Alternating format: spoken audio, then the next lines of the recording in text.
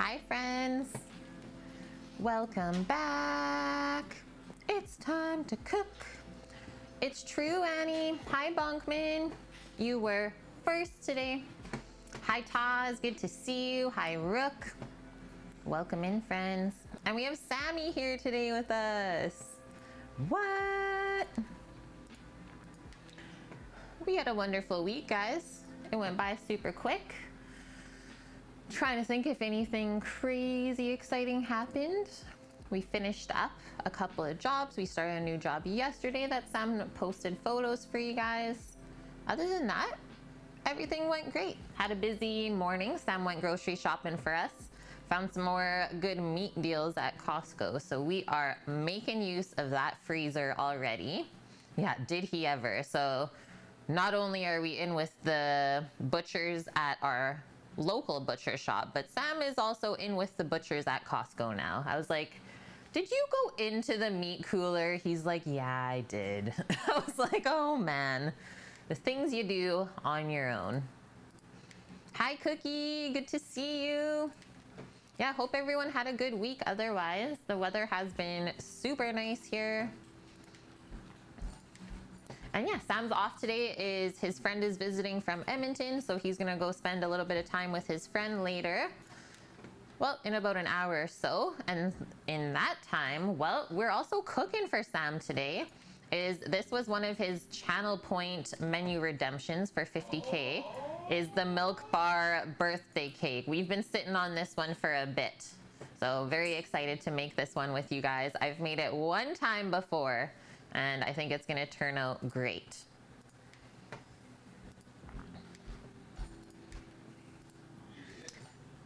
What? Sips coffee out of his new Cook with Kate mug. Hey, love it guys, thanks. I actually just finished my coffee, but thanks for repping it. Love this little guy. It's actually nice though. Like having a smaller mug is a little bit nicer to like hold on to. Still working on yours? Nice. You had to make another pot after drinking a liter of coffee. I might dabble in a little bit more because my brother sent us some very nice coffee. So Bran, if you're watching, thank you very much. Is this gonna focus? Catfish coffee roasters, how fitting is that? So a medium roast espresso. Very excited for this. We might dabble in that later. Yeah, he said they just got like their fresh order, whatever that means, last week, and then he sent that bag over. That bay egg. Hey, Torino. Mini hitch raid. That's only you because people are still watching him. But he barely has a signal in Manitoba, so you came here. Oh, we were wondering how he was going to do, like, the farther he got that way. Sucks for him, but at least he's still doing good, right? Okay, let's get into what's going down today. All right, let's start with the menu. Whose birthday? I don't know. Whose birthday? Oh, because the cake? Everyone's. I guess if someone's celebrating a birthday today, we can make the cake for them. Yeah, happy birthday, friends. I guess it's for Sam. Yeah, it's your birthday too? Yeah, perfect, guys. So that's what is gonna go down first. It's always smart to do your baking ahead of time. So then while the cakes are baking, we can whip up the frosting. We gotta make some birthday cake crumbs. This is a very exciting cake. If you've never seen it before, I believe I marked the page here. A little bit of cookbook cookery, but they did have the complete recipe linked online as well. Yeah, there it is. There it is. She's a beaut, she really is. Many, many layers of good things there. So yeah, there's like 3 or 4 components to this cake. So we just have to make sure that we stay organized today. And then to balance out that delicious cake, I thought we would make a salad for lunch. Hi Hassan, how are you? Yeah, long time no see. Who in chat knows what a Nicoise salad is? This is actually like one of my favorite salads to have at least once a year, usually in the summertime when all the fresh vegetables are popping. So yes, we do have 2 recipes to use today as well. I found a really great salmon Nicoise salad recipe from Jamie Oliver. It has boiled egg in it, yep. Yeah, it is a French salad, French in origin.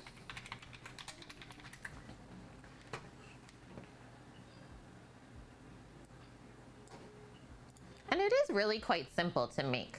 So salad Nicoise. It originated in the French city of Nice. Well, that one makes sense, doesn't it? Wait, all of Annie's salads have hard-boiled egg. That's actually such a good protein source to add into salads. Like, you can pretty much add that to any salad, it'll be good. I agree, Torino. I 100% agree. Jamie's recipes are nicely simple. They always work out. Nothing bad to say about that. So this salad originated in Nice, traditionally made of tomatoes, hard-boiled eggs, but I like more of like a medium boiled egg here. I find that having a little bit of a yolky egg really makes the salad better. It kind of mixes in with the dressing and makes it a little bit more rich and saucy. Good morning, White Dove. How are you? Yeah, creamier. There we go. So tomatoes, boiled eggs, Nicoise olives, which we don't really get here, so we're gonna switch it out for Kalamata. I'm sorry. But I think that is actually like the closest thing you should switch it out for. Definitely wouldn't go for like a canned black olive. Do not. Just don't do it. No! Don't do it. The Nicoise olives, they're actually very small, like very, very small, about the size of a dime. They are black, have a very small pit in them, and they're quite like oily and buttery. Oh, I like those ones. Those ones are good, right? Sam knows the ones I'm talking about. If you can find them, try them, because they're quite a nice olive. Not like a really strong olive flavor either. It's like juicy and buttery. So really great in a salad.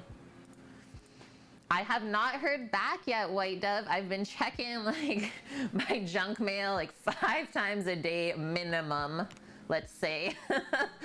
Not going crazy or anything, but checking my emails and yeah, not heard anything back yet. We're being patient.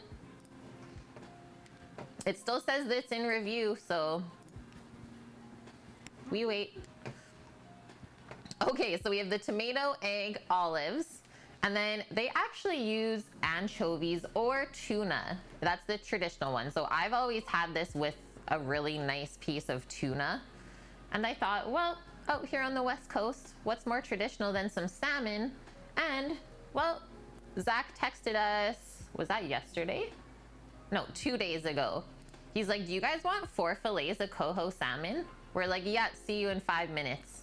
So he got some really beautiful little fillets of coho that we're gonna bake up instead of tuna.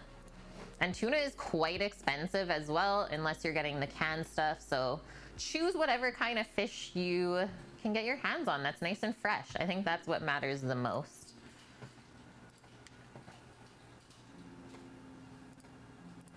You have a crap ton of dill for the salmon. Oh, you know what, Torino? We got shorted dill today on our Save On pickup order. It's like, how do you not have dill? It's like offensive almost to the Ukrainian in me. Okay, so that is that. And it just says it's dressed with olive oil, but I think we're gonna do like a really simple French vinaigrette. So Dijon mustard, probably red wine vinegar and olive oil, maybe a touch of garlic. It says it can be served as either a compost salad or a tossed salad. So a compost salad, everything's in like separate little sections on the plate and then you mix it together. Or if you toss the salad, everything's gonna be mixed together. Today we're gonna do it composed because I think it looks really beautiful like that. And then it's always fun to like kind of get in there and destroy it when you start eating. One of those choose your own destiny things. It says for decades, traditionalists and innovators have disagreed over which ingredients should be included. The traditionalists actually exclude the cooked vegetables. It says the salad may also include raw red peppers, shallots, artichoke hearts, and other seasonable raw vegetables. So like we're gonna add today, we have some really beautiful potatoes. So I was actually always taught that the Nicoise salad had potatoes in it. It was like potato, green bean, olive, tomato, fish, egg. That's what I was taught. So it feels weird to not put potato. And instead of the green bean today, I think we're gonna do peas because we got shorted on beans as well, RIP. August 7th is the 3-year anniversary of the channel. What?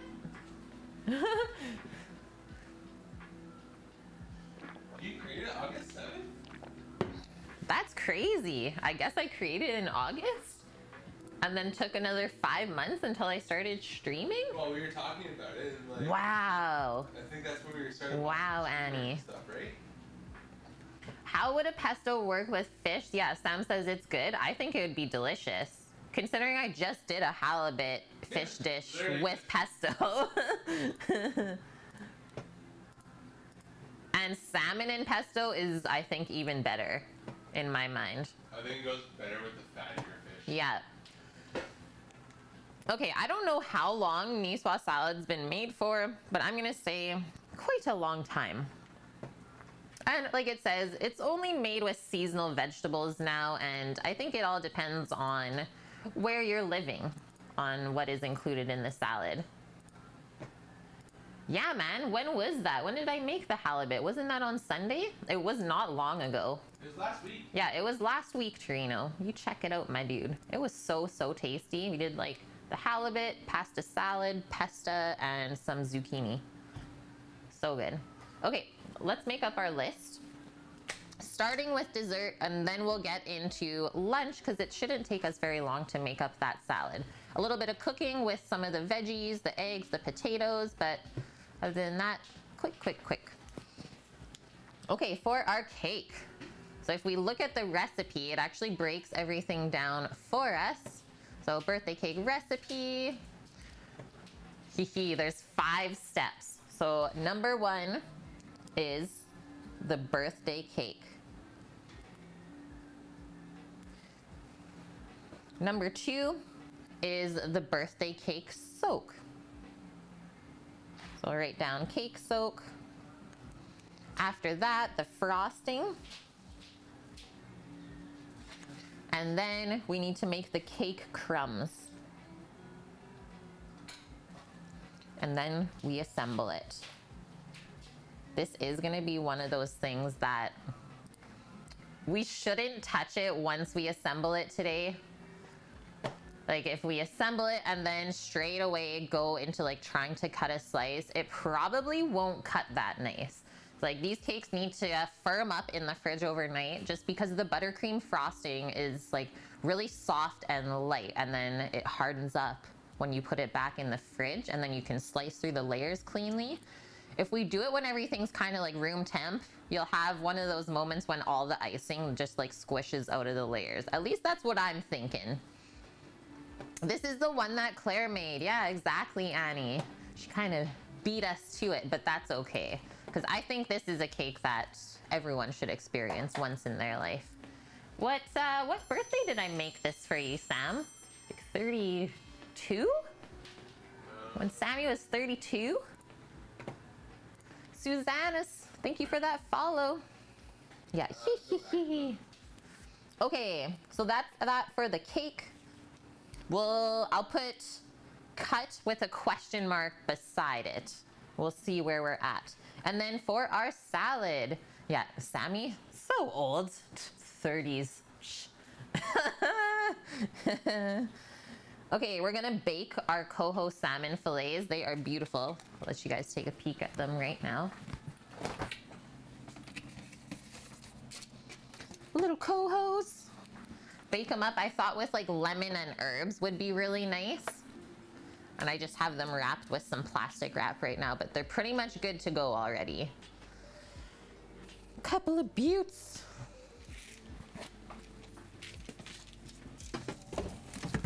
And as far as baking time on those, I'm gonna say probably less than 10 minutes in the oven. Less than 10 minutes. Especially because those looked pretty lean as well. Coho's always a bit more lean than like a spring salmon or anything like that, or even the pink salmon for that matter. Okay, so bake. Let's do it at a little bit lower temperature as well. So let's do 350 Fahrenheit, and I'll say for about 10 minutes. And then we'll just let the fish cool. So kind of the same way that we would make up the salmon cakes or fish cakes. Bake the fish with the bones in and the skin on, and then we flake it up afterwards once it's been cooled off and have these like nice meaty chunks of fish for the salad. We also have to cook our potatoes, and then I like to just slice the potatoes into little rounds. Anytime we can open up the surface area of vegetables, especially for salads, well, that gives more room for them to soak up the flavor of the dressing or anything else we're putting in there. So nice little slices of potato. Hello, cheese. How are you today? And we have really nice baby potatoes. So once again, probably about 10 minutes. I'll just put boil and slice. And because everything in this salad is like quite simple, so all we're doing is par cooking the vegetables, and then it just gets dressed afterwards. So you really want to make sure you're getting the freshest veggies of the season. They're not getting dressed with like any herbs or anything like that, right? That's good, cheese. Are you streaming today?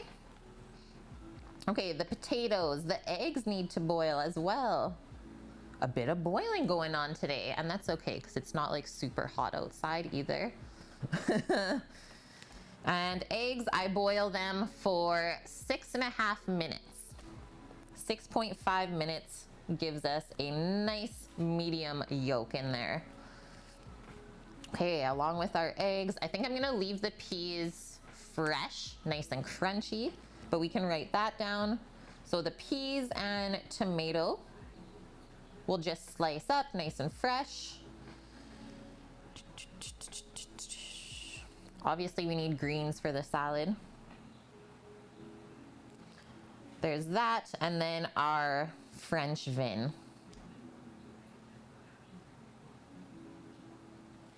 I think we're there. No, technically, No, technically no. I'm hosting a movie night off of Twitch tonight. What? Watch parties require everyone to have Prime and you didn't like that. Oh, what? Everyone needs to have Prime? That makes sense. It does. That actually makes pretty good sense. It does. I feel like you might have a way around that though. But I wouldn't know anything on the topic because we've never done anything of this sort. Yeah. Isn't that a bit silly then, cheese? Just gonna turn up my volume here. Couldn't really hear much. Yeah, otherwise everyone would host everything. That is true. I understand why they would do that. Oh yes. Let us not forget the olives, that's right. But there's not much prep to the olives. Just take it out of the jar. Good to go. Okay, that's a list. Not too bad, considering it's still only on one piece of paper. Let's get into our cake. So we are gonna make the cake first. That way it can cool off and then we'll do everything else after that. You're using cast tonight, so it'll be a private watch party. That's smart, man. Sounds good. Maybe we'll pop in, cheese. Hi, cooking girl. Good to see you.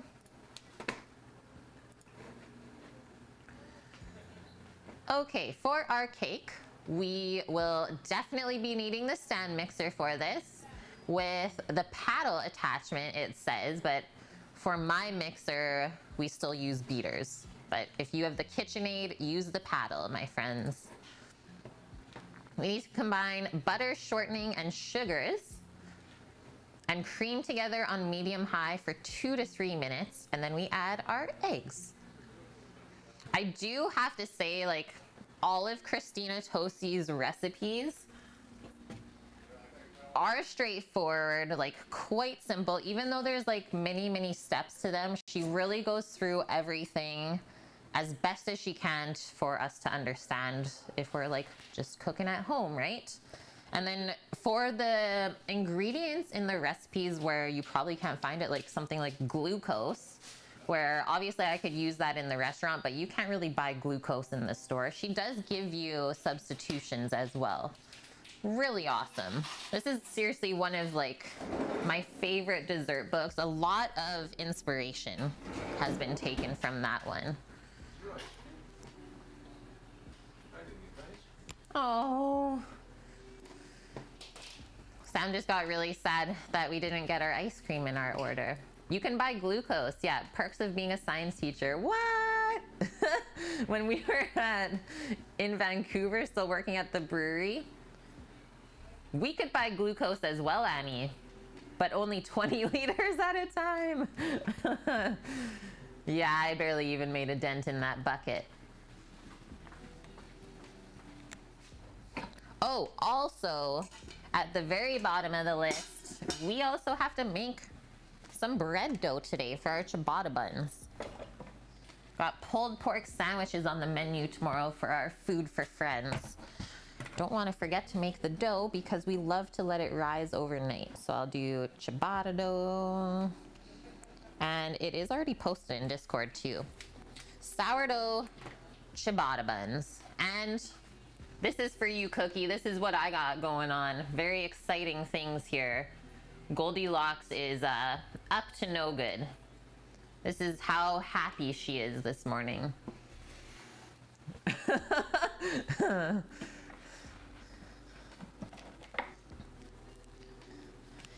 The starter has been started. Goldie's going nuts. Well, it is Friday. She's been pent up all week. Is that the sour starter? It is, yeah. I just fed her this morning because, well, gonna be honest, totally forgot to do it last night like I usually do. So here we are. Wasn't another bag of the pottery? Not that I saw, but maybe you should go check.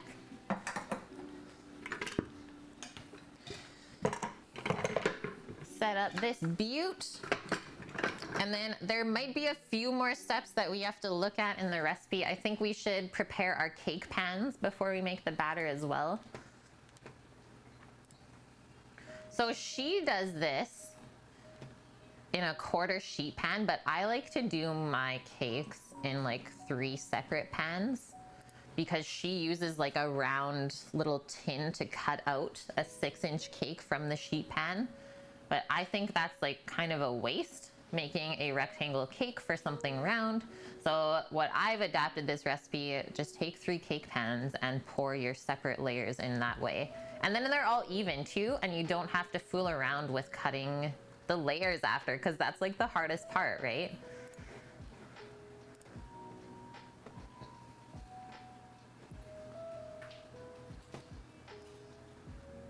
And then this is a yield for a 6-inch layer cake. A 6-inch layer cake. And you know what the price point is on one of these 6-inch layer cakes? I think it's around $50 if you wanted to get it from the store. You should go to the heavier beaters, not the light ones. Okay. For cake. So we need 3 cake pans. Where's the other one?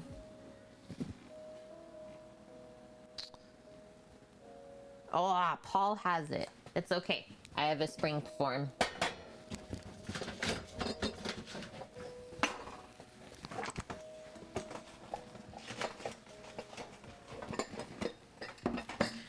Got it.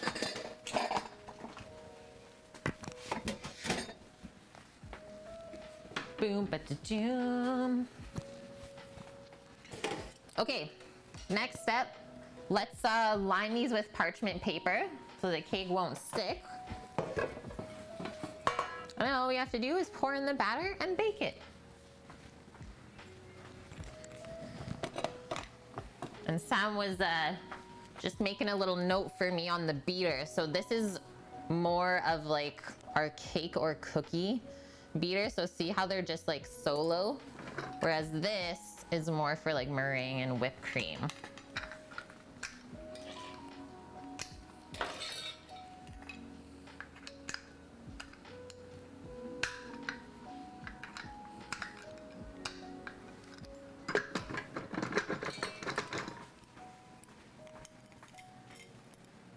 You might have to move a bit of stuff out there for him.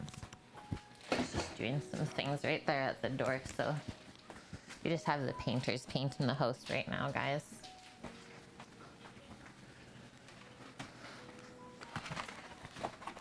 He's good? Okay, I love lining the springform pans. It's so easy. So all we do, pop out the bottom, and then we just trace that.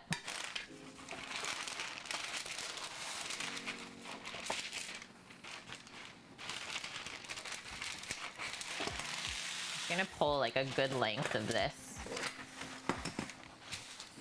Is anyone doing any cooking or baking at home today? Us and our fancy gadgets. Not even that fancy, man.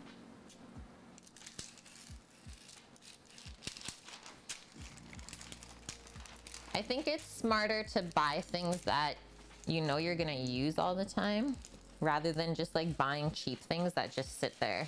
Like at least I know the money that I spent on them has already been paid off with the amount of times I've used my things. So that's how I like to look at things. We got a spider bro on the roof and I'm okay with this as long as he doesn't land on my head.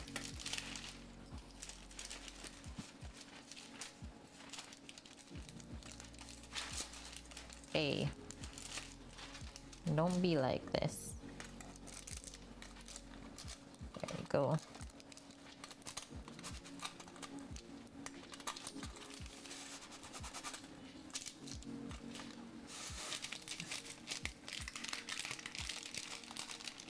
Oh, that is gonna be like that, isn't it?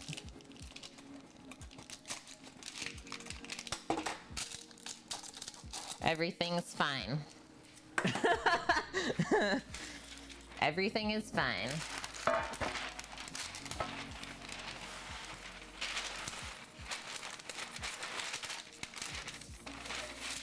this is a better way. Do the bottom. Just trace it. Arts and crafts. Here we go, guys.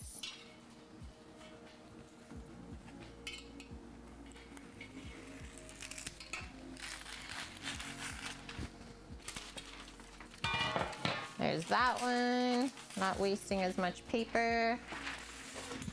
Cool, man. Welcome.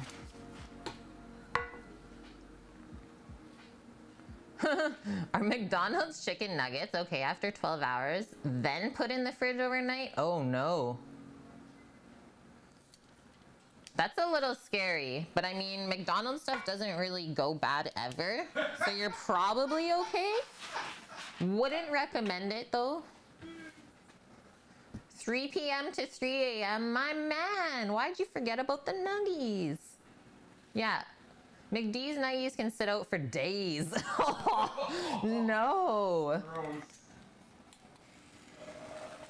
I honestly wouldn't know because I refuse to eat chicken nuggets. Ever since I was young, I've just never been a chicken nugget person. It's just like, nah.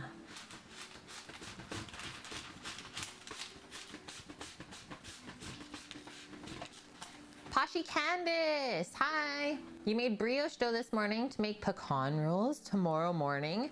Now that is prior planning that I can get behind.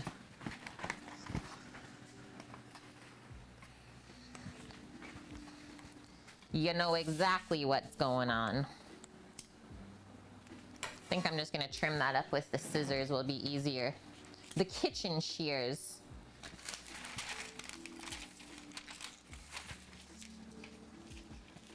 How good can Kate make a circle?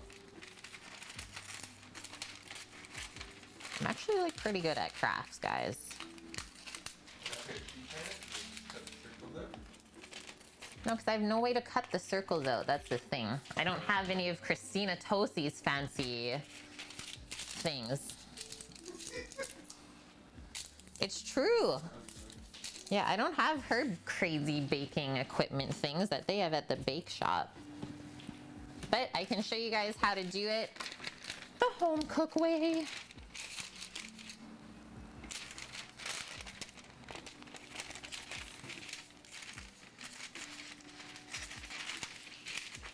Oh, that's a really bad circle that I just did. But it's better than nothing. Grade 3 teacher would not be impressed. Not impressed. Jeez, yeah. You can pull out a chicken nugget from under your driver's seat and it'll still be good. The carpet will keep it fresh. Yeah, seriously, no gold star for me. Oh, the folding thing. See, I don't know why those like little tricks have never stuck with me. But I've also never made like a mass amount of cakes anywhere I've worked. I've done like other dessert items like creme brulees and other things like that. I know what he does. And yeah, my mind just can't wrap around that one. Just can't do it. Okay, I'm gonna get the butter out. And other lovely part about our Christina Tosi recipe, everything is measured in grams. So we should have the exact same cake every single time we make it. Gotta love that. 55 grams of butter and 60 grams of vegetable shortening. And we want our butter to be room temperature, so I will have to put a little bit of heat on it. And the shortening as well. So I always keep that in the fridge. And anytime we have like a mixture of butter and shortening, it will give us like a softer result, as well as this recipe has cake flour instead of all-purpose flour. You haven't used shortening in ages. I always keep it around for like my pastries, but I've never made a cake with shortening in it. Never done that one. Okay, so 60 grams of shortening. Oh, wow. Measure out to 59. That's close enough for me. I don't think we'll get much better than that.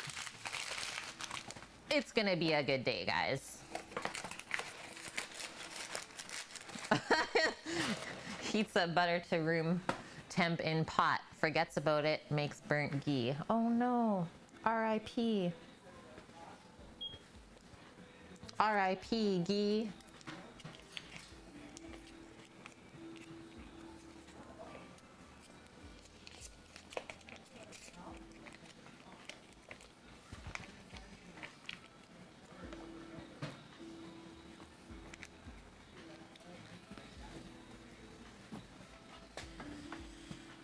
$55. Can we do it? I'm thinking this one.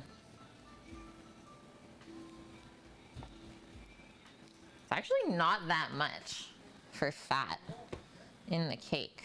Perfect.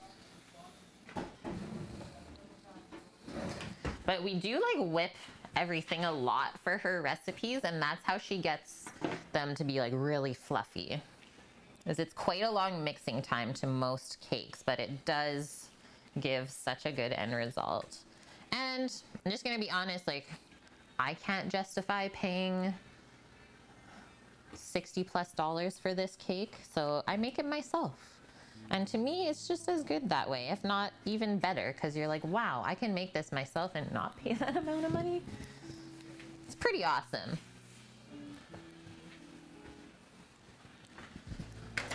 Okay, like maybe 20 seconds on that.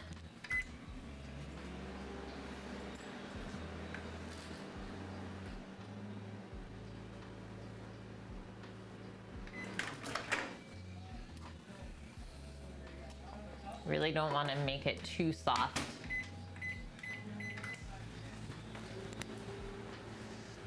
Your husband took half a day vacation today to watch me make this cake? Okay, I'll try not to dilly-dally then. What? No pressure at all.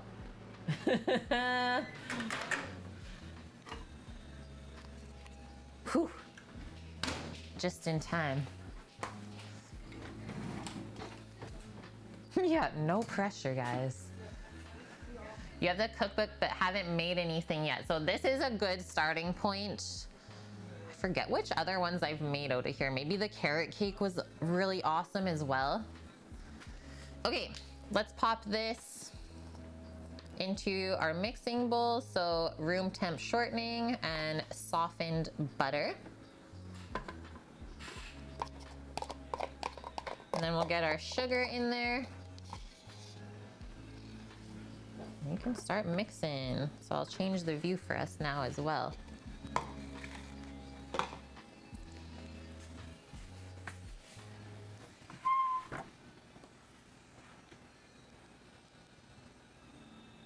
When you're cooking with a stovetop, you never forget. When it's a microwave or oven, you tend to forget since you can't clearly see the food. Yeah, I'm with ya.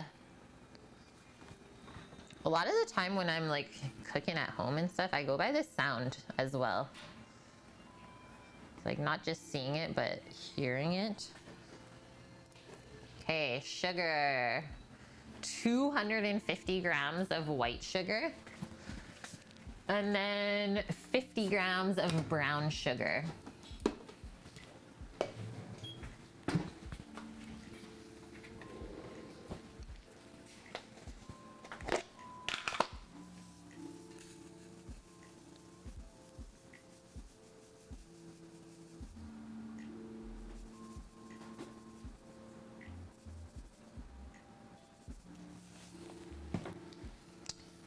Into the mixer. Okay, 50 grams of brown sugar.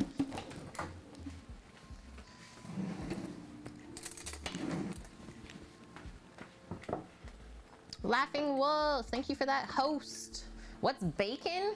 We're making a really delicious birthday cake for no one. So it's everyone's birthday today, if you feel like it. And it was actually requested from Sam, yeah. This is for my husband. It's his non-birthday birthday cake. So it's a funfetti. There we go. This photo is so nice. So a funfetti, like a sprinkle vanilla cake. You're gonna make me that? With a sprinkle frosting with buttercream, and then these birthday cake crumbs on top, which are so, so good. It's gonna take a bit, but it's worth it. And like I said, it's gonna save us a lot of money. It's Coolman's friend's birthday today. That's who we're making the cake for. Hey, there we go. There we go. How do you get all the different colors? From the sprinkles. Yeah, Sam said he got me the fancy sprinkles, aka the party mix. There's purple in there.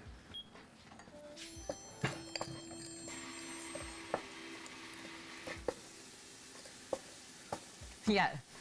At first it looked like layers of mashed potatoes with layers of stuffing.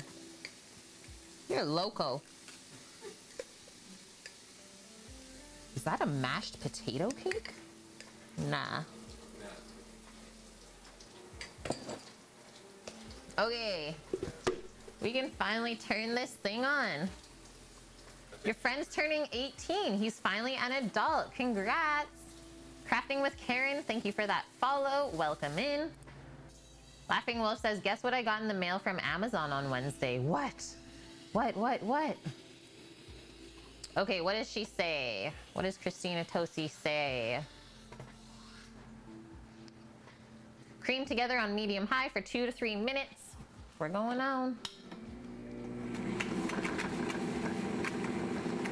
Hee hee. See how much thicker this time? We'll just let it break up the shortening a bit, and then we'll start turning it up.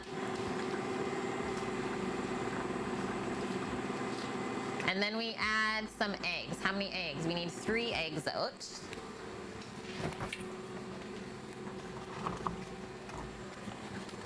And these are nice farm eggs, so that's perfect.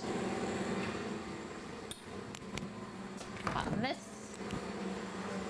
Okay, now you can turn it up even more. And then this is gonna start to look like nice and light and creamy when the butter and sugar start coming together. The official Destiny cookbook, nice. Isn't the, like, one of the authors for the book, isn't she a food streamer? Talk to Minnesota Taz, because he also has it, I believe. I believe he's been cooking out of the Destiny cookbook for like the last couple weeks. Yeah, see how it's already starting to look different in here? So we'll go a little bit more.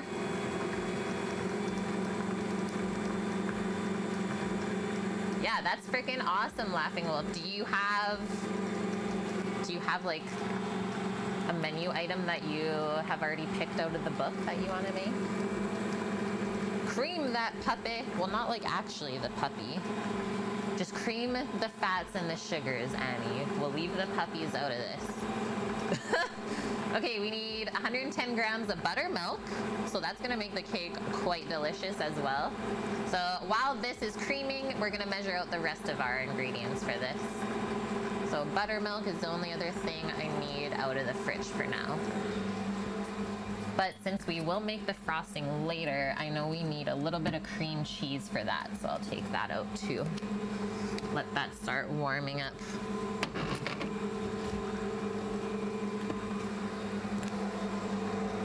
That. What would you say the total cost of the ingredients in Canadian dollars for this cake? Maybe $25? Like minimum half of the price that she's charging, for sure. Okay, turning it up a bit more now. This is still only like medium speed, so let me know if the noise is too much. We're gonna keep going though. Okay, we have our 3 eggs. Just crack those.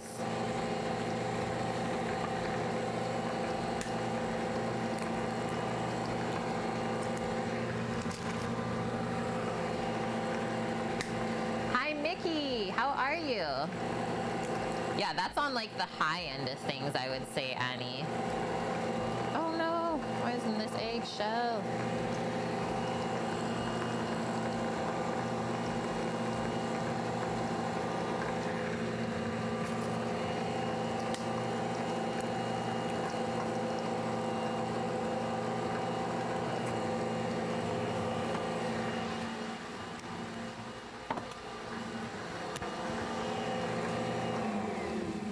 Oh, that is looking very good already. And we got a bee-bubs in here? Oh, that's awesome, Annie. You so should start making cakes. That's like one of my favorite things to make in the mixer. Thank you so much, bee-bubs, for those 3 months, man. Whose birthday? Everyone's birthday. Yeah, this was actually Sam's channel point menu redemption for 50K, as he absolutely loves this cake. And yeah, it's no one that we know's birthday, so we'll just celebrate everyone's birthday together today.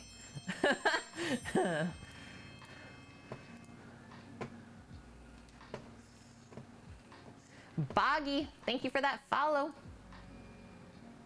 Oh, LA made some bulgogi burritos and banh mi burgers on stream? That sounds unreal. I like that little spin on it. Okay, add the eggs and mix on medium-high for 2 to 3 minutes more, and then scrape down the sides of the bowl. And then after that, we'll stream in the buttermilk, oil, and vanilla.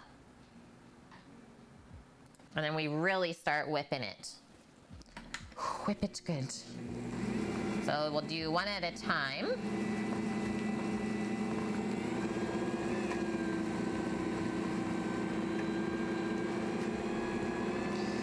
B-Bubs, how's it going, man? Can I also get a shout out for him? Fellow food and drink streamer. Now look at this.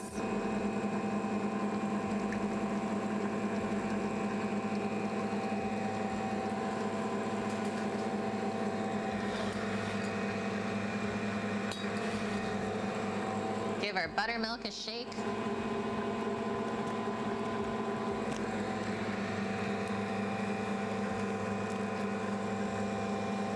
Oh, she's thicky, thick, thick. When you can't really shake it at first. Yes. Yeah, this color right now, wow. I'm actually gonna scrape the sides right meow and then let it go for a few more because we didn't do it on the last step. Just see a little bit of stuff creeping up there. We gotta get it all mixed in. That. Go down in the center as well. Yeah, the color from those farm eggs, beauty. Okay, let that go again. You ever drink straight buttermilk? It's not really my jam, but I don't mind buttermilk, I will say that. It's supposed to have like some great digestive properties for you.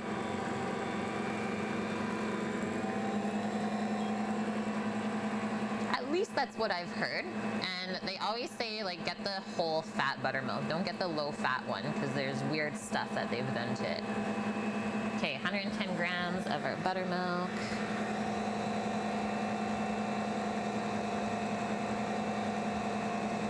So the buttermilk and oil can go in the same container. And we're just using grapeseed or canola oil. Nice and light. Welcome back, cool man. And then what was it, 50 grams of oil? Sorry, 65 grams of oil. And then she uses, for her vanilla, she uses clear vanilla extract. So it's up to you whether you want like a really clear cake, but I think I'd rather use like really nice vanilla bean paste. Bless you, Sam. So you can like see the vanilla bean in it.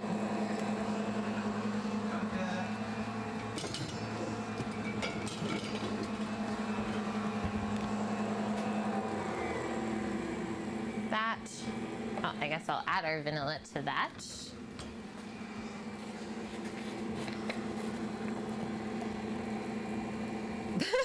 Yeah, that's a nice way of putting it. Great digestive properties.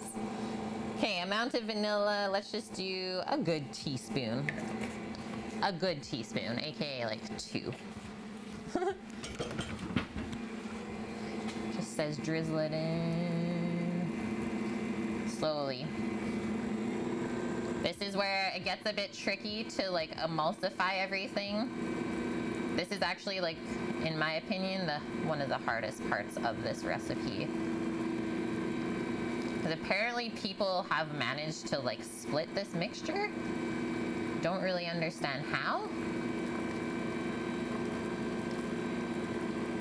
So like I say, as long as you follow all of the steps that she says, it really shouldn't be that difficult.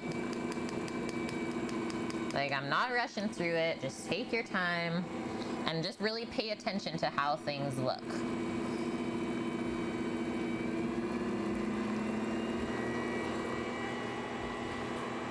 That was vanilla bean paste, yep. You're not a huge pancake fan, Bonkman, but buttermilk pancakes are the bestest. It's true. There's just something about the buttermilk in the pancake mixture. I don't know. Maybe it just goes well with like the sweet syrup. Okay, next up. So on low speed, we streamed in the buttermilk, oil, and vanilla, increase the mixer speed to medium-high, and paddle for like 4 to 6 minutes. Okay. Turn it up. Until the mixture is practically twice the size of your original fluffy butter and sugar mixture. Completely homogeneous, don't rush the process. We're basically forcing too much liquid into an already fatty mixture that doesn't want to make room for the liquid. There should be no streaks of fat or liquid. Stop the mixer and scrape down the sides of the bowl. Okay, so just pay attention to how this is looking. Definitely looks like one homogeneous mixture. Really, really nice. So while this goes, let's measure out our flour, baking powder, salt, and sprinkles, and then that should be it. Actually, use one of these.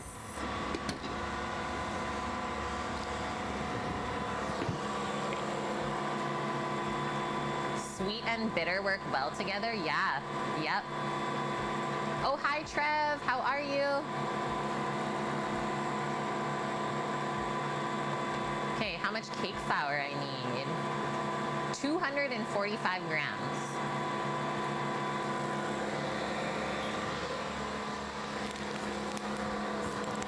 This is what I'm using.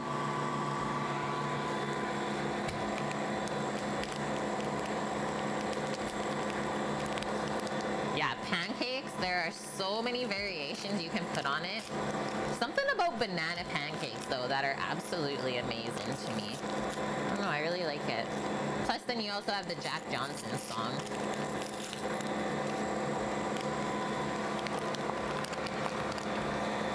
Okay, 245 grams. Oh, wow. As soon as I started pouring in the flour, my scale turned off. That's rude.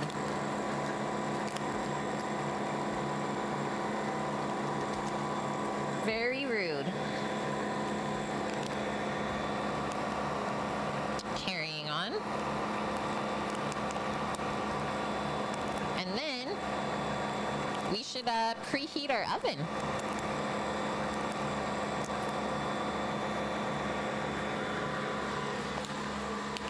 So we can start baking these cakes. Yeah, that's looking good still. It's not splitting. It shouldn't though, because it's nice and cool in here. Okay, what do we bake this on?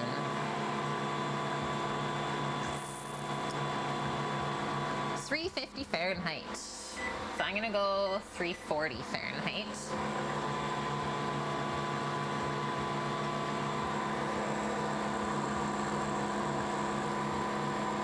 It's looking good.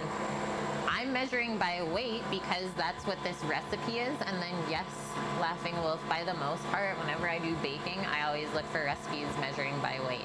Just the most consistent outcome every time. Okay, into our flour, 1.5 teaspoons of baking powder.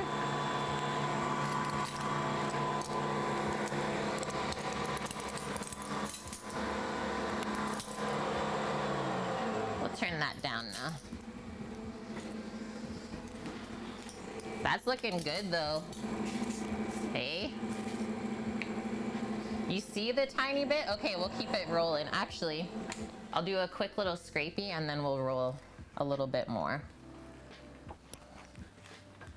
Sam says faster. I actually think the other beaters might have been better.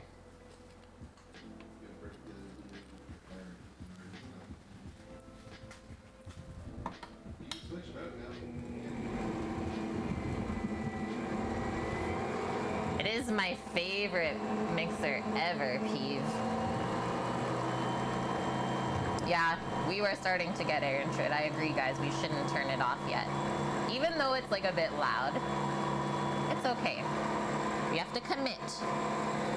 Okay, 1.5 teaspoons of baking powder. So that's what is going to make our cake rise.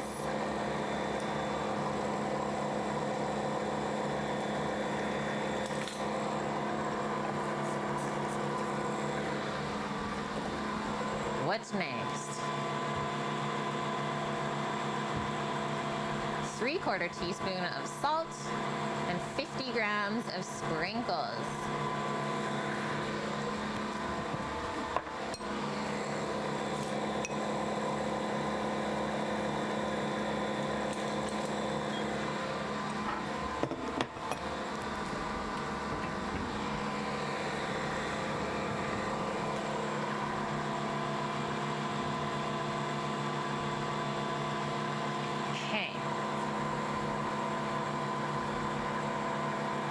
We're adding the 50 grams of sprinkles into our flour, and then we also need 25 grams of sprinkles for on top of the batter.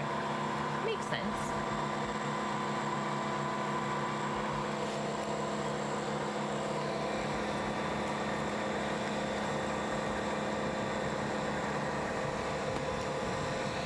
We can't get in.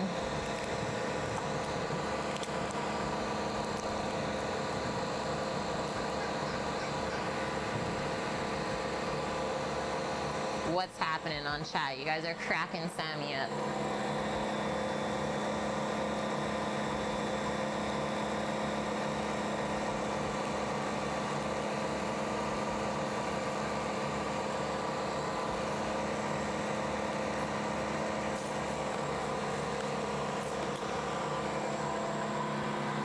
Okay, I'm just gonna turn this down a little bit.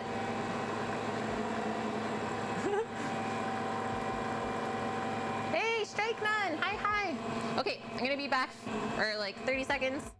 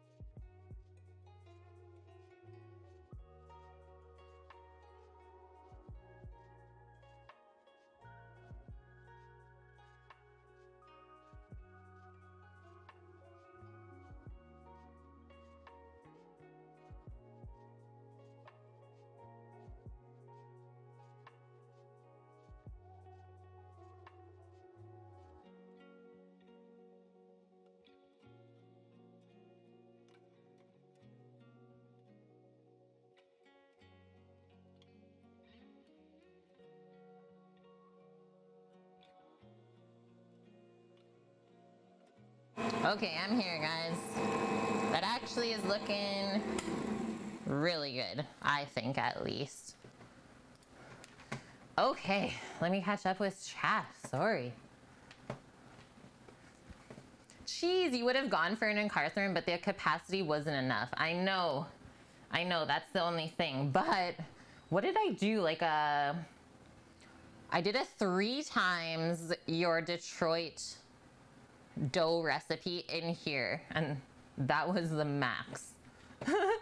That was the max. So it can be done. It can be done. Hi, Mythical. Good to see you. Okay. Now, she says, on very low speed, add the cake flour, baking powder, salt, and the sprinkles. Mix for 45 to 60 seconds, just until the batter comes together. Scrape down the sides of the bowl. Pan spray your sheet pans lined with parchment. And then spread the cake batter evenly, as we're doing it divided into the 3 pans ahead of time, but she does it in like one big sheet pan and then cuts the rounds out. I don't love that, so we're gonna do it a little bit different today. And then the cake only bakes for like 30 to 35 minutes, so it's pretty quick as well. And then before the cake goes into the oven, we just have to sprinkle 25 grams of sprinkles over top of the batter as well. Tell us about the flare you're wearing. Like the apron you're saying? I'm guessing that's what you mean by that. This is a handmade apron. Oh, the buttons. What? No one really ever asks about the buttons. What do we got here? Okay, we got a couple of buttons that we got from TwitchCon. So the Nom one, and then our Chef Doggo. The middle button there is our Stream Elements button. That's what I use to power my stream. And then the bottom one here says play for more than bragging rights. That's for when we raised some money for St. Jude's Children's Hospital. That's what we got so far.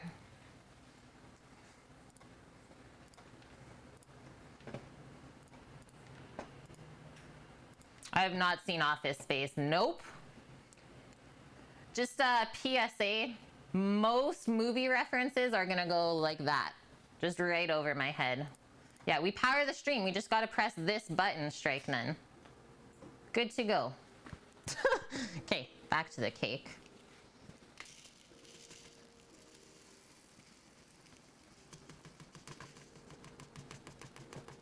I'm just gonna pour all of this in and then we'll turn it on very slowly. Okay, ready?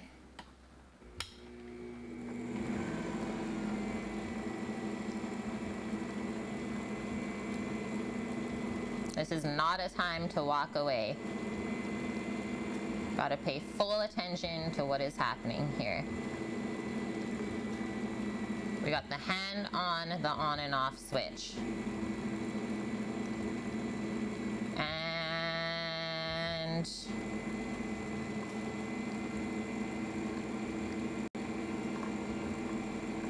we're there. That's it. That's as far as we're going. The rest of those dry bits will get mixed in and bake no problem. Blitz it. Blitz it at the end. I think I actually want to scrape some of this dry bits and then a quick blitz. Oh yeah, there's a bit in here too. Turn it up to 11. Oh man, I'll have to ask in Carstrom for another setting. The old scrapey scrape, if you will. Annie knows. That was a wise choice though, I think. Done. Safety first. Unplug the machine.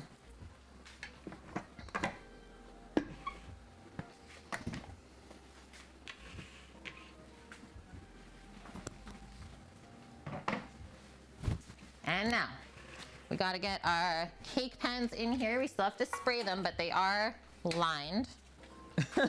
Very shottily.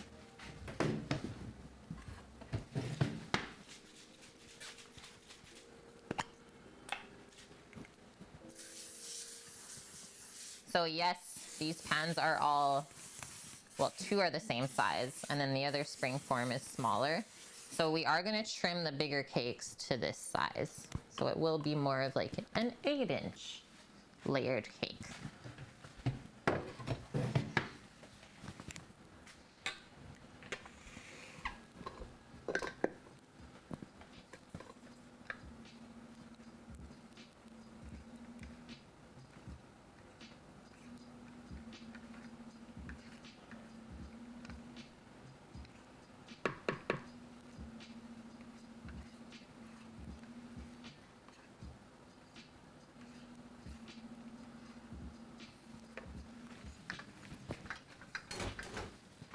Now we'll try and divvy the batter between all of these the best that we can.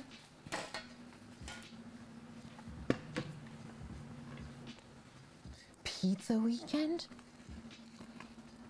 And then I do want to just go down through the bottom here. Make sure there's no like dry bits or anything like that.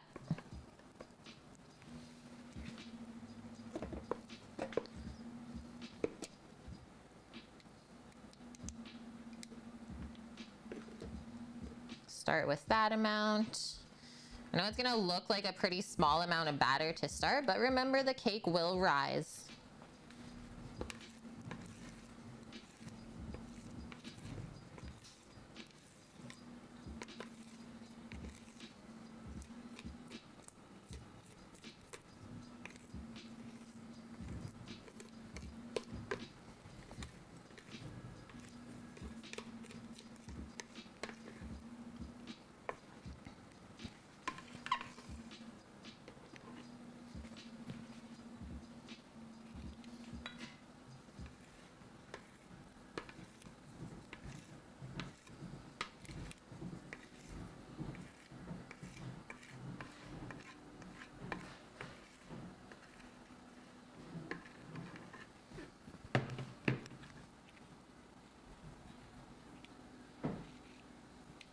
We don't have to like fool around with the cake too much because it will spread out when we put it into the oven.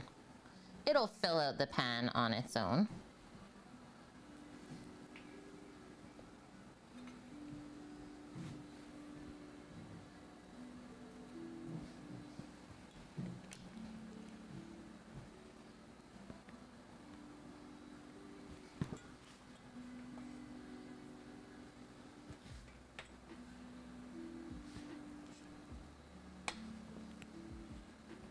And then we also just don't want to take out too much of the air that we just whipped into the batter. So be really gentle.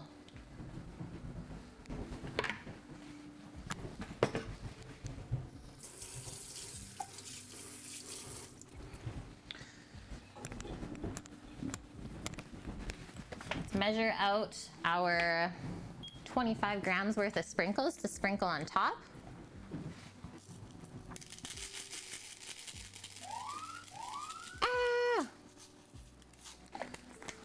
What do we got? The Karmic Bob. Hello. Welcome in. And thank you for that raid, friends. I hope you had a wonderful stream today. What'd you get up to?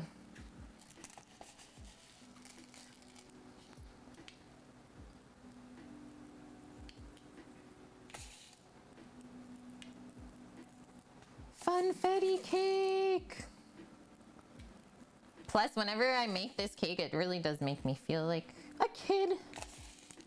We're a kid again. I think that's enough. That's enough because we got to save some sprinkles for the cake crumbs and the frosting still. And I only have this one little container. Is this cake for Sam? It is. It definitely is. Yeah, hashtag Team Bonin, represent. Just done with a Civilization 6 stream. Nice. You made an angel biscuit breakfast this morning. Ooh, yum. That sounds delicious. I love breakfast foods. Okay, we're gonna put these in the oven. Let's set a 15-minute timer. That should be around our halfway point, and we'll check them then.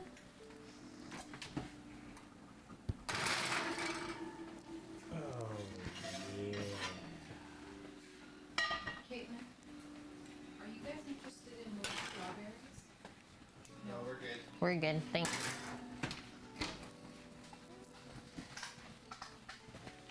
Okay, 15 minutes on the clock. Oh, yeah. Done and done. Oh, what? Purple Pyrex. Thank you very much for that tier 3 sub. Guys, this is our first tier 3 sub ever. Ever. Who are you? This is new. Thank you very much, Purple Pyrex. I hope you enjoy those emotes. As well as Karmic Bob, continuing his gifted sub they got from Magic Cookie. Thanks, Karmic Bob. Welcome in, friends. And thank you very much for that raid as well. I hope you have a great day. How did the neighbor like the smash burger, Annie? She said it was delicious. Yeah, she really enjoyed it. She said she was ready for a snack that day, and that was perfect. I was like, if you consider that a snack, then yes, this is why we get along. Purple Pyrex, known as the myth, the man, the legend. Well, I love purple, and I also love Pyrex, so I think you found the right spot here. Okay, we can actually cross something off the list now. Birthday cake, complete. Okay, the cake soak. This is a pretty easy one. You've played Civilization for a very long time, since Empire? Whoa. Like late, does that say 1980s? Version 6 is the best ever. Sam, do you know that game? Yeah, I've played it. He's played it. He likes it too. Yeah. Nice. I don't play many games, but I do know of most games. So yes, we can have little game talks if you like. Okay, cake soak. Step number 2. Going down the list. Very simple, 2 ingredients, guys. Are you ready for this? 55 grams of milk, 4 grams of vanilla. You could rent Empire on a 3.5-inch floppy. What's that? No, I'm just kidding. A floppy drive? There might be some people watching right now that are like, what are they talking about? Sorry, kiddos. Oh my gosh, Laughing Wolf, AC. I've not touched Animal Crossing for like months now, but it definitely like saved me during the pandemic. It was such a nice escape. Yeah, floppy disks. Yes, guys, thank you for bringing that up. Sand and Stardust, thank you for that follow. Okay, let's get out our milk. So we're making the cake soak. This gets poured over the cake once it's cooled and just gives it a little bit of softness and a little extra hit of vanilla. I think it does help to keep the cake really nice and moist. Just a touch of soak.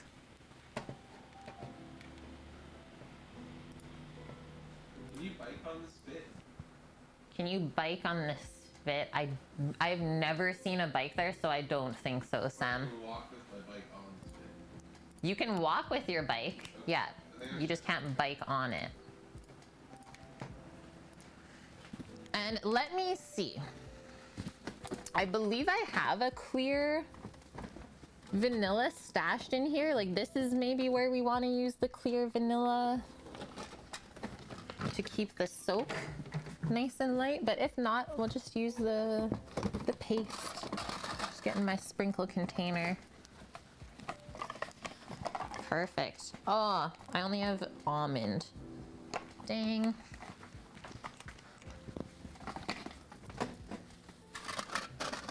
Yeah, I don't see anything else here.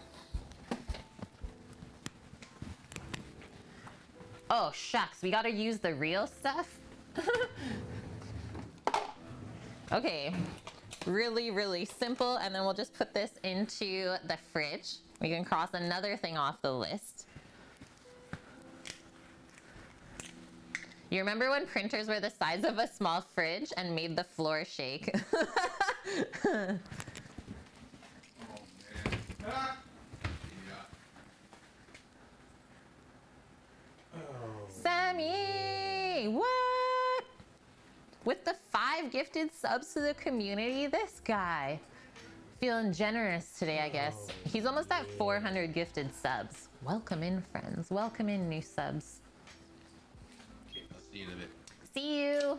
Have fun. Sam's going to see his friend, and I'm spilling the milk. Not the milk. Oh, yeah.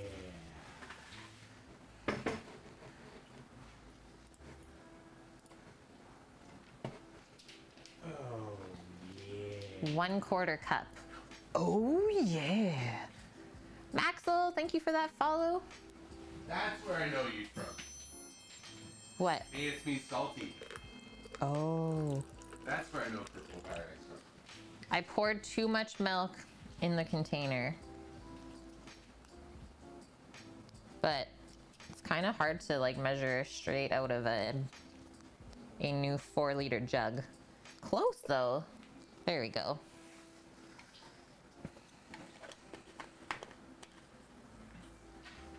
Tearing the strips off the page after it was done printing.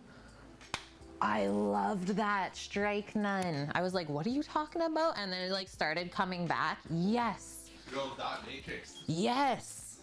Wow. I'm not as young as you guys think, okay?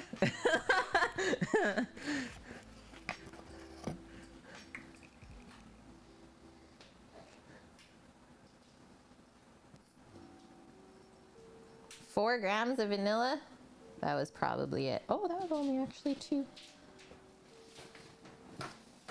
Sam's like, oh, the cake's in the oven. I'm good to go.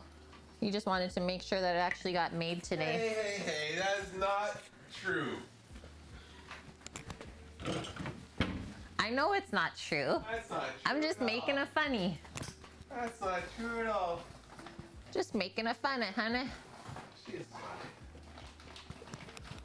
Okay, mix that up. It's crazy how that made it almost look gray now. The cake soak is gray. Milk and vanilla, that's it.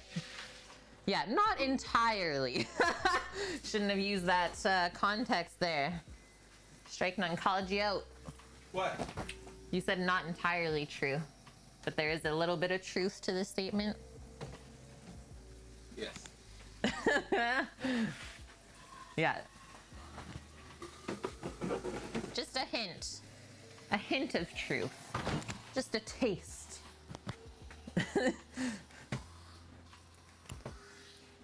Yeah, we now have Sam walking around with a helmet all the time.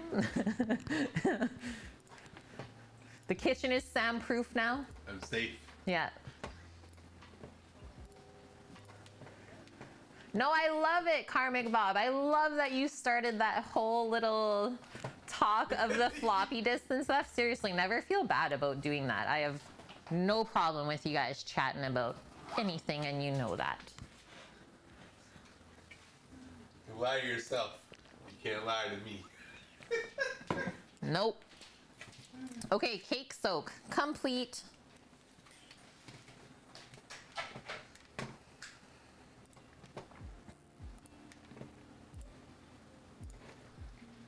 Birthday cake frosting. Oh, that actually, let's check on the crumb recipe first.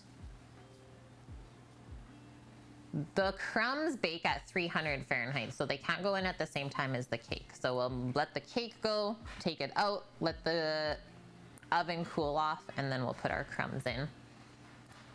Atari Pong. Yes. Yeah, who remembers playing Pong on a TV? I know my dad's talked about it before.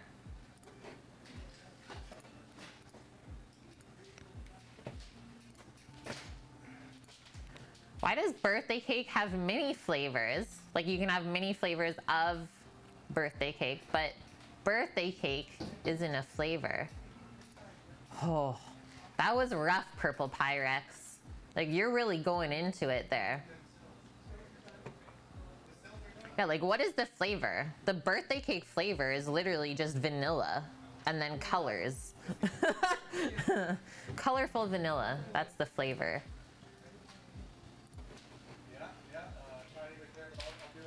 Okay, birthday cake frosting. Real quick though, guys, I just have to wash our plastic mixing bowl that we just finished up with, and then we'll start making our frosting. Okay, yes. You may text when I'm not home and food's almost ready. Okay, I can do that. Sam says send a message when lunch is almost ready. We can do that. Then he'll come. Then he'll be home. What, I can't just ring the bell and you'll hear it? No. Well, you can ping me and I'll hear it. Yeah, yeah.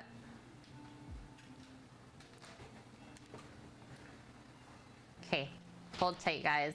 I'm gonna do a quick wash up. We only have like 4 minutes left on the cakes and they are looking so good. Let's get a little bit of soap and water action here.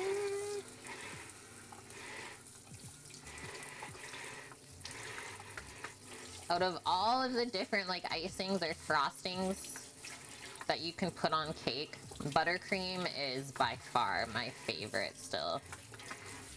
I am just not a fondant person. I guess cream cheese icing though is also at the top of my list. I guess it just can't be overly sweet is what I'm gonna say.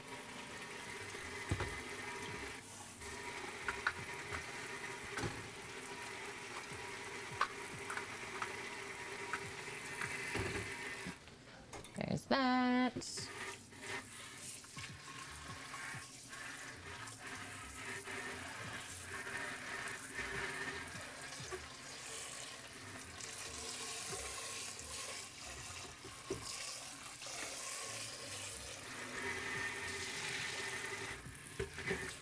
I guess since we're on the topic of the birthday cakes, what is your guys' like go-to birthday cake? Or when you were young, did you have a special cake that you would get every year?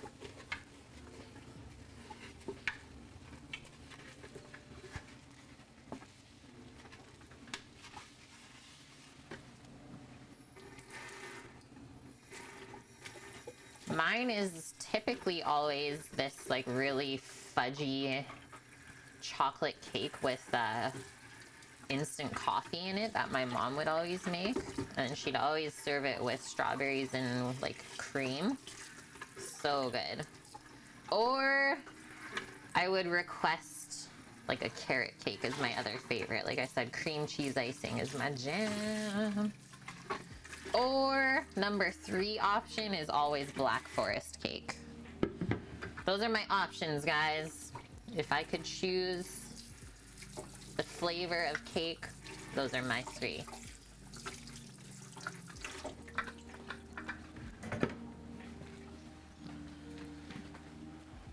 DQ ice cream cake. Okay, I did get that actually quite often too. Like the chocolatey, crunchy layer in those DQ cakes is the best. Hi Scooter Beach, how's it going? What are we up to today?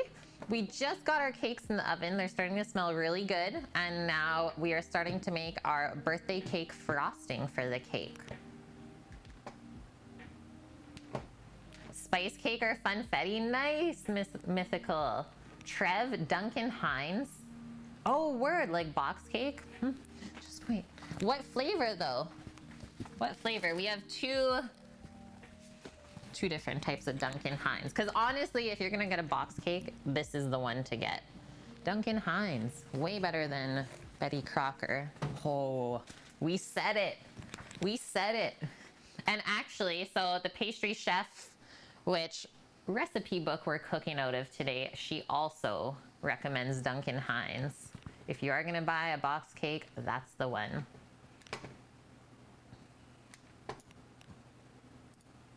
Yeah, Oreo ice cream cake. I do love cookies and cream. Carvel ice cream, Annie.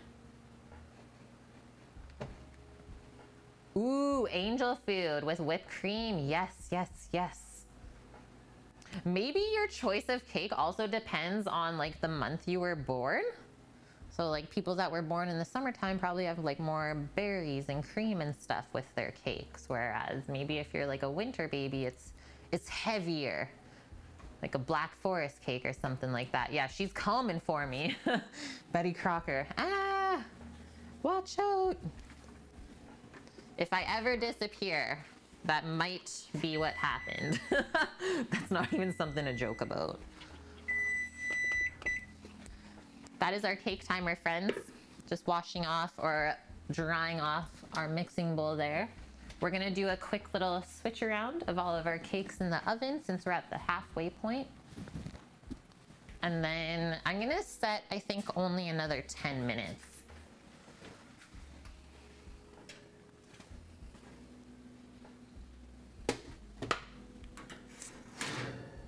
It's looking super good though.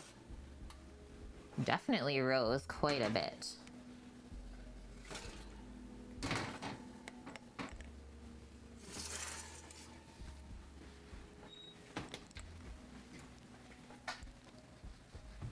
Timer, I'm actually gonna go a little bit lower, so I'm gonna do 6 minutes just because of the larger pans are cooking faster than the smaller pan, right? Because there's more surface area spread out, whereas the smaller pan is thicker. It's gonna take a bit longer. It would be interesting to do a study on Scooter Beach. Which box cake is better? I'm in. Oh, that's okay. Yeah, you're not even raiding and running, Karmic. Like, I'm the one that raids and runs. It's like, oh, hi, and then you never hear from me again. Thanks for sparking up a really fun convo in the stream today. And yep, I hope you have a wonderful day. Thank you so much for that raid once again. And continuing your sub. Oh, Bonkman. Yeah, I think Sam's with you on that one as well. Pie is better than cake. Sam's still a pie guy.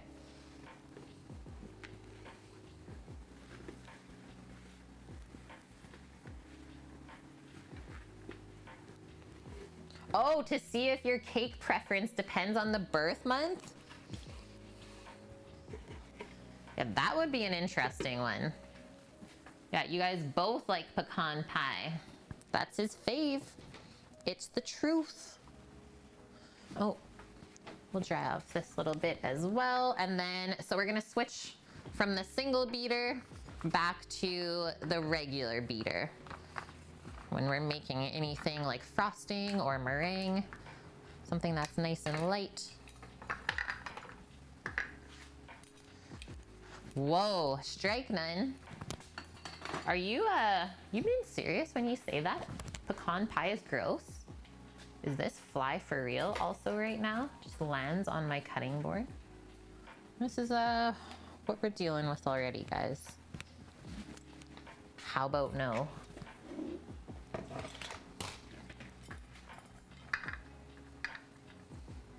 You can't stand it? Whoa, I've never met anyone before that didn't like pecan pie.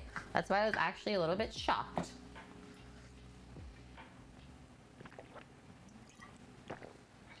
What is it that you don't like about it? Oh, that's Omdog, Purple Pyrex. Omdog said he recognized you from Salty's stream?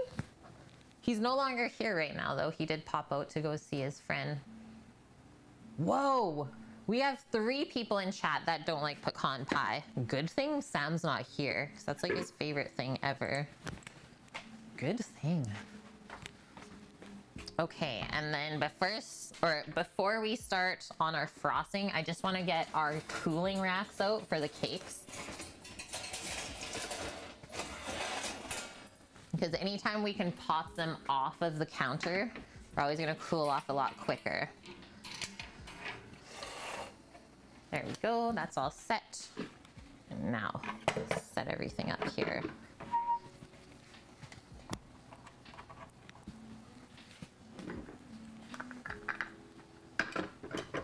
Yeah, maybe you guys don't like pecan pie because you've not had a proper one, but I will say, like, Strike None is a baker, so probably had a good pecan pie.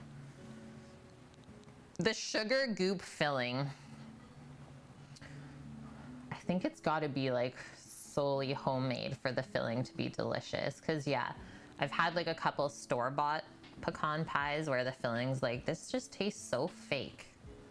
Just kind of ruins it, right? Even though the nuts are so expensive, why would you cheap out on like the caramel part? Okay, that's fair as well. Yeah, if you don't eat sweets, then that is definitely not the pie for you. Okay, starting our frosting. We need some more butter and shortening, as well as some cream cheese. Combine butter, shortening, and cream cheese in the bowl of a stand mixer fitted with the paddle attachment. Cream together on medium-high for 2 to 3 minutes until it's really smooth and fluffy. So we don't want any lumps at this step. Very, very important. It needs to be completely smooth at this first step before we go any further. If we're like, oh yeah, those little bit of lumps are gonna mix out, they seriously won't mix out. I've learned this by mistake. We don't make that mistake anymore. So when they say smooth, they really do mean it. Hi, Dust. Yeah, happy Friday, man. Hope you're doing good.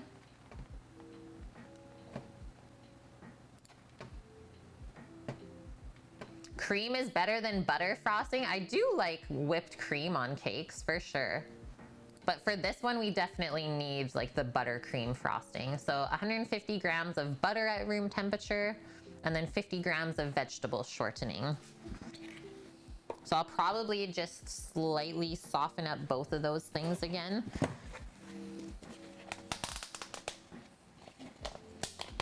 And then I do have my cream cheese here, like pre-measured out from when I had a container last week, and I was like, oh, I gotta save enough cream cheese so I can make the cake next week. So this is the 2 ounces worth of cream cheese. So that can just go right into there. That's our cake timer. The first ones might be done. Hey, Michelangelo, with a new name to bait simps. Since the other name wasn't working out. Love it. Oh yeah. First 2 cakes are donezo.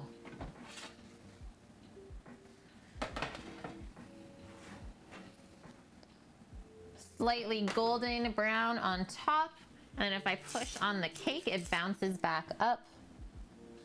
This one just needs about 2 more minutes, I'm gonna say.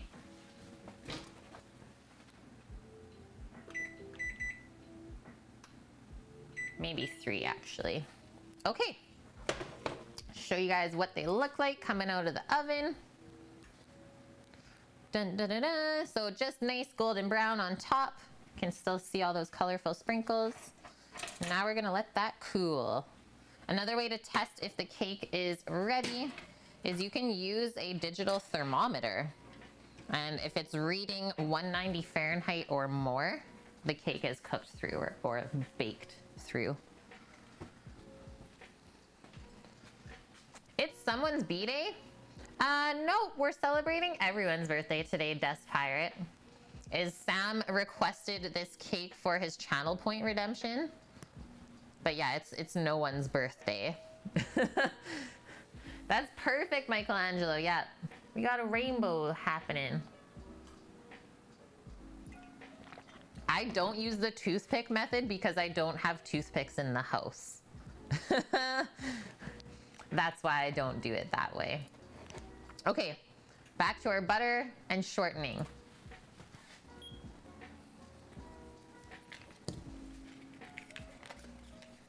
Yeah, what can't we make? Pretty much nothing. The answer should be nothing. We can make everything if we want to. So 115 grams of butter. Perfect. Do you have business cards in here that are they on the band? Or you have them? I just don't have any. I'm ordering them today. Oh, because these guys all want them, right? We'll give them the info for the show, Yeah. or they want it for the food. Well, both. Some would like to watch and some might want to order. Right? Okay, well, you know what it is. I just thought you might. Yeah, I ran out Okay. ordering them today. Thanks. Yeah. Okay, we're gonna soften this up.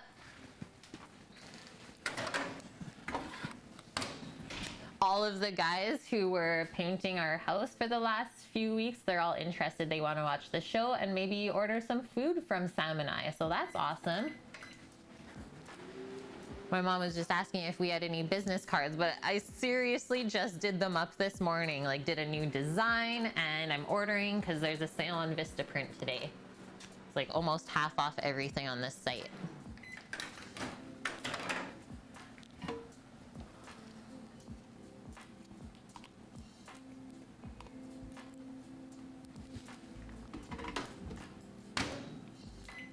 More seconds, maybe not even. Yeah, great to network, exactly. There's so many beeps happening. Don't worry, it's just all my things. It's not any of your ovens or microwaves. Yeah, is this beep wars right now? Beep. Perfect. Last little cake is done. So I just press down on it and it just pops back up. That's how you know you're good to go. Now all of those get to cool off just on the side. So the oven can go off. Start cooling it off in here. You're sitting on 35K points. Not sure if you'll request a meal or a cook with Sammy. Vistaprint promo code. Super simple, sale 50. That's what the code is today. I was kind of bummed because I was gonna get like a bunch of cut stickers that I'll be able to like hand out to people, but of course they're sold out of those. This item is currently unavailable. Like, man. Biyun! Quick sub and run, getting ready for Bulgaria? Oh my gosh, have so much fun. Thank you very much for those 28 months, Vyun. And yeah, have fun in Bulgaria. Please post photos or share your experience with us if you can. Yeah, Vyun, Bulgaria. That's where we're at right now, Cookie. Surprise. Okay, 50 grams of shortening.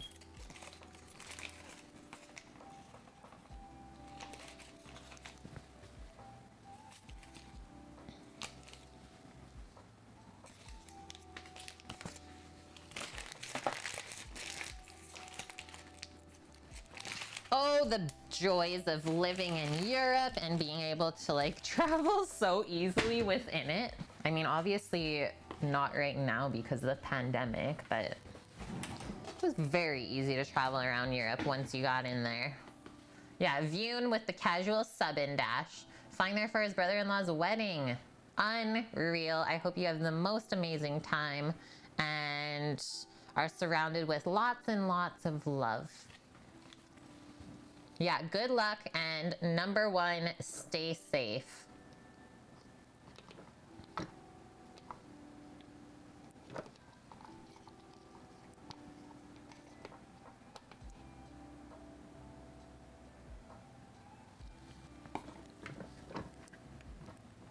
Okay, we're gonna start mixing this on low until it starts to soften.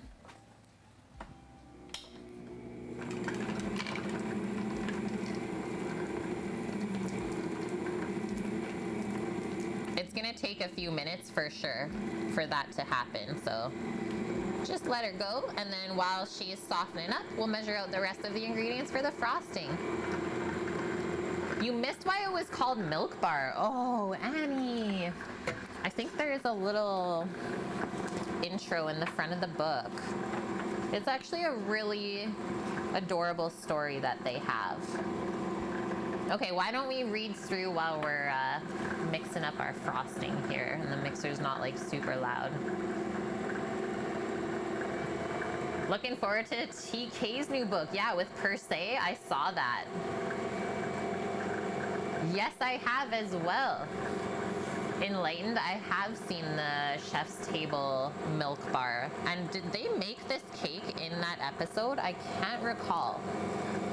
Okay, so here's our forward in the recipe book. So this is the book where this is from, Momofuku Milk Bar. So Momofuku is the restaurant, Milk Bar is the bakery that came from that. So when Momofuku Noodle Bar opened in 2004, we had no intention of ever selling desserts.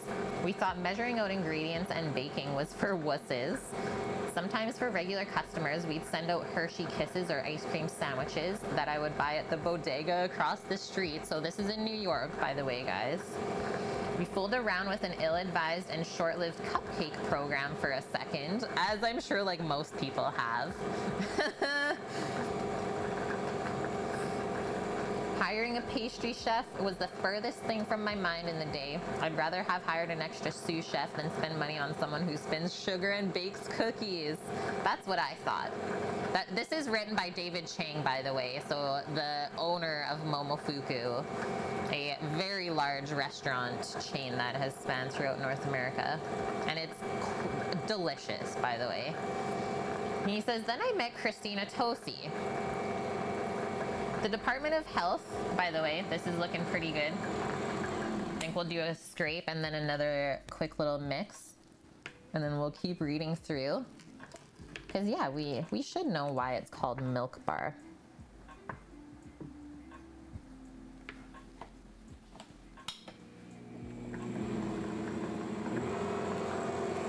So the Department of Health had showed up at the restaurant and dumped bleach all over hundreds of dollars of pork belly we had stored in vacuum sealed bags.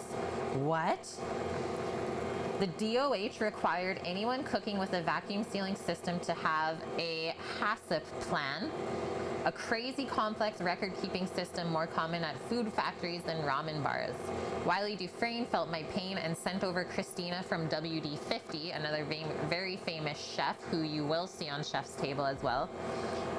So Christina Tosi, she just implemented a plan for him on the sous vide system, and she quickly and single-handedly saved them from DOH hell, he says. So that is actually something, is if you're cooking with a sous vide in a restaurant, you literally need a log of like when the food goes in, when it comes out, and all of the temperatures. Otherwise you will get shut down. That's something that Sam and I had to come up with when we opened the brewery. Like if you get caught doing that without any of that stuff, you're done. So that's where he met Christina Tosi. So she first worked with Wiley Dufresne at WD-50, and then she saved David Chang from getting his ramen restaurant shut down.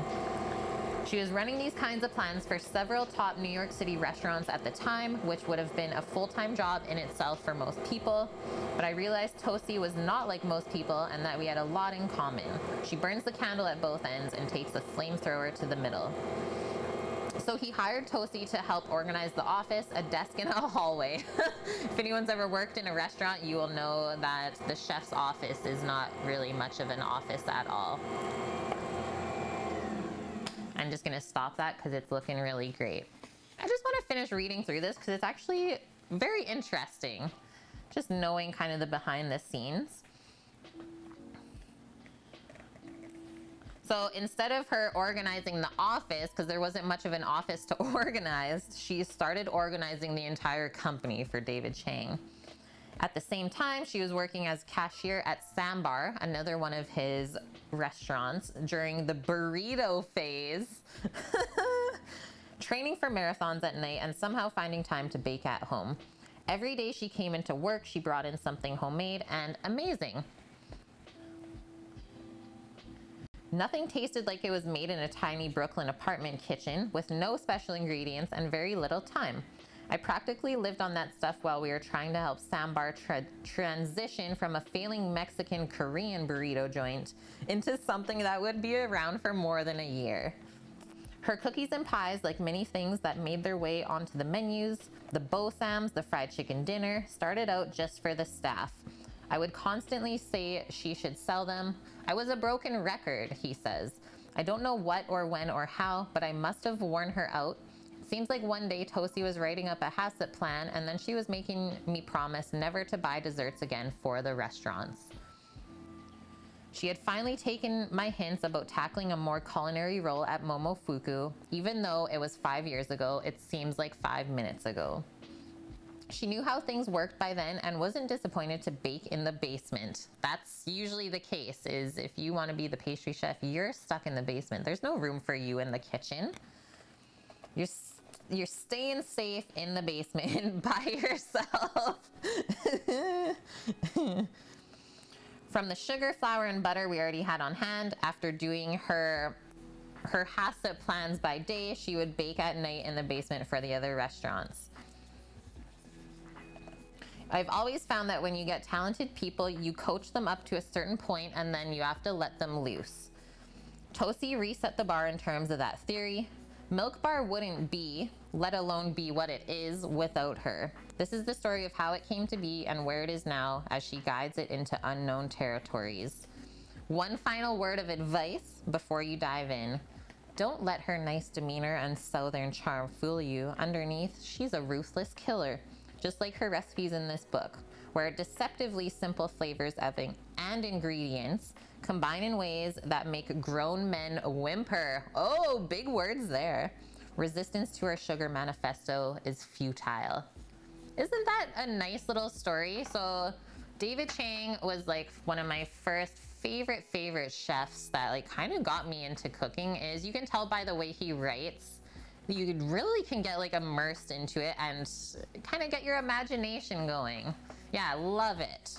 So that's Christina Tosi. She is by far like my favorite pastry chef ever, because I just love how, like he says, she takes very simple flavors of ingredients and makes them something so different and creative. So she really does play around with her food, and it's important to have fun. Okay, that's that. We got our softened cream cheese, butter, and shortening for our frosting here. We're ready for the next step. Yeah, seriously guys, if you have Netflix at home, check out the chef's table, because she does make a cake on that episode and it is so good. You might be able to find it somewhere else. I mean, who knows, maybe it's pirated on YouTube. Okay, next up. With the mixer on its lowest speed, stream in the corn syrup and vanilla. Crank the mixer up to medium-high and beat for 2 to 3 minutes until it's silky smooth and a glossy white. Scrape down the sides of the bowl. After that, we add in confectioner's sugar, salt. There's baking powder in the frosting. Sorry, I just had to stop there. Yeah, baking powder. What? And citric acid. So these are the really interesting ingredients that she adds. And it's like, how is this gonna work? But it works. It works. And yeah, the citric acid one, that can be sometimes a pain to find, but we did find it here in our like international market. It was with all of the like Indian spices. Here, I'll show you one of the packages where it's by. So same brand as this one. Teha, I think is how we should say it. Teha is, we got our citric acid, but I just put it in a little container. But I'm sure that could be an Amazon one as well. I think that's what makes the frosting really like light and airy, like you guys are saying. Okay, this is also where she calls for the glucose. So a tablespoon of glucose, or if you don't have it, we just double up the corn syrup. So 2 tablespoons worth of corn syrup, and then a tablespoon of vanilla. I know she says like stream it in, but I'm just gonna measure it right into the mixer. Something as sticky as corn syrup or glucose, it's kind of a pain to deal with.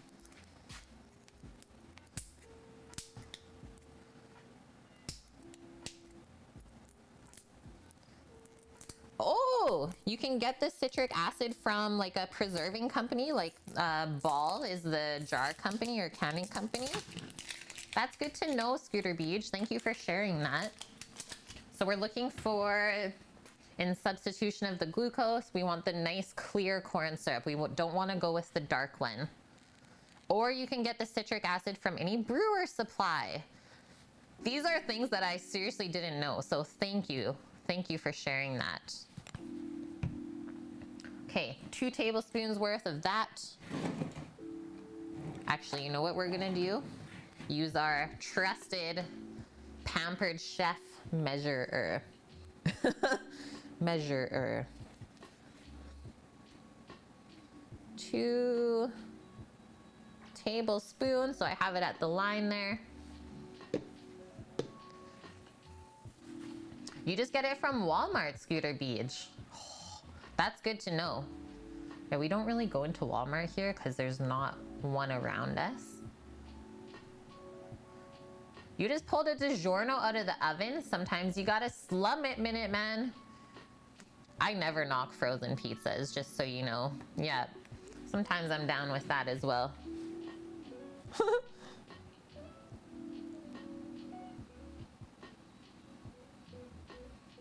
Except here in Canada, they're called Delicio.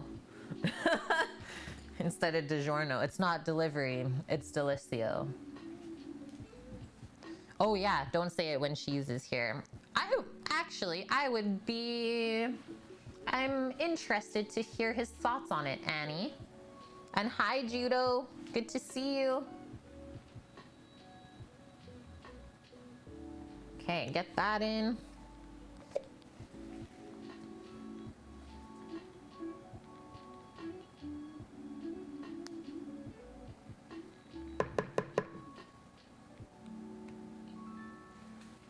How's the week been, Judo?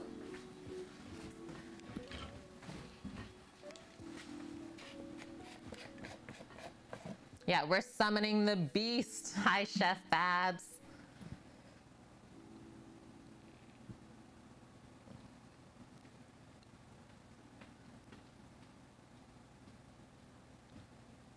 Boom. That's where we're stopping. Oh man, I actually think we gotta order another one of these. This is getting to the slim pickings part. It's been a mess. Glad it's over. Oh no. Well, I hope everything's like going okay with you mentally. I know you were struggling a bit last week. Trev, just over here thinking he might order half a wheel of parm. I think you should. Do you share? Okay, let's beat this. So we just want it silky smooth and glossy white.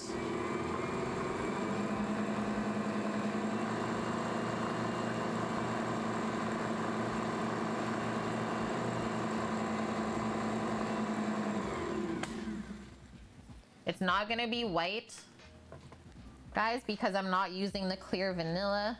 I stated that a little bit earlier. But if you want a really, really clear white frosting, then you have to use the clear vanilla extract, and it's just not gonna taste as good. Yeah, share the Parmesan. No, we don't share cheese. Flavor over looks? I think so. That's how I feel. I think it did need another little whip around, actually. One more.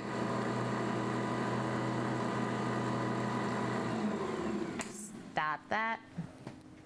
Just mainly grumpy that your neuro canceled your appointment? No. Your meds don't seem to work as they should, so you struggle lately. You waited 2 months for it, and then they just randomly canceled. I'm so sorry to hear that.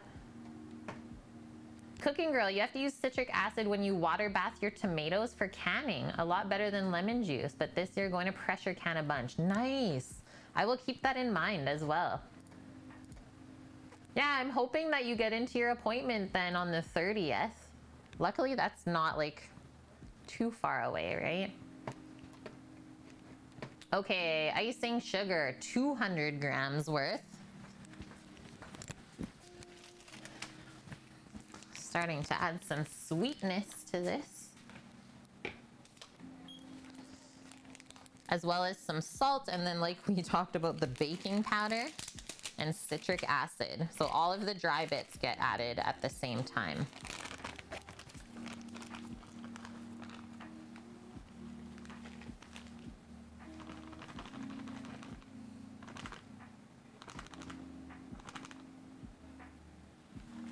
Done.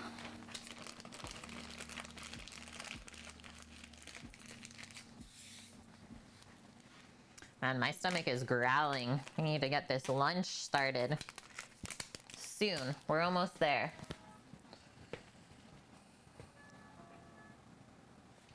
I'm gonna sift the icing sugar, guys. I think we should. Just gotta tap the sifter out from the cocoa.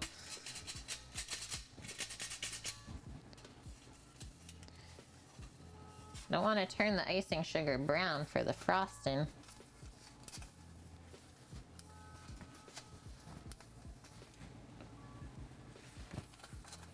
Just use a dry cloth to like kind of dust out the cocoa.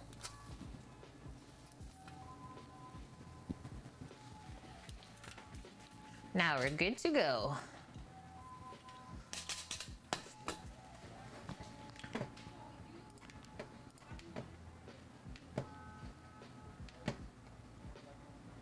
You bought acidity testers because you're freaking out about safety when canning, as most should be, yeah. Oh, the naan bread. I did see that. My favorite naan bread recipe. I don't know if I have a fave. I don't think I've made it enough times to like really have a favorite. I've only made it, I think, once at home, and it worked out good, but I always like to like perfect a recipe and feel really confident with it before I share it with you guys. Okay, so that's going into there. We're just gonna sift this right over the top, and then I'll just scrape off whatever dry bits of the beaters.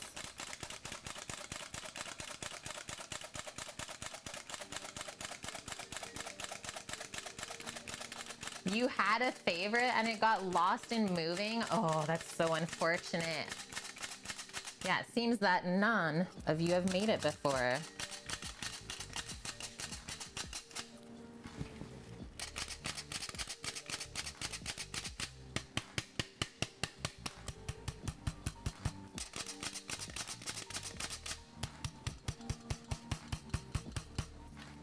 There we go. Okay, that. Baking powder. That's such a funny one for me too, guys. Don't worry, I'm freaked out by it as well.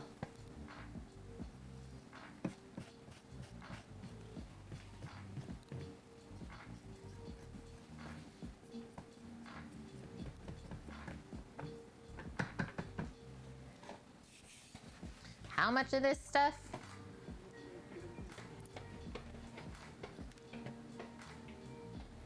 We need half a teaspoon of salt. Also, you see what I mean when I always say add salt to your baking? So she's added it in almost every step so far. Oh, Lee! What is this? Just look up to some madness right now. Purple Pyrex! Spoiling me again today. Thank you very much for gifting the 10 subs to the community. Welcome in new subs, and some of them are coming back. Yeah, thank you so much. We're crushing that goal, by the way. Who do we got? Who do we got in here now? Ultra Cat Daddy, Hookum, Haru, English Bacon. I love bacon. Ugly Boy Ryan. Oh, you're not ugly. Chef Cookies Kush, Josh Elkin sub, nice. As well as Novalia, Meta Monkeys, and Yuri. Welcome in, friends. Ooh, Chef Babylon, thank you for letting us know. The New York Times recipe for naan bread is great. Oh, yeah. Hi, Kay Bolton and Baffles. Welcome in, friends. Welcome in, friends. Yeah, the baking powder's in the frosting. It's weird indeed, I know. But trust, trust. A pinch, a literal pinch. There's no measurement, she says. Okay, there we go. And then a pinch of the citric acid.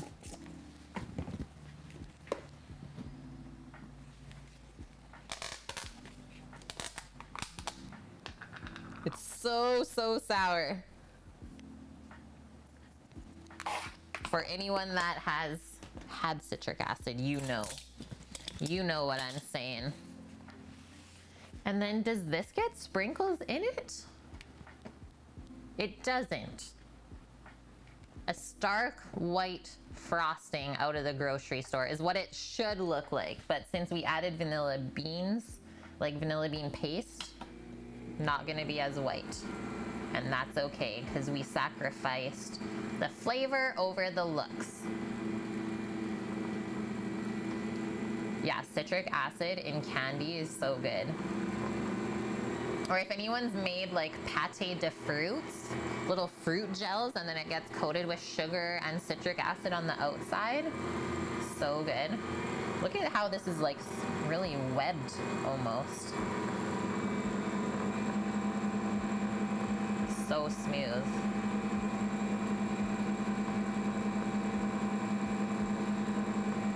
We did good in the first step. I really am not seeing any lumps there. Just gonna do a quick scrapey scrape. And then one final mix. And then I think for the cake crumbs, I think we just mix everything together in a bowl and then break them up and put them into the oven.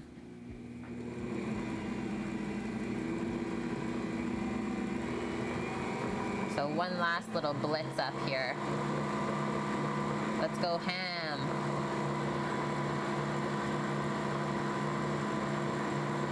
You Googled it and there's a Reddit discussion on baking powder and frosting specifically for the recipe. It's interesting.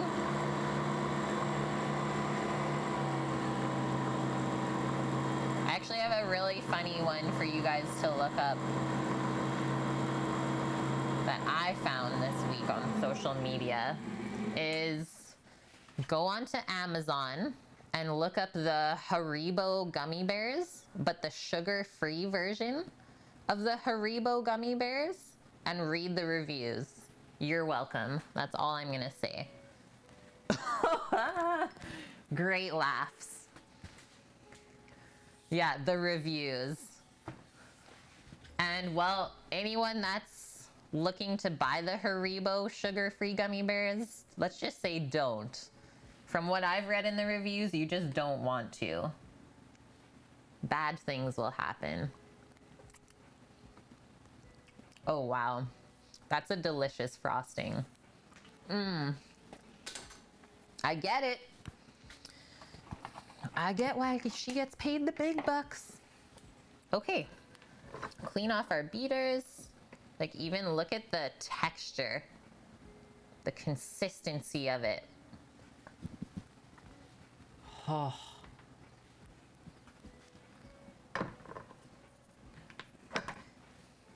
Yeah, that's exactly it, Bonkman. Don't buy the gummy bears unless you're looking to get back at someone. I don't even consider that a prank. Like, you need to do something pretty serious to get those gummy bears thrown at you. Hey, it's our friend B Sultan with the raid. Welcome in, guys. Happy Friday. I hope you had a wonderful stream. What'd you make over there? Also, may I add, it's our European friend. Bringing the love over to North America. What'd you make? Too bad Sam's not here to lick his beaters off. All right, who's stepping in? Someone's got to clean the beaters. Hi, Claire. Welcome, welcome. Hi, Bluegrass Gypsy as well. What did he make today, guys? What did B. Sultan get up to?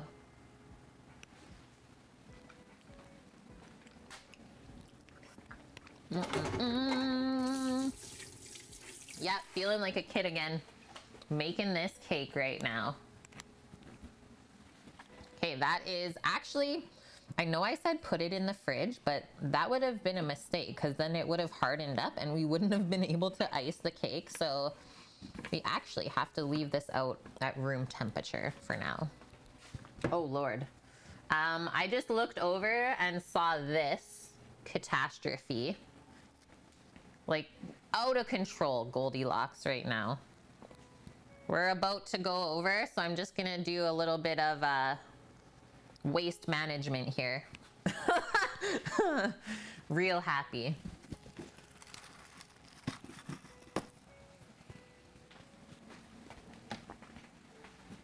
Are you saying your starter doesn't look anything like this?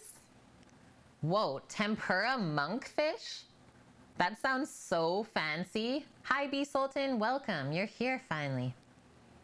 And that's right, yeah. So Claire Coffee, guys, another food and drink streamer as well. Shout out for her too, please. She made Sam and I this cake for our wedding day, by the way. So thank you so much, Claire. Here we are revisiting it. Maybe this is, make this one for you today, Claire.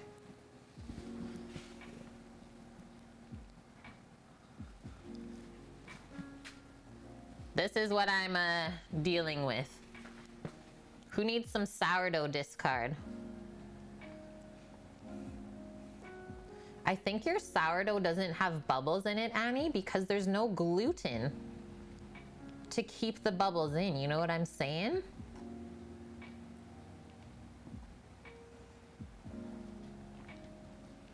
Maybe there's no strength to keep the air in. So it just kind of releases itself. Smells so good too. Also, I'm just gonna say that your starter is still quite young as well, whereas this Goldilocks number 3 is well over a month old. She's got some age to her. Yeah, sourdough discard milk bar birthday cake. I was thinking about it, but this is not a recipe where you want to play around with too much. Definitely some science to these recipes, and even I don't feel comfortable messing with them. Your mom made a starter and it slightly bubbles, but doesn't grow at all. Does she feed it though? Okay, our last thing for the cake are the cake crumbs. And then we have everything made and we just need to assemble. So birthday cake crumb.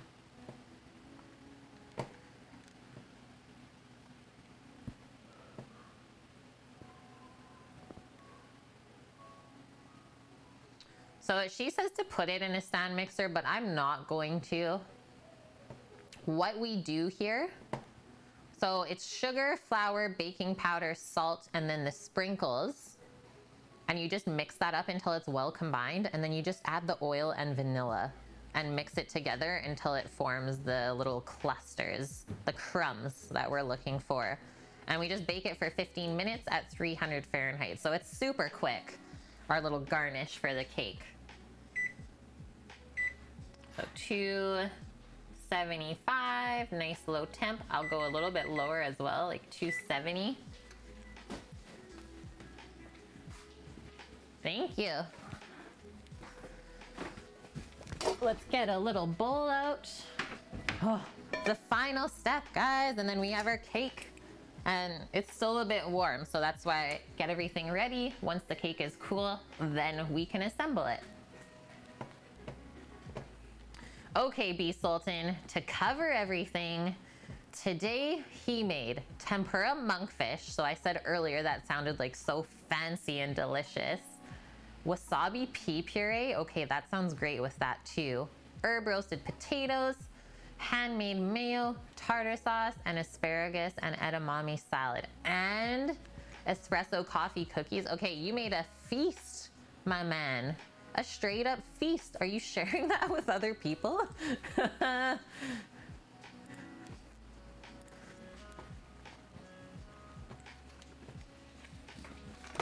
Back to the scale, guys.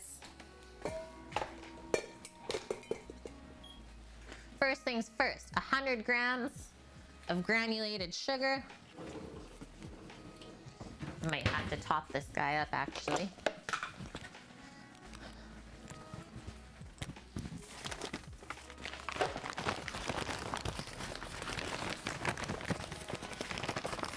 Yeah, what's all this talk about sharing? Because sharing is caring, Trev. Isn't it always more enjoyable to share food with people? As long as there's enough for everyone. I'm all for sharing as long as there's enough for everyone. Can I find rainbow sprinkles easily? So this is what Sam found for me. So we got this one, little decor mix, or we also have like the round ones with like white and blue and yellow and stuff.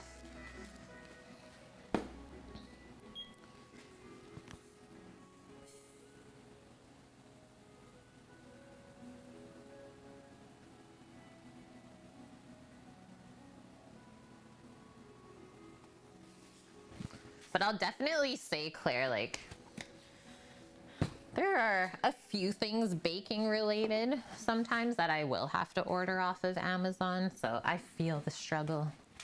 I feel ya. Yeah, they are nice. Amazon is not very well known in Belgium. Wow. That's kind of crazy to think. Hey, everyone from North America, it's like, what is life without Amazon? Just completely taken over. Okay, we also need 25 grams of brown sugar in here.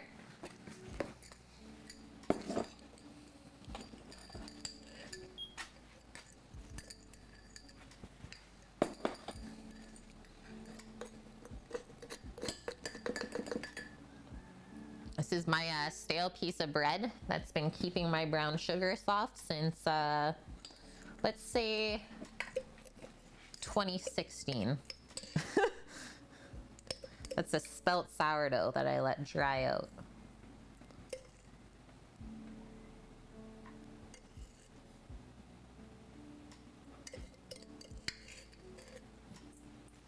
Boom.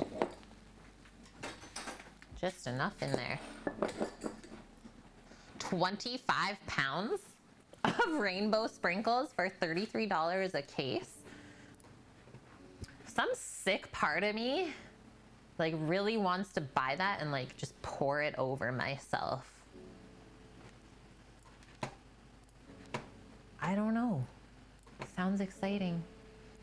Okay, Sultan's gonna go lurk away. Kitchen is a mess. I feel you, man. We'll check back for the cake. Have a wonderful day, B Sultan. Thank you so much for the raid. Yeah, do it. That's a new sub goal, right? Let's buy 25 pounds of sprinkles. We would be doing that outside though. I was just looking around, like imagining vacuuming up 25 pounds worth of sprinkles. What a waste. The non-wasteful part of me can't do that. Yeah, what did he marry into? Good thing he's not here right now. See, this is what happens when we're alone. Okay, 90 grams of cake flour to bring everything together here.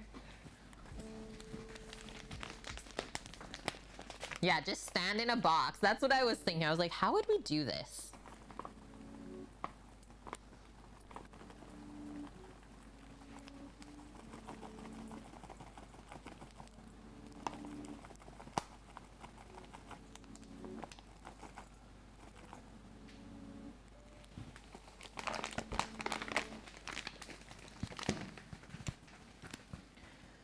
A cake in the box. It's not fun if they don't stick first. Yeah, you gotta whip cream yourself. Imagine being like fully coated in sprinkles from head to toe. Ah, that's all I can say. What a feeling. Okay, we also have baking powder in here. Half a teaspoon. She loves that baking powder.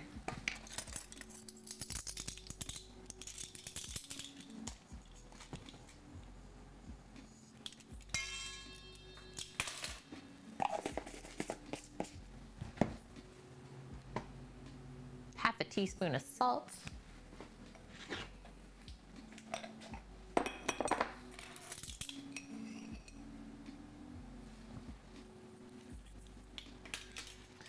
$20 grams of sprinkles, or 2 tablespoons.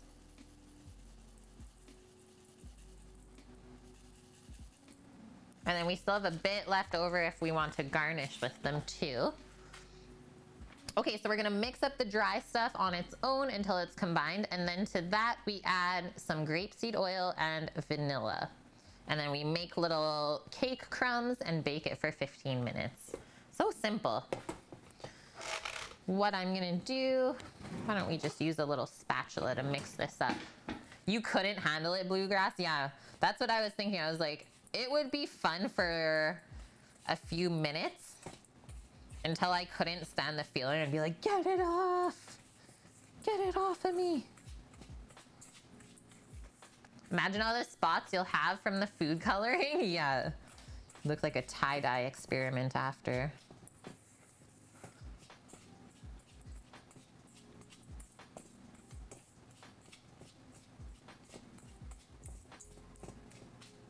Just trying to get the sugar lumps and flour lumps out as well before we add the oil and vanilla.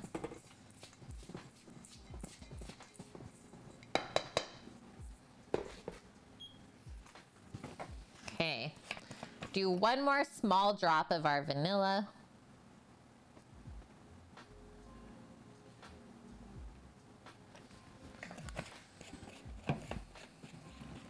Grab our oil out.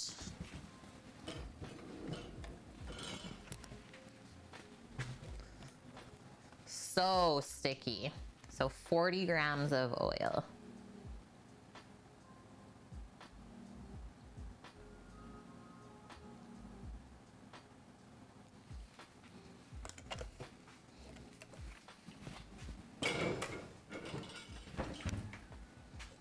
And that is that. Oh man, we're finally done with the scale. What a run.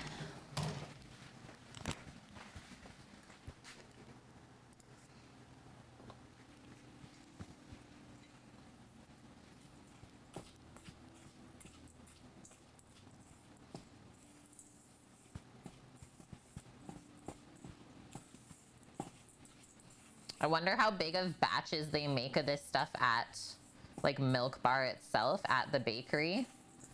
Probably like massive amounts of this, hey? That's why in her directions it says put it in a stand mixer. They're probably making so much at one time. So see how it really just makes the crumbs on its own? It's a bit magical. And yeah, as you kind of just push it around, just keep soaking up the dry bits. I know all the colors. It's gonna be even more vibrant when it's baked. Just wanna see if we can maybe make the crumbs a bit bigger. So give everything just a rough little press down. And then we'll break it up again, and then we should have the crumbs just a touch larger. It's science! Yes. Maybe not though. If it didn't work, that's okay too.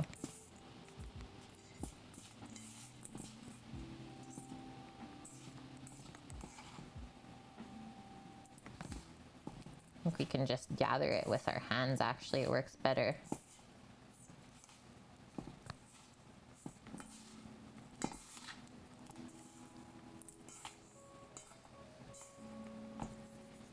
Beauty.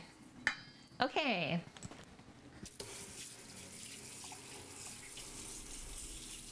I am just going to line a sheet pan here with one of my silicone baking mats, and then that's going into the oven.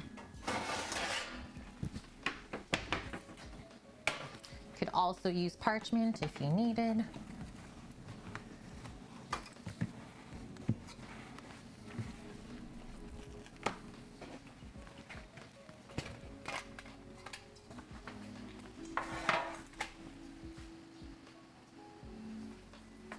Yeah, don't crumble under the pressure.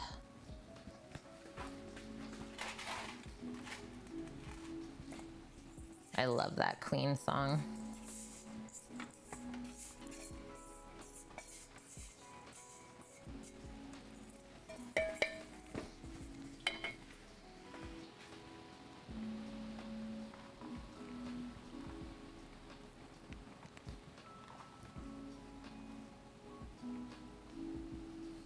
I think you can like still make your own crumbs, right?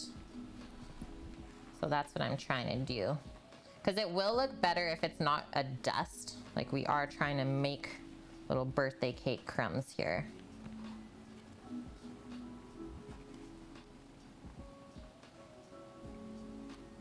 And then just spread them out a bit so it bakes nice and evenly.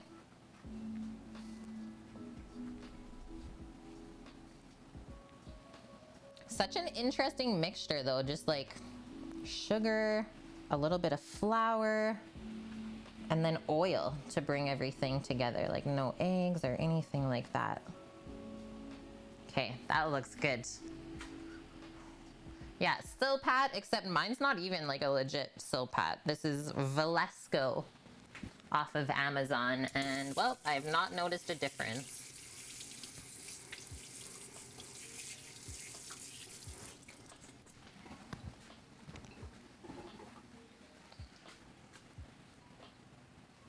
Yeah, so this is your parchment paper, and I mostly just use these when I'm baking, so awesome for cookies and stuff like that. It does say like they can soak in some flavoring, so anytime I'm doing something with like garlic, never put it on your silicone sheet, but that's why I typically use it for just baking, and it works so good, and you're not wasting paper. Okay, let's do 10 minutes on the clock. We'll check it at that point. Holy, we can cross off all the things on the cake list. We're there. Cake crumbs, all we have left is to assemble. Whoa. Whoa, guys, we made it.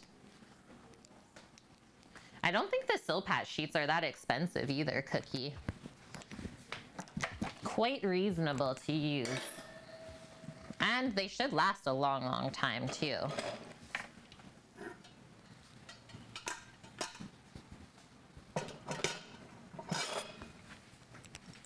Okay, I'm just gonna put a few things away before we switch things up here in a bit.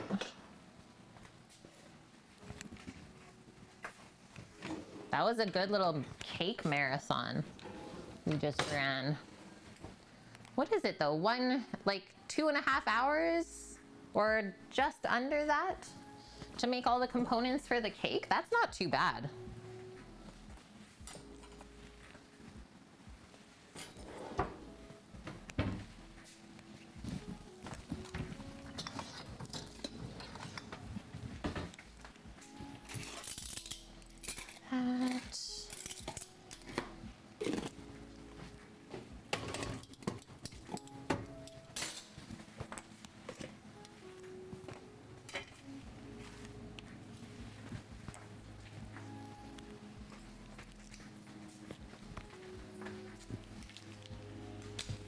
Yeah, now we can start on the food for the day. Exactly.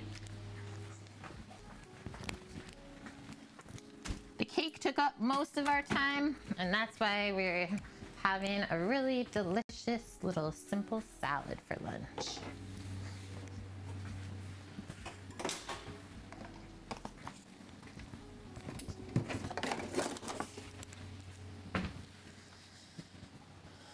butter can go away as well.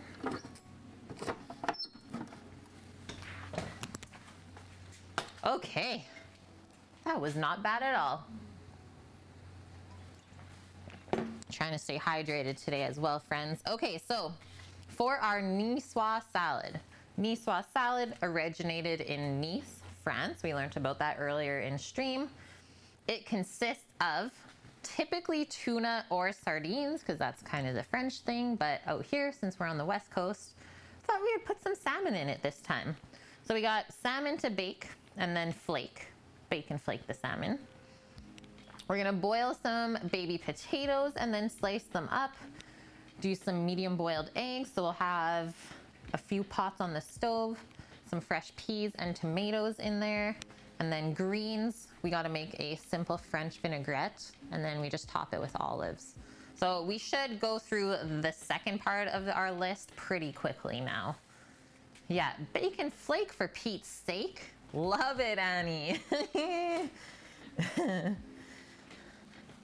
Okay, let's grab our potatoes and eggs. We got some more of our beautiful Warba potatoes that are still in season. It seems like this season is like really long this year, and I'm okay with that. And when we're grabbing our potatoes, let's just all make them all the same size so they can boil at the same time. I'm gonna take this dirtier one out of there. Let's do 5. I think that'll be more than enough.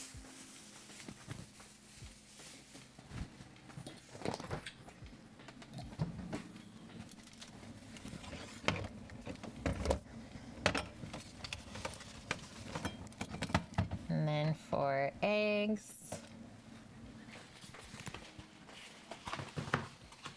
we'll just do 2 eggs boiled.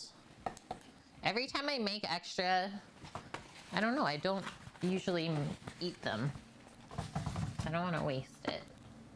Okay, those are our boiling things. So the eggs I put in the pot once the water is already boiling. So let's fill a really small little sauce pot with water, just enough to cover those eggs. And we'll do the same with the potatoes, get those going. Hey, Daff, good to see you. Yeah, Annie, first make the cake, then we bake and flake. Just saw the Insta of the Smashburgs. Look like you're buying a plancha. It's been so fun to use on the egg. Sam already wants like the full one. But I have to say though, Daff, like having the plancha on the one side and then cooking something like indirect on the other side, for example, a chicken. Very good. The way that it deflects the heat kind of over the chicken on the one side, really crisps up the skin and stuff. So good. And yeah, we've never used it for fish yet, but why not? Why not? Okay, this is our egg pot, and then we'll do our potato pot. Can't put the fish in just yet because we're waiting on the cake crumbs.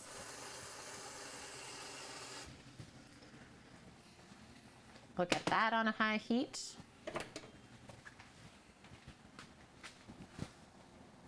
You'd go half, not whole. There's only 2 of us. Oh, true. Yeah, you're not like scaling up a business like we are. Hi, Titan. How are you? Yeah, well, you're not cooking for all of Souk. Okay, just covering those potatoes with cold water. So not hot water, cold water this time. They just cook more evenly that way. And we'll cook the potatoes, well, just until they're cooked through, and then we'll be able to slice them. So we don't really want them to fall apart on us.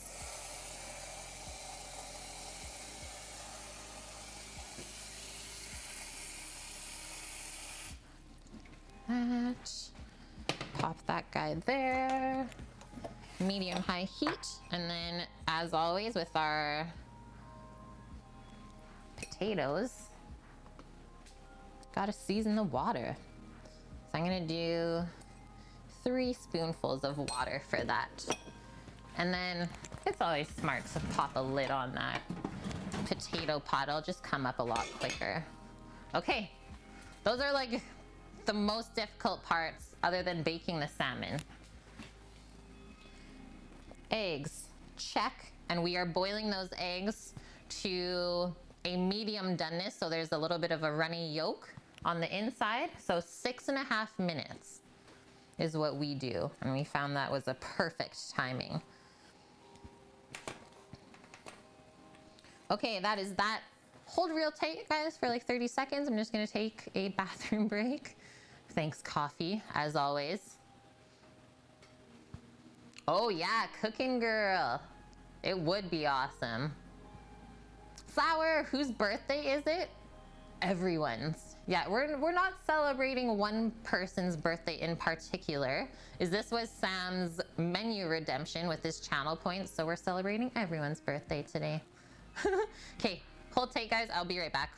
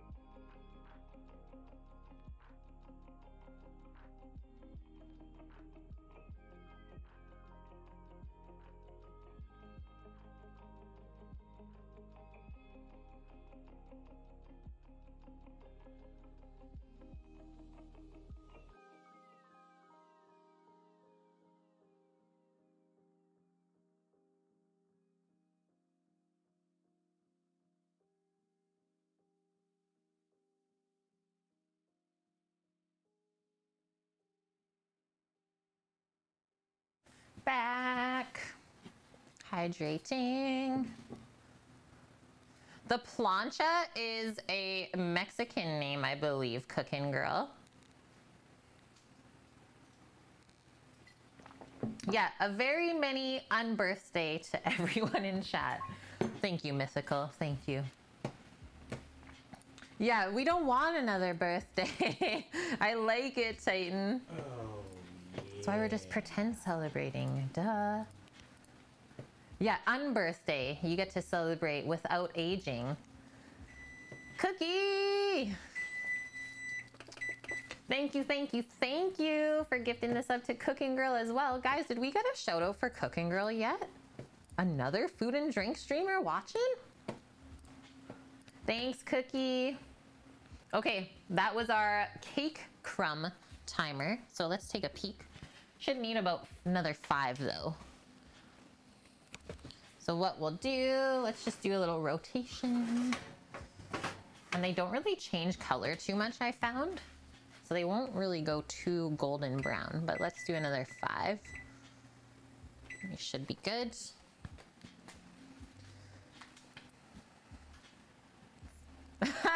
That's one way to look at it, Titan. Yeah, I mean, if I'm getting food from Kate for my birthday, I'll have one every month. Yeah, we can do this. I suppose this could work. Okay, well, since the crumbs are almost done, we might as well get our salmon out, dress it up so it can go right into the oven once it's hot. And then we just have to wait on our few things cooking, and then we'll get together our greens, our tomatoes, and our peas. Make our quick vinaigrette, and we're almost there. Be texting Sammy in no time to come home. Be ringing the bell. Oh, I guess he didn't hear it.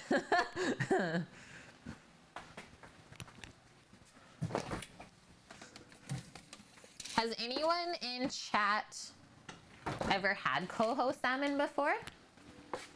Yeah, fresh salmon from our good friend Zach. Messaged us like 2 days ago.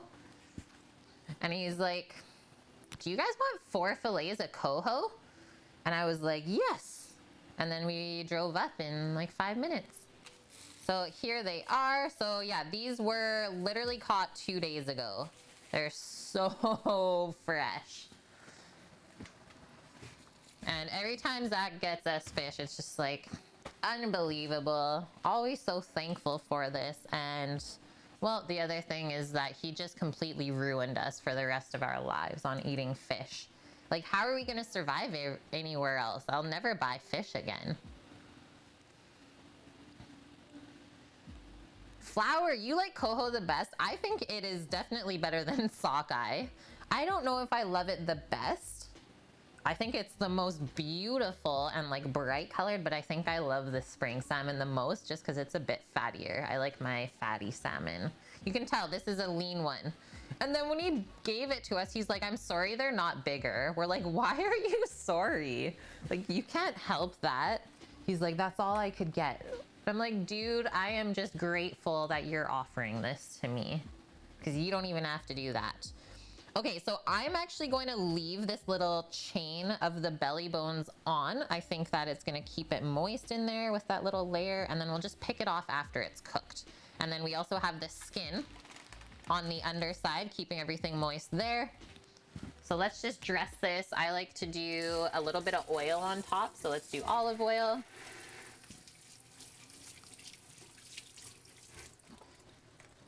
And then some salt and pepper. And I was thinking maybe like some lemon zest on there would be good. Just gonna take a quick little switch over to the stove right now. We're gonna drop our eggs in the water. Tyson, yeah, that's what you tell all of your dates. King salmon is so fatty for you. Isn't that like one of the fattiest ones though?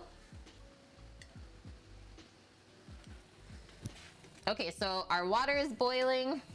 We're gonna gently drop our eggs into there. Hopefully the shell doesn't crack. And then right away, we set a 6.5 minute timer. Hey Siri, 6.5 minute timer. Your timer is set for 6 minutes and 30 seconds. Gotta love that. And that's it.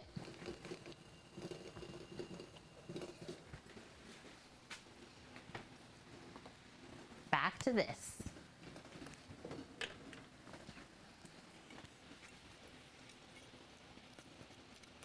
Joshua Klein, welcome back. You've never seen salmon that looks so good? I don't think I ever have either.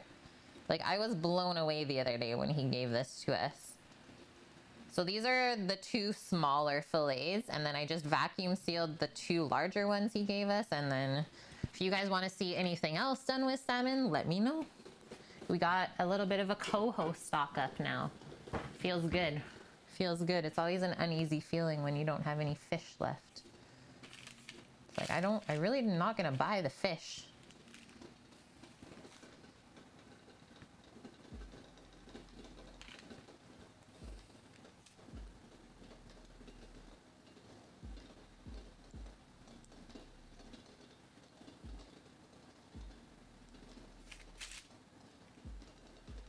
The sound of the boiling eggs like dancing in the water right now. It's very soothing. And then we got a beep. Excuse me, beep, you're interrupting our soothing egg sounds.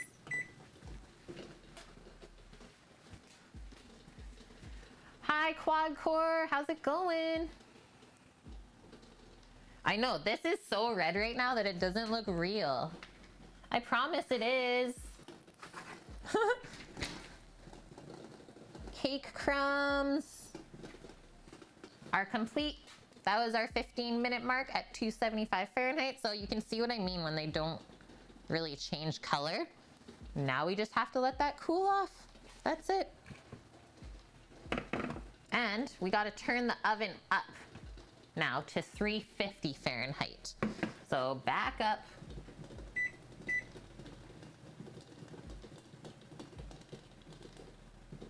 And that's what we're gonna bake the salmon at.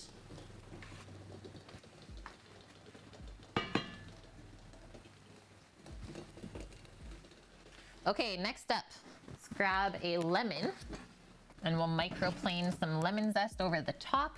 I think that'll add a really nice fresh flavor.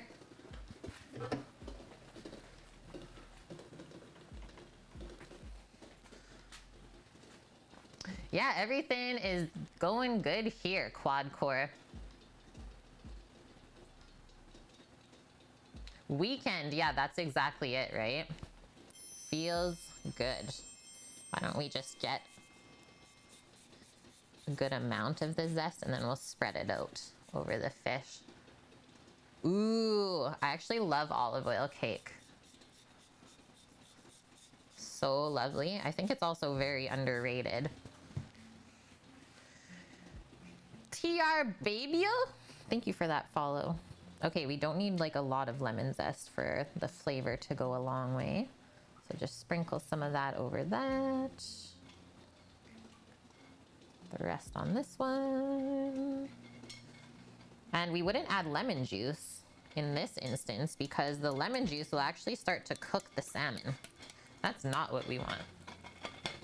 Potatoes are going nuts over here as well. So those should be done in a few minutes. Now we're cooking, guys. We got 3 things on the go right now. And we're not stressed at all. Happy to say. We should not be stressed one bit.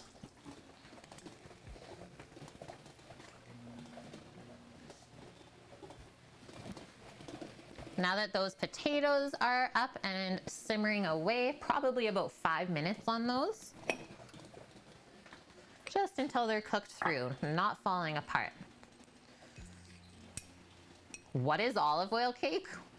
Ooh, I've actually not made it before. I've eaten it a few times. So you'll have to look up a recipe on your own. I'm sorry I don't have one to give to you. But I believe it's traditionally like Italian, right? Like an almond and olive oil cake. Strike, then you've got so many of the stupid 1-gallon tubs of Sprinkle King sprinkles and sanding sugar. What the heck is sanding sugar? I should come and pick one up, Strikeman. Coming to grab a tub of sprinkles. Okay, this fillet is pretty thin. I'm not going crazy with the salt. Not crazy.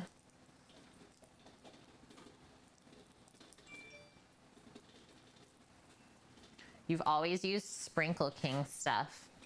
I'm like picturing the brand because I've seen it somewhere, but I don't think it exists in Canada. I think I've seen it on like a show or something like that. Okay, last thing, a little bit of cracked pepper. One might even call this a lemon pepper salmon, even though I absolutely despise lemon pepper. There, I said it, guys.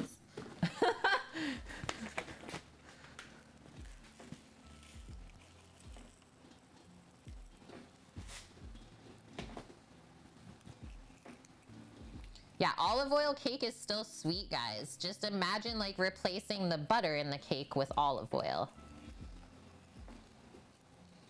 That doesn't look like a peppercorn.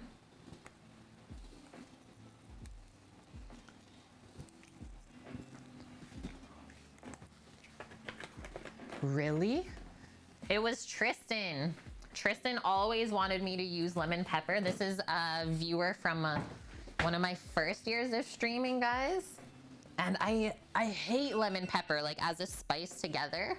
The lemon pepper in the container, the worst thing ever. But putting like fresh lemon zest and cracked pepper on something, very good, I would say. That's our egg timer. Turn that off. We are going over to the sink. We're gonna drain out our hot water and then start having cold water run over the eggs to cool them off and stop the cooking.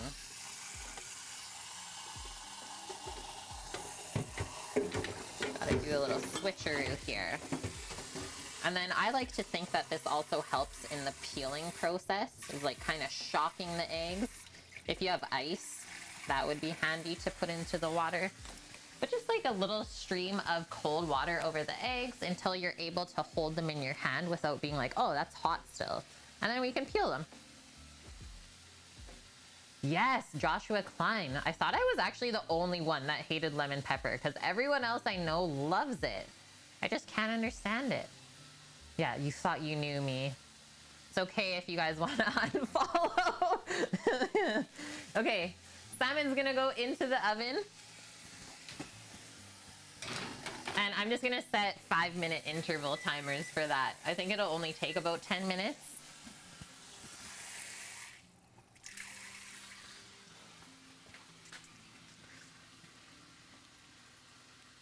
Lemon pepper is too salty. What?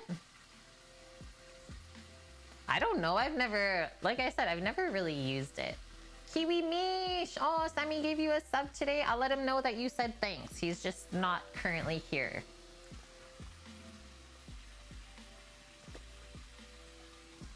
Ooh, I'm also kind of with you on that one, Bonkman. Is like orange chocolate. It can't be too orangey for me because otherwise that's like too much. Yeah, when you didn't even notice and you're like, oh, I got a little knife by my name. Raspberry chocolate's the dream. Are we all just like despising Terry's chocolate oranges right now? Here's another debate that we just started. Oh man. Okay, I am actually gonna take a look here at our salmon niçoise salad recipe. I didn't really look through too closely to see what Jamie did, but it looked proper to me. So potatoes, green beans, eggs, lettuce, olives, tomatoes, and then his dressing is garlic, olive oil, lemon, and Dijon mustard. Super simple. So same pretty much. While we're here, just gonna do a little poke into our potatoes. I think we still have a good 5 minutes or so on those.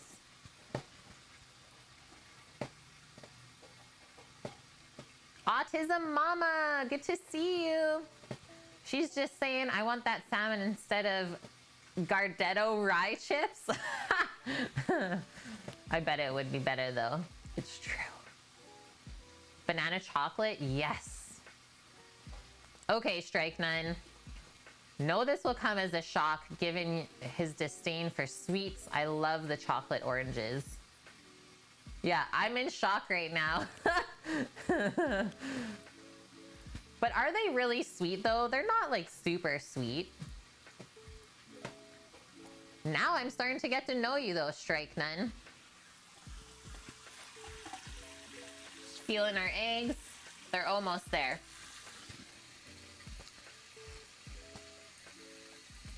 Okay guys, we're having a little lettuce hiatus in the garden right now. We're waiting for another row to sprout up again as we did some pulling out. So I do have some bought store greens. I know this is a shock for sure. Ooh, look at this one that Sam got for us though. The Great North Blend. Inspired leaves. Wow, so fancy. Like this is how you have to market your food now? It's only lettuce.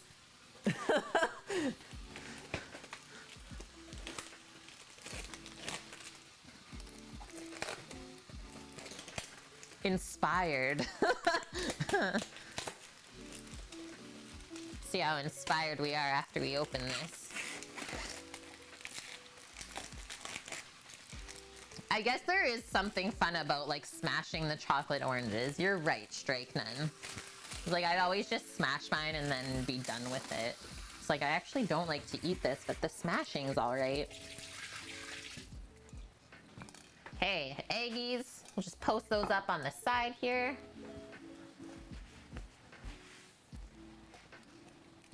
And let's see what we're working with here. It doesn't look the greatest, but it doesn't actually look the worst either. I've seen way worse ones. I think it just got a touch cold. Like when lettuce leaves kind of go clear or see-through, it just means they got a bit frozen. For the most part though, this is actually a very like nice, fresh and crisp feeling mixed green. I always hate like opening up a fresh little container of mixed greens and it's just like slime. It's like, oh no. What is this? Okay, so I am going to assemble our greens right now and then we'll dress them after. Just kind of put our handful. And they are pre-washed. Also, just wanted to see if it said what leaves were in there. There it is. Fish, 5 minutes, definitely not ready. Another 5. So we have, oh, baby beet leaves. So literally like a discard, something that they never sell in the store. So baby beet leaves, arugula, and then oak. What? Crispy oak, Batavia, and butter lettuce. Those are interesting varieties.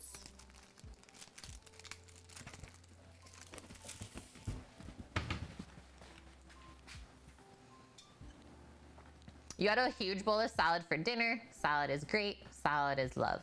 Yeah, even though we can't like really make friends with salad, it keeps us healthy and it's nice and colorful too. I'm happy that we have a bunch of salad to eat again. It's also like a really easy thing to eat in the summer when it's so hot out and you don't really feel like making anything.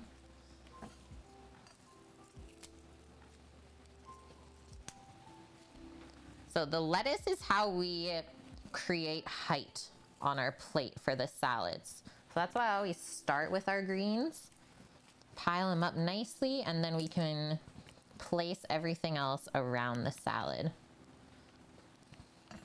Maybe put some of these delicate watercress and baby beet leaves on the side. Oak leaf lettuce. It's leaf lettuce in the form of an oak leaf. Oh, I get it now. Yeah, just because I've never grown it doesn't mean it doesn't exist. Okay, I'm gonna pop that into the fridge. I guess I will just cover this little clamshell with a towel to keep everything fresh.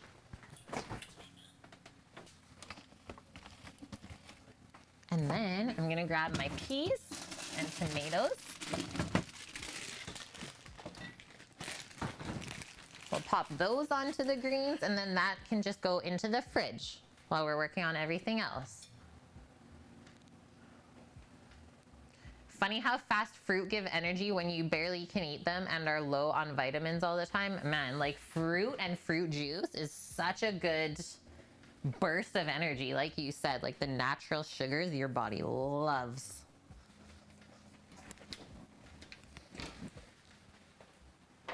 Giving these potatoes a poke again. Almost there. Very, very near.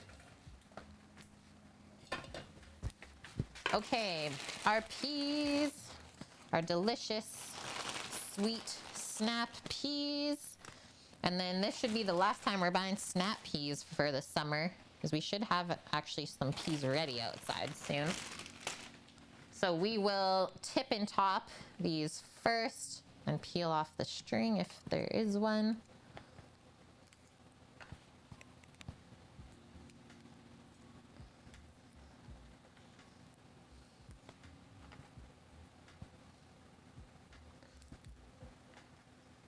Yeah, I love snap peas too, Titan, and this batch was very sweet.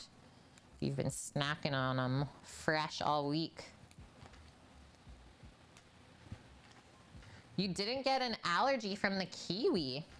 So typically you would have a reaction if you ate kiwi.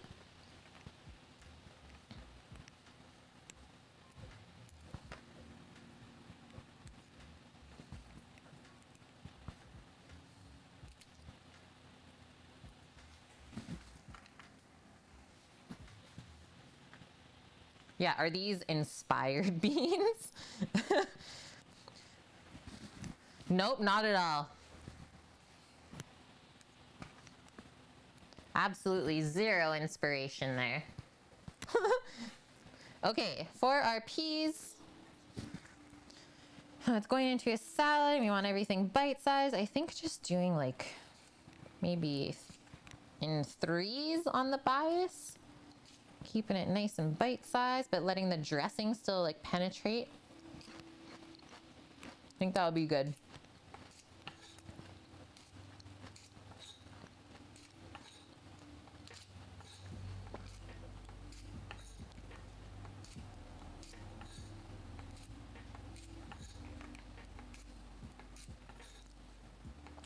Okay, who was in here earlier? I glanced over the comment, but they said that they ate Nicoise salad for like a month straight. I pretty much did that too when I was like backpacking throughout France. All of the ingredients in the salad, like I always had with me. I would always buy like the fresh beans, tomatoes, and potatoes from the market wherever I went. And then in Europe, most of you that live there would know that your like canned fish selection is way better than anything in North America. So I'd always buy like tins of canned tuna and stuff like that. Mostly from like Spain and Portugal, I would say though, is where they originated. So good. But yeah, this is pretty quick salad to whip up. And it's healthy, I would say. It really hits all the spots. Okay, that's salmon. I'm gonna do another 3 minutes. It's very, very close. And then I'm also just gonna do another test on our potatoes.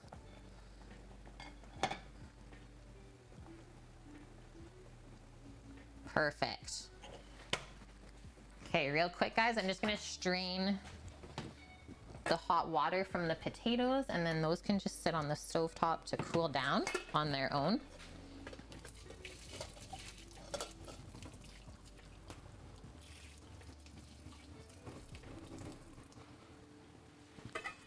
Just leave those off of the hot burner though.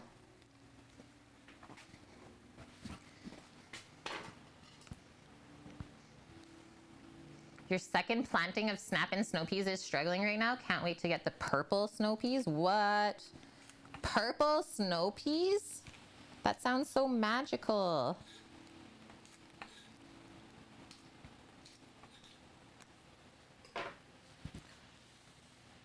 You prefer fresh fish, but sometimes canned tuna in salad is nice. Yeah, I mean, I was saying that I did that when I was backpacking because it's always easy to travel with canned fish, right? Wherever I'm going. I don't need a fridge for that. And typically I was staying in hostels and stuff. Okay, drop a few little handfuls. I'm gonna spread the peas all over the salad, and then some of the other components will kind of keep separated. But I think the peas mix in nicely with these greens. And then the rest of those are for Sam.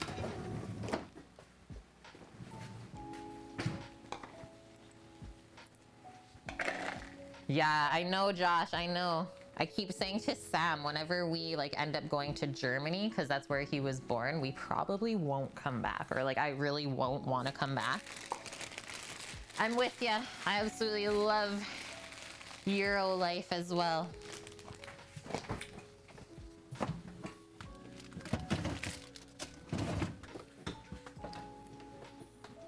Okay, that tomato time. Oh, this one's a beaut.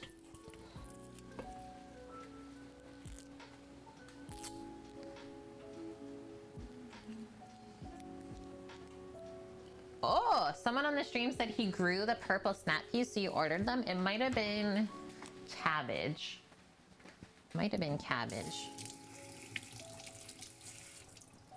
Wash up our tomato here.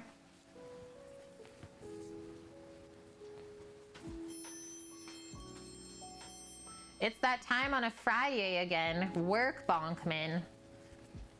Someone's got to do it.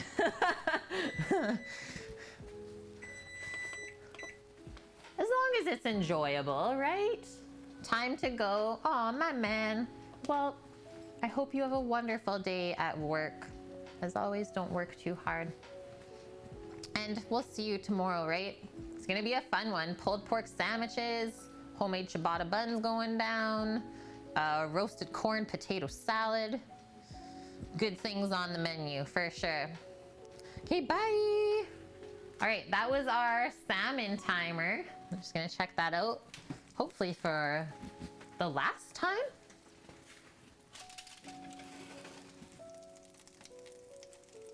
It should feel firm to the touch.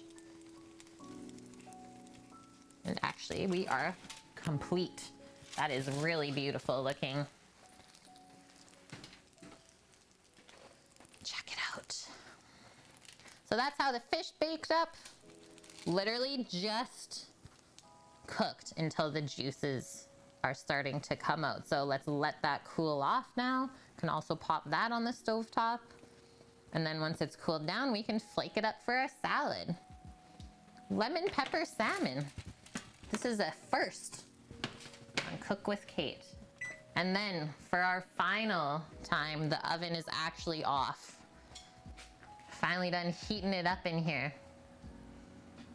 Can you put your order in for tomorrow along with a piece of cake? Yes, Queen Fox. Yeah, how many orders we got for tomorrow? I think we're doing 6 orders of sandwiches. I'm doing extra buns for Zach. It's gonna be a good one. Okay, first things first. Let's take the core out of the tomato. Then we're gonna cut really nice little wedges from it. No, not in the salad. Thanks, Judo. Yeah, we always gotta throw a salad in, especially in the summertime. I always try and do salad like once a week.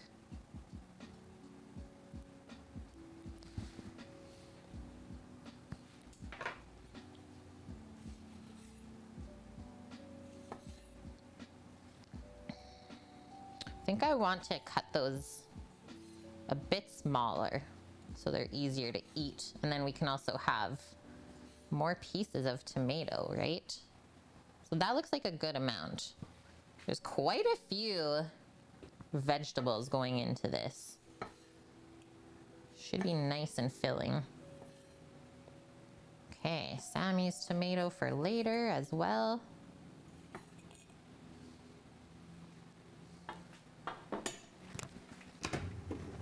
Pop that in a container for him.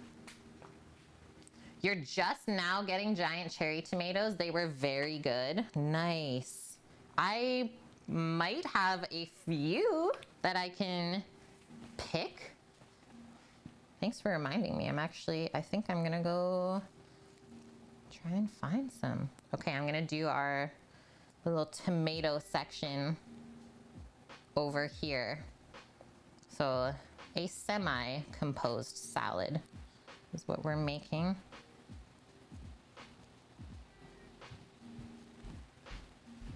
Nice little pile of tomato there on the side.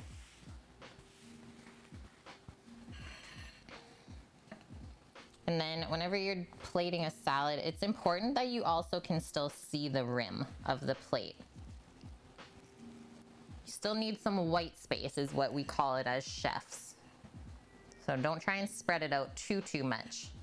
So that looks good there. And then we'll do probably the salmon and the egg on top. Our sliced potato maybe on the other side here, kind of layer it out. And then our olives to finish off. Awesome. Okay, let's pop that in the fridge so it stays nice and crisp and fresh.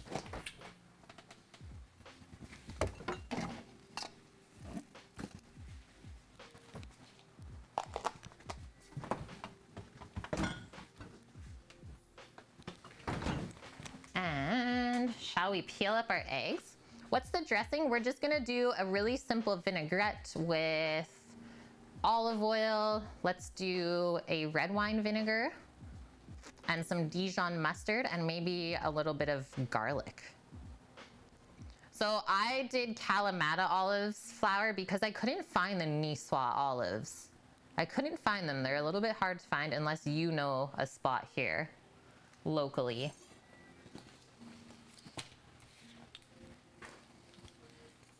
Okay, peas, tomato, greens, complete. Baked our salmon, done. Mustard for Sammy, just in the dressings. He's okay with that. Okay, so we're going to crack the egg all the way around. Your guys built you a greenhouse over 2 of your raised beds? Unreal, cooking girl. Okay, and then I like to peel the egg, like kind of in the water almost. And here's a pro tip. If you always are making boiled eggs and the shell sticks to the white, that's because your egg's too fresh. I know that sounds weird, right? But if you want a very nicely peeled boiled egg, you're actually supposed to use an older egg for that. And that's how the lining of the shell separates from the white. Hi Goku, how are you? So there we are. She's a beaut. Okay, that one, I'll actually just set that there for a sec, because I don't know how this is gonna peel up. You find it hard to find the Nicoise too? Yes, but they are so lovely though. So hot in their cooking grill and the humidity is wild. I believe it. Yeah, greenhouses are really cozy, let's say. If you leave the egg in the fridge for a few days after it's boiled, it's easier, Annie. Okay, that will be the egg for our salad, but then once again, let's just put it in the fridge for now. We can cool it off.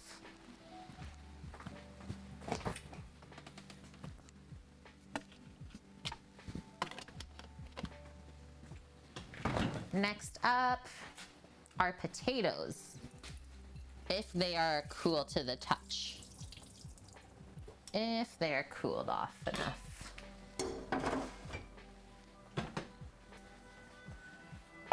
Just getting rid of our eggshells.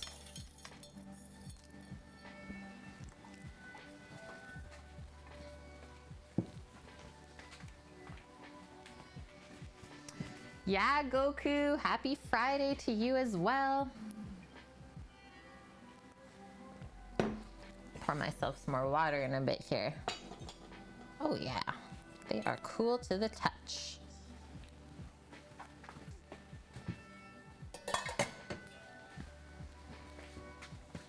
Okay, so like I said, we're just gonna come through and do little slices of our new potato.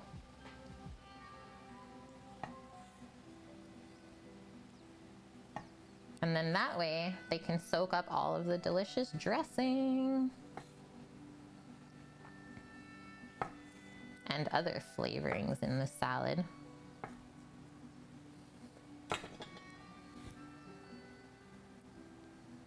So you can kind of let them just fan out like that.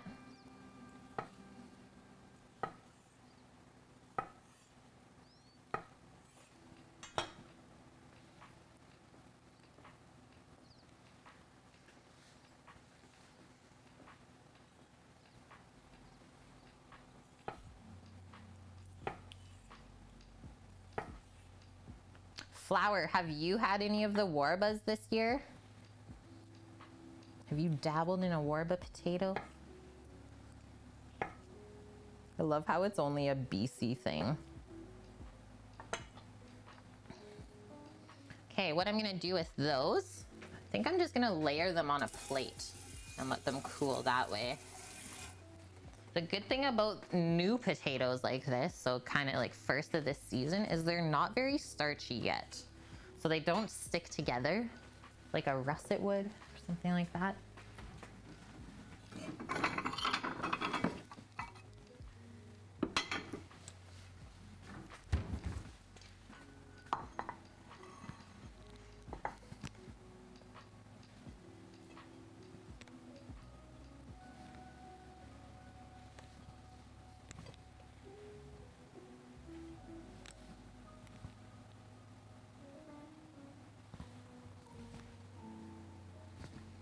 There's our little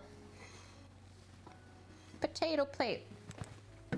Mmm, so nice and sweet. Wow. Wow, wow, wow. Okay, set that aside. We are moving right along here. It is, let's do vinaigrette time. Josh, I'm sorry, but of all the cooking streams I've watched, yours has the best quality ingredients. Just get taken back a little, and I'm not trying to bash anyone at all. There are other great streams. Everyone always says that. I don't know if it's the camera or what, or we just have really amazing produce here on the island, which I think that's one as well. So we're kind of like in the rainforest of Canada. So we have a lot of different little microclimates. So people are always surprised when we say we can grow like pineapple and kiwi locally here up north. It's like, what? But I think that's why most of the produce is so nice, because we can grow it year round, whereas the rest of Canada can't really do that. Okay, French dressing. Actually, let's make a little bottle of this. Let's make a little bottle dressing today, since we have one. Your beefsteak tomatoes come from Canada? Aww. Yeah, guys, if you're ever buying like Canadian produce in the store, if you're down in the States, I hope you think of me.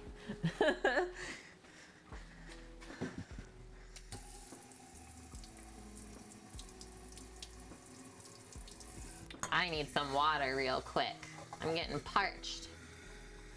We are doing so good so far. I can't believe it's only 2 o'clock. I'm also gonna just send Sam a quick message that, well, lunch in probably 10 minutes. Oh, and they taste very good. Oh, I love that, Annie. Okay, send the salmon.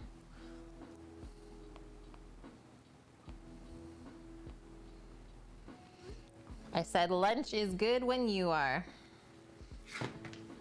Okay, what are we starting with? We need our Dijon mustard to help with emulsification.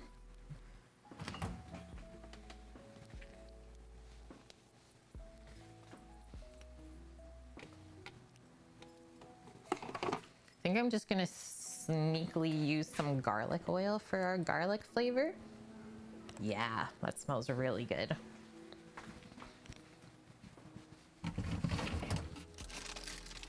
And why don't we use up some lemon as well? Since we did a lemon pepper fish, might as well put some lemon juice into the vinaigrette.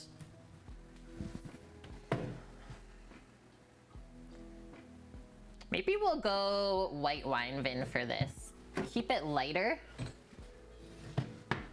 We'll go white wine vin. Whoa, Annie, it's hard to believe that school starts 1 month from tomorrow. What are you guys doing for that, by the way? Is like, are the kids actually going back to school, or are you just staying solely online? That is really hard to believe. Yeah, we're almost in August, hey? Okay, good squirt of our Dijon mustard. Like I said, this helps keep the oil and acid together. It emulsifies it, so you won't always have to reshake up your dressing.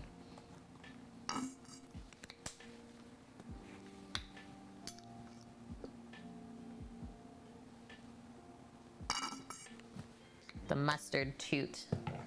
Gotta love it. You're giving families the option of having their kids at home and streaming lectures instead.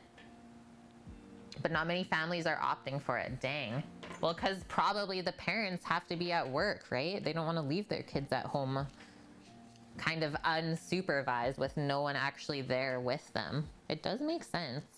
Okay, I'm gonna have to juice this lemon into a separate container just so we can get it into the bottle.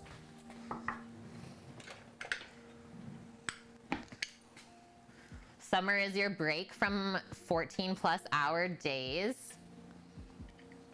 It's that much busier when they're in school strike then?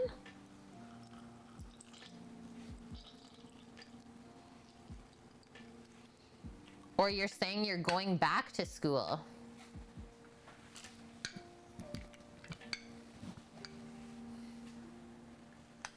It's hard to imagine what the Americans are thinking. Flour, yeah. I think it's mainly poor people who are going to have to send their kids back. Definitely, you can see the differences of incomes and how people are doing in the pandemic, right? I don't want to get into it too much, guys, because I know everyone kind of has their own opinion on it. But if you guys want to talk about it in chat, by all means, you're more than welcome to. Oh, don't spill the lemon juice. Yeah, you teach at an independent school. There you go. Many families are quite well off and they're going back. Obviously, they're doing okay.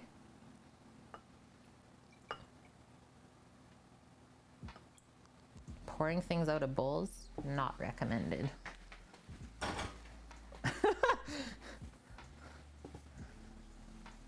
It's okay. You're not being a downer at all. Not at all. I just don't want the wrong person to come in here and be like, ah, and get angry. That's all. Just trying to keep everyone safe.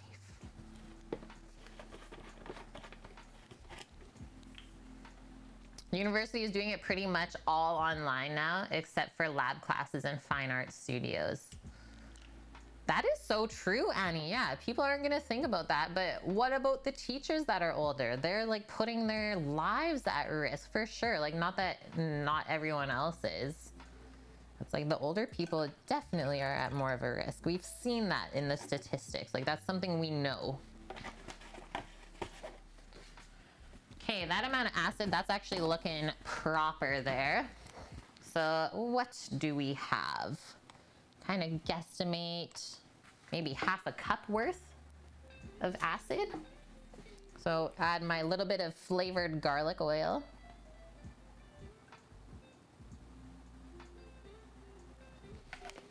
And we'll top the rest with just some olive oil.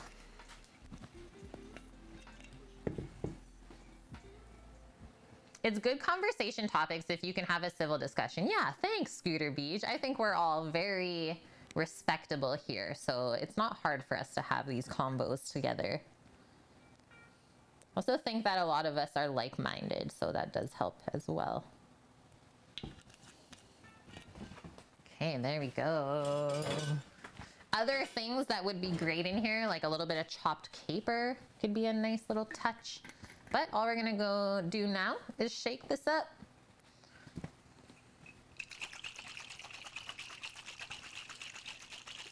Strike Done, your classes are pretty much all labs. You're debating taking a semester off and doing an internship, but your girlfriend told you if you took any longer to graduate, she would kill you. Well, we don't want you to die, so you best go through with it. Well, you also have to do what's safe for you as well, right? So yeah, a lot of things are getting pushed back this year because of the pandemic. One more shaky. What's Sammy saying? Just walking back from the spit and then he'll be home. Sounds good, Sammy. Yeah, capers would be good in here because it's going with fish, right? So capers are always great with fish. Okay, I'm just going to give a little taste of this. Don't ask me what was on my spoon just now. Foreign object.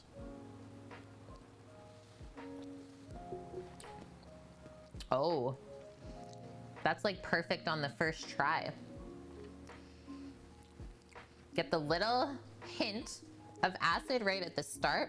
It's not like in your throat acidic though. And then we start with the garlic oil and then it slowly mellows out. That's nice. It's almost like a bit of sweetness from the garlic oil too. That'll be really great. So our last step is just to flake up the salmon. We left that till last because it had to cool off.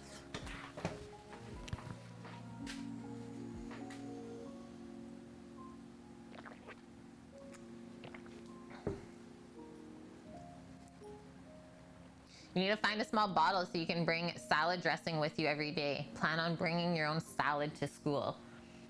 One little thing that I'm gonna say to you, Annie, is some of the nice little bottles I've gotten in my kitchen now are actually from like one of the meal prep services, just because of how they package everything in it. So we ordered it once because we got a coupon. I forget which one it was. Maybe it was, no, it wasn't Hello Fresh. It was a different one in Canada. It was actually pretty good. Meat portions were small and not worth it though, is what we thought. But yeah, that's where I've got like some of my sneaky little dressing bottles from. Because they have to package such small amounts of like vinegar and oil, right? So like this is one of them that I have. Super handy for like a little single serve dressing.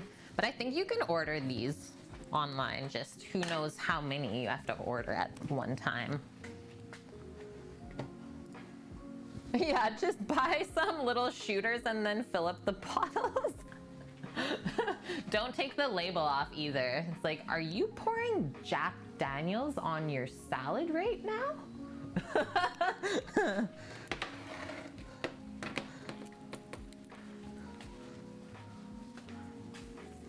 That's what we want to see from teachers. Yep. Throw them off.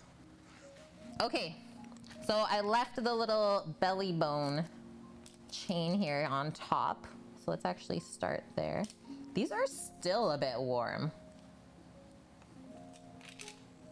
Still a bit warm to the touch. That's okay though. Like I said, it's just warm, it's not hot.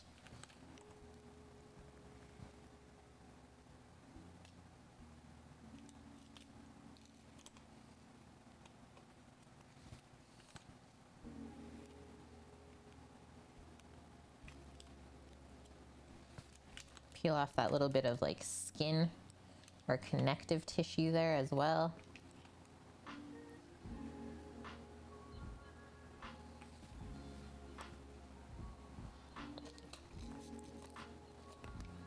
No bones.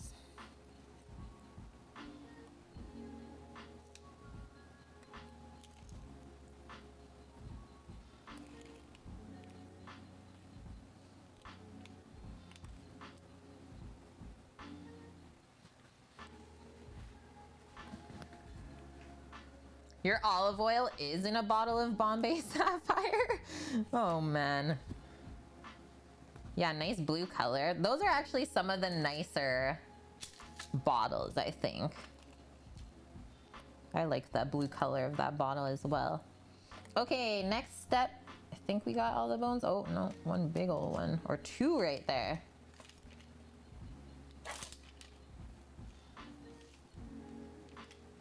Nope, there's still more. So we just gotta run our hand along and feel it. Now we got them. Flip her over. Should be able to just peel the skin right off. Wow. And that's usually when you know you've done a perfect cook. A perfect, perfect cook. And that is juicy. That's why we cook fish with the skin on, guys. If that's not proof, I don't know what more you need. It's just a bit more connective tissue on this top side that I'm getting rid of. Kind of from the fins and stuff. Okay, now let's prep this next one. Holy mackerel. Yeah, actually no pun intended there. Thank you for clarifying.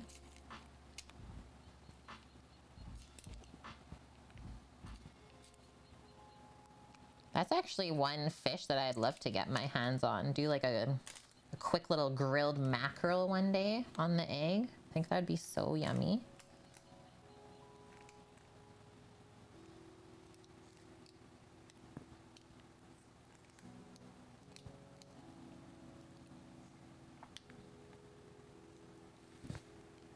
So many bones.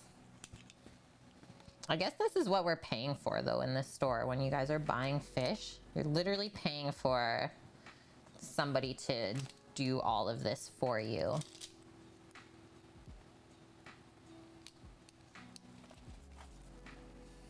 So that's why for the most part, I just do it myself. Can't justify paying someone else to do it. Okay, there's one more. And even one more.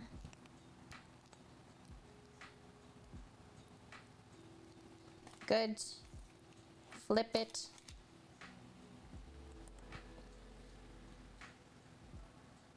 Yeah, at least the bones are big on this one. It's true. We're not like trying to pick out these little bones.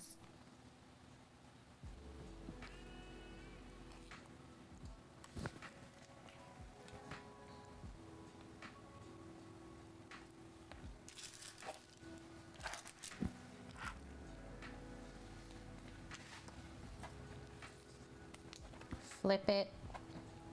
Sneaky bone there. Okay, pick this last little bit of tissue. And now we can flake it. Grilled trouts and paella judo? Wow. Also, I guess I should just try a little piece of this.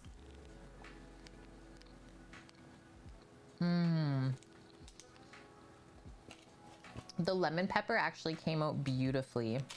And like these are pretty big pepper chunks.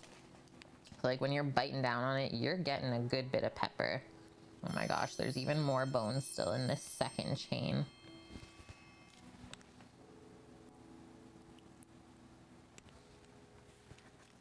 And they're smaller. Ah! Lucas, thank you for the follow and welcome in. Hope you're having a good day. Those are really small. That's a little bit terrifying.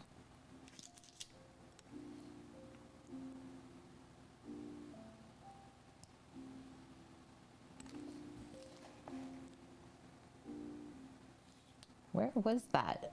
Is that on that line or this line? Just trying to find where that line of bones is from, so we don't miss them. Maybe it was just that small amount though. So everyone always gets like a little bit weirded out by the kind of like gray colored fat on salmon, but that's actually some of the like healthiest part for you. That's where all of the good fats are and like all of the nutrients. So it would be actually a shame and a waste to get rid of that. So I always just mix it back in. Not like it tastes weird or anything like that either. It's just a different color and that's it.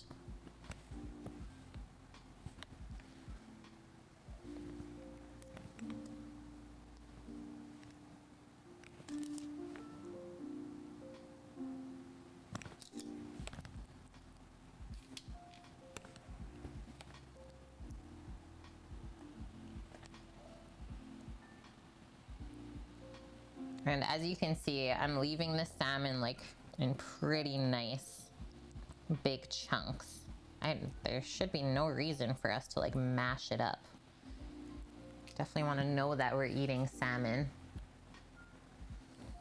Yeah, this fish, probably gonna be one of the best fish I've ever eaten in my life. I'm not just saying that. I mean, other than the fish that I caught myself, I don't know if I've ever had fish this fresh.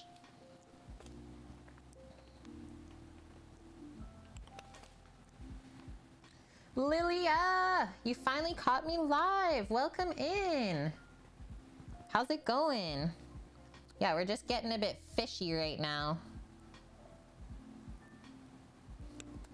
We're flaking off our fresh caught coho salmon for our salad.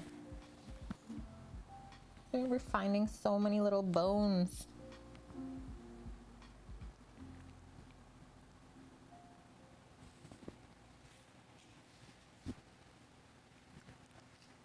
Food is such an emotional trigger for you, Josh. And this, even though you're not eating it, brings tears. Aww. Yeah, it's so beautiful. I know, the fact that when my friend gave us this fish, he's like, I'm sorry it's so small. We're like, why are you apologizing? Like, thank you for going out and taking the time and then thinking of us for the fish. It's like, you know what I mean? Like, why are you sorry?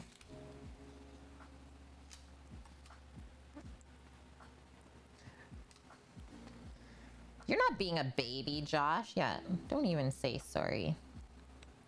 I love all of your guys' kind words. It means a lot, honestly.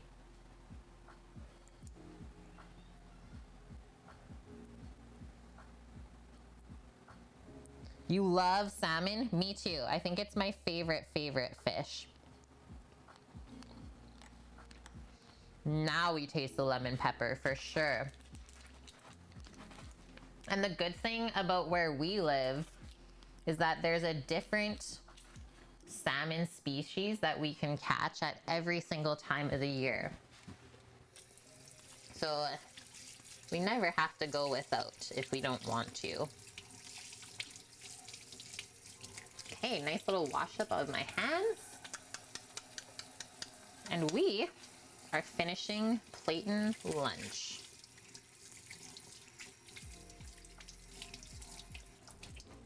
I'll snack on it as we start assembling our cake. And then we will have our cake assembled. We are going to let it sit overnight, guys. And then on tomorrow's stream, we'll try it together.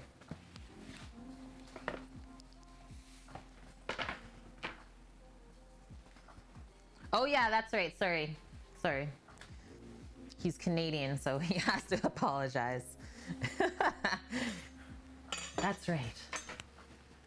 In southern Germany, fish never is that fresh. You can only buy it defrosted. Yep.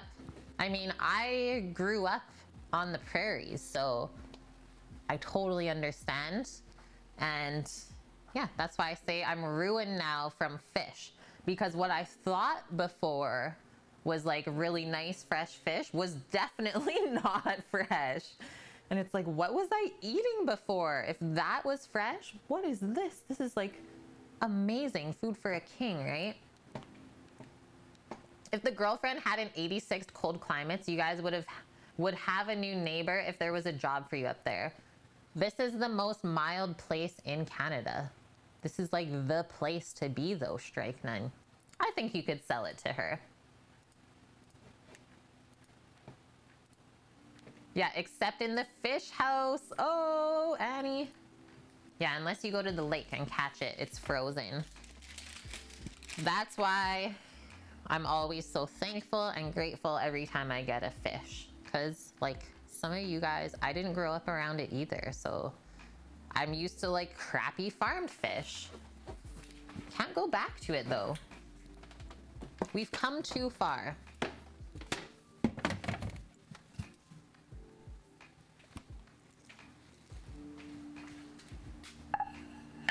Boom. Boom, ba-doom. Oh, the eggs.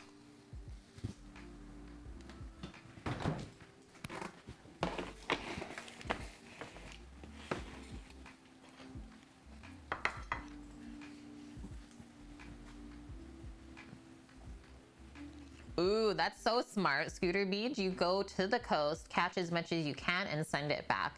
It does make sense. Yeah, if that's what you have to do, I would do that too. Okay, we have our mixed greens here. We have some peas that we cut up earlier, as well as some tomato that we diced, and we just laid that on the plate. Now, we have to layer on our sliced potatoes. I really like this one. How it's laid out. Just had to pick a little papery piece off of there. Probably gonna do 2 potatoes. So this is called fanning. We'll fan out the potatoes around the side of the salad. Kind of tuck in the greens there.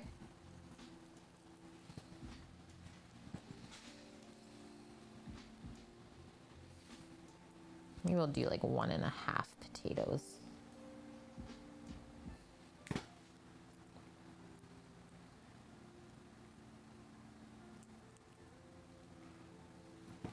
There we go. And now I said in the center was where we were gonna pop the salmon. So let's make just a bit more room there. The salmon and then the egg.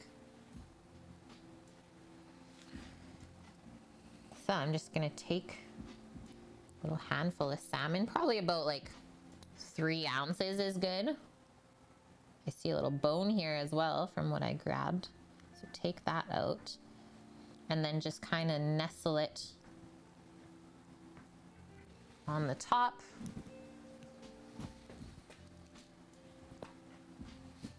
Maybe a little bit more. And then we'll just press down or make some room in the center for our egg to sit.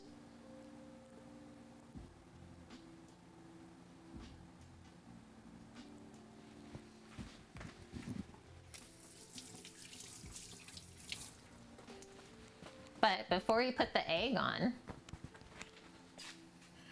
I'm thinking we should dress it. Thinking we should dress it first.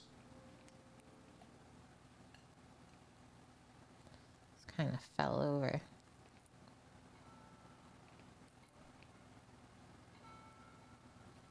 There we go.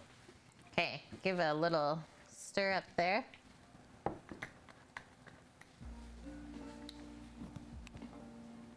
A little bit on the salmon. And then we'll just slowly go around the plate. Remember, because the potatoes, only the water has been seasoned. So pour a little dressing over those. Same with the tomatoes. Should be lots for the amount of greens we have there. So a nice light dressing. Pop our egg there and hold tight. I'm just gonna grab some chives and parsley from outside.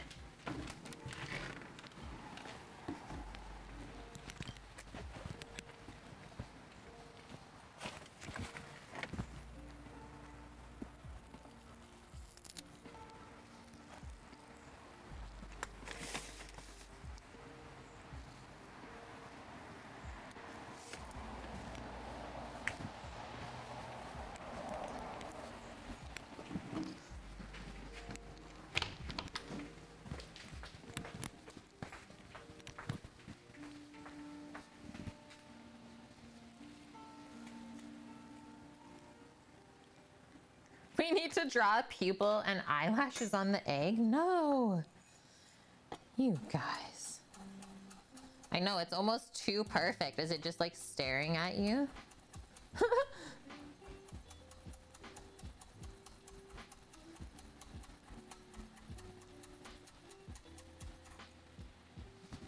More than enough. Okay, sprinkle that around. Definitely on the potatoes. It'll make them shine. Got some color contrast happening.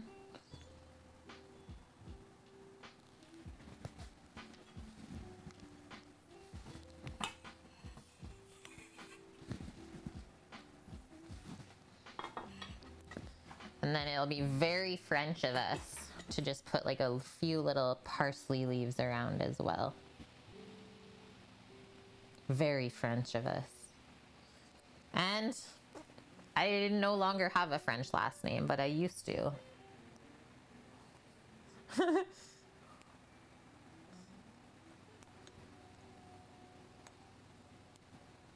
And then the parsley will actually add some nice flavor too, as the homegrown parsley is quite strong compared to what we get in the store. Okay, I'm getting my phone ready because as soon as I bust this egg open, we gotta take the yolk photo.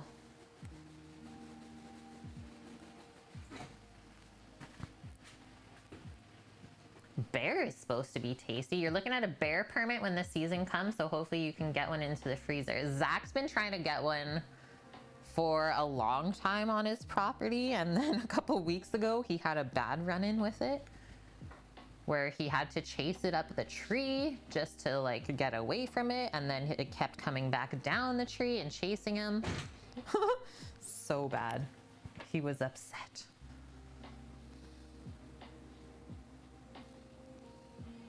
Do we like the egg this way? I think so, rather than the other way.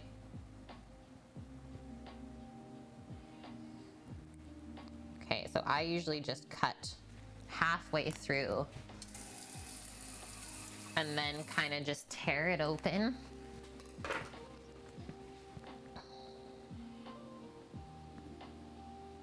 Oh, yeah, that's medium. Okay, I have to push some of this back into the egg. I see what happened. Yeah. Okay, so that's like perfect medium in my mind. So all of the white is cooked, and then we just have a little bit of the soft yolk there to mix in with everything.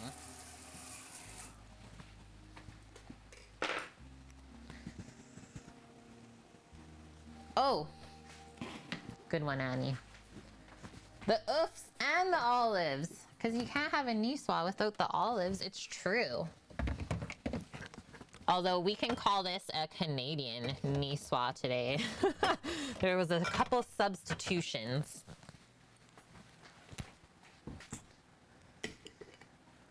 Yeah, it wasn't me.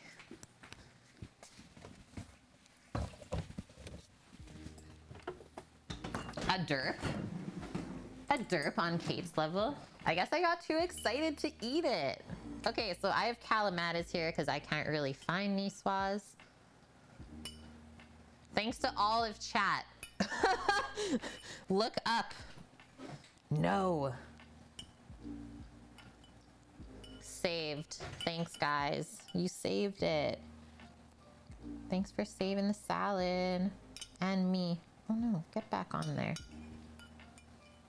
Okay, we gotta nestle the olives so they don't like roll off of the plate, right? I think that looks good. I did want to put this one up here. Doesn't really want to stay. It's like, nah, I'm going down. What do we think? I'm gonna do that right there. There we go. And one for the chef. Yep, it's edible. We're good. That actually added exactly what this salad needed to finish it off.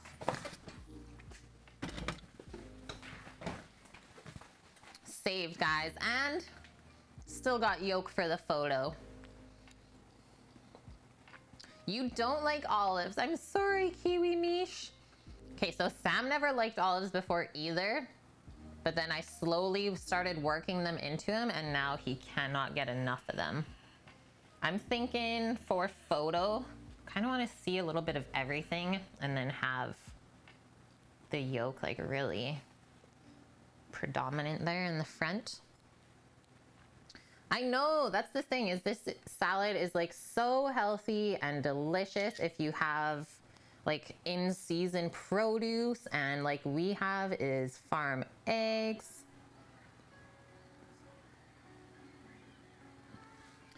Let's see how that looks.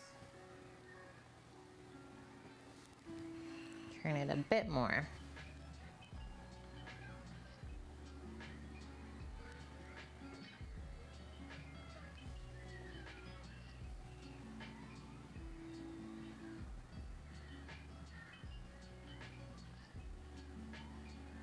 And I went for the close-up because it just looks so good on the camera. Okay, I know Sammy's not here with us, but he should be walking in like any moment. So I'm going for it. He told me not to wait up. So let's get into it. Shouldn't need a knife for anything here either.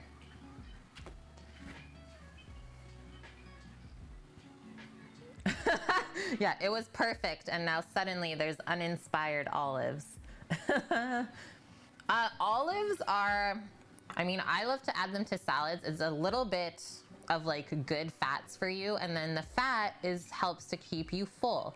So something like a salad, you actually need a little bit more fat to add into it. So olives are great.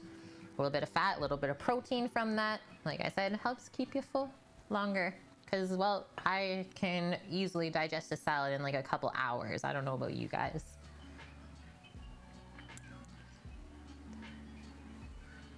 Yeah, I say walking. He's just thinking about walking through town with his helmet on. I don't know what he's doing. I know he went to the beach. Maybe, I think they went like flipping rocks to find crabs. Okay, I'm loading up this bite. And I found a bone in the first bite. This is not something I would serve to your guests unless you knew that all of the bones were gone. We don't want any choking hazards. And I think traditionally the salad actually doesn't have greens in it. So we just kind of bulk it out with lettuce. Yeah, for you, Annie, salad is digested in like 5 minutes. Mmm. The egg. Mmm.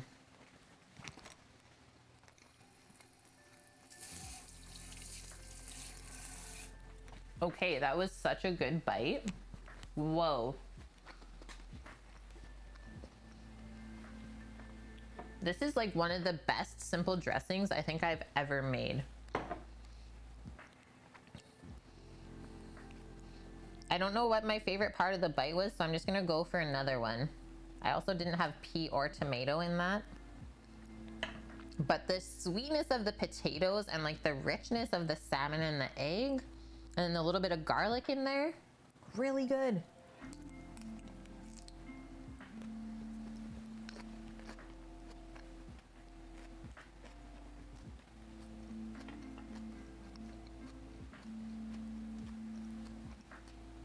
Yum.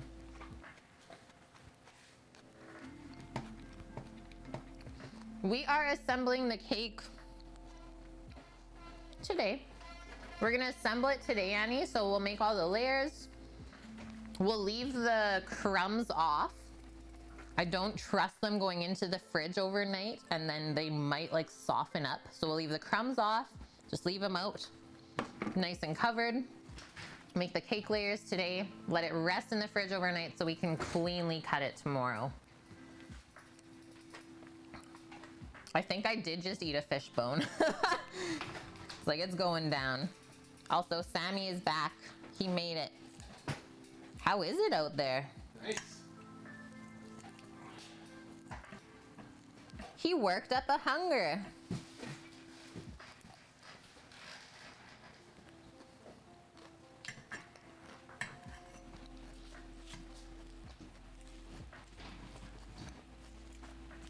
The chives were a good addition.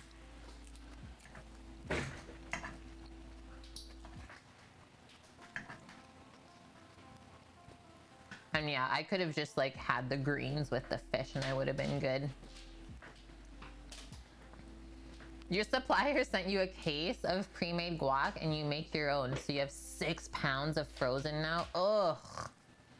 That stuff. The frozen one, you know what? I know which one you're talking about. I think the frozen one's actually better than the fresh one. Unless they're the same.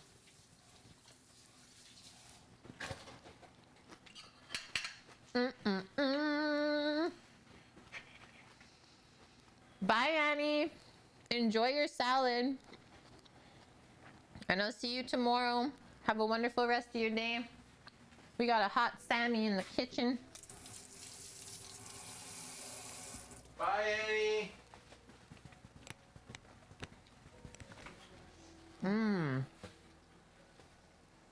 That is one of my top salads, for sure. For sure. Set myself up with water and didn't bring much. What are you gonna do, Strike Man? Are you just gonna like slowly mix in the frozen stuff with the fresh stuff? I think that's what I would try and do. And that way you don't waste it. If it doesn't change the flavor too much. Woo. Quadcore is going to beddy. Okay, good night. Sleep tight. And hopefully see you tomorrow. Thanks for hanging out all day. Hopefully we inspired you to make some tasty, tasty foods. Yeah, that fish. What do you think of the lemon pepper? I just did like lemon zest and cracked pepper. Olive oil, salt, and pepper. So good. Just eat it straight and thankfully you don't have to pay for it. Hey, staff meal for a bit, right? And yeah, don't let those bed bugs bite. Thanks, Quadcore. Take care. Okay, Sam's not even going for the salad. He's just having all of his components separate. Yeah, careful. There's some smaller bones that I couldn't get. Excuse me. That is a burp of approval.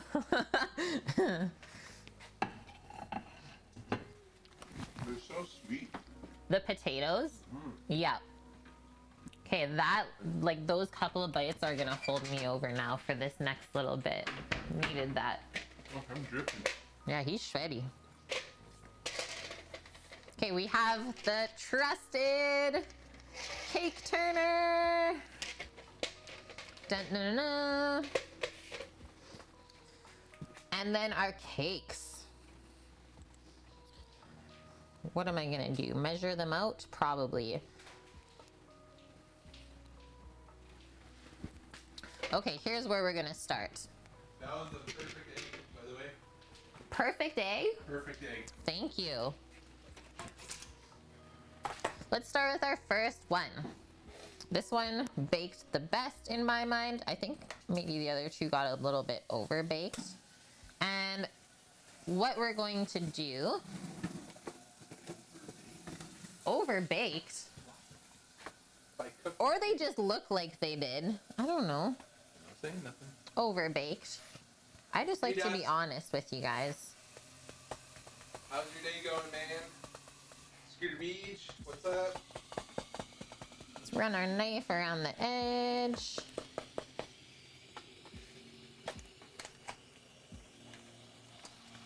You have the exact cake turner for home. It's a Wilton. Hey, Cookie. You have a fancy, expensive metal raised one at work. You may nab. Yes. Yeah, this Wilton one, not the best, but not the worst either. Had a good visit. That was fun. Were you flipping rocks? Flip rocks. Got the shit. It was nice. That's good. Was it busy there? No, it was nice. Nice. Judo. I think I won't cook at midnight anymore. My chicken has to survive a couple of hours. Rather get up early and drop to bed now. Oh. I think, Oh. is it what I think it is? Or it's the pot? You have to move some stuff here. Ah. Okay, we just have to quickly say goodnight to Judo. And we'll see you tomorrow. And yes, your chicken will survive. Okay. I don't want to put whatever that is Put on here, parchment so. On it. On the counter. Well, we can't fit it under the camera anyway, so just drop it here, please. We got something in. From a goal? Yeah. From a goal. Opening it up. It's too big to even fit under the camera, if that's a hint. Oh, it's like we're cooking French food today. There's another hint.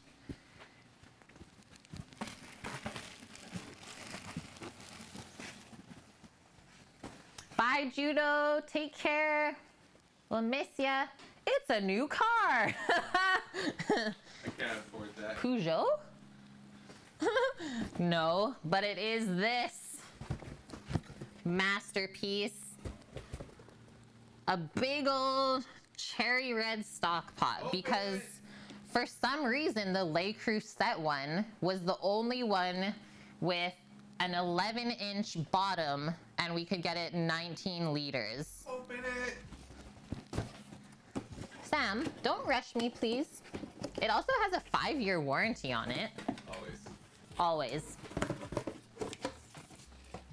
Oh. Just the inside of the lid is what we're greeted with. Ooh. Oh.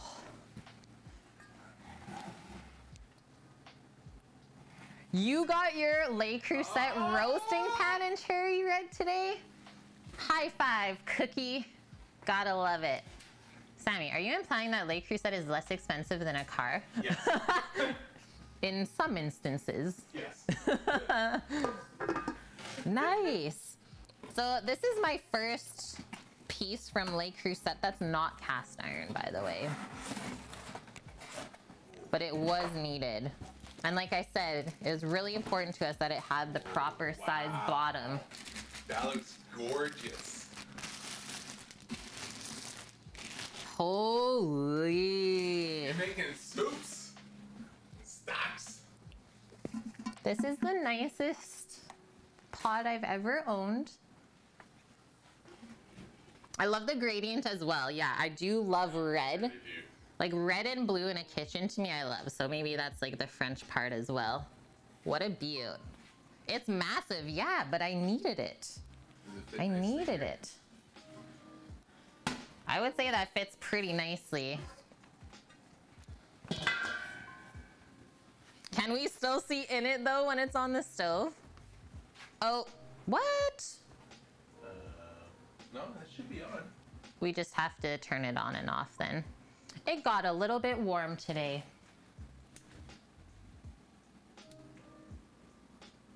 It was on before. We know this because it's we've on. done cooking already. But does it fit? Oh my gosh, we can actually see in it still. Let's do this. Okay, thank you so much, guys, to everyone that donated to that goal for us to get that pot. It is beautiful and another great, useful piece of equipment that should, once again, outlast me. And I don't plan on really having kids, so if anyone's interested in kitchen hand-me-downs, just saying.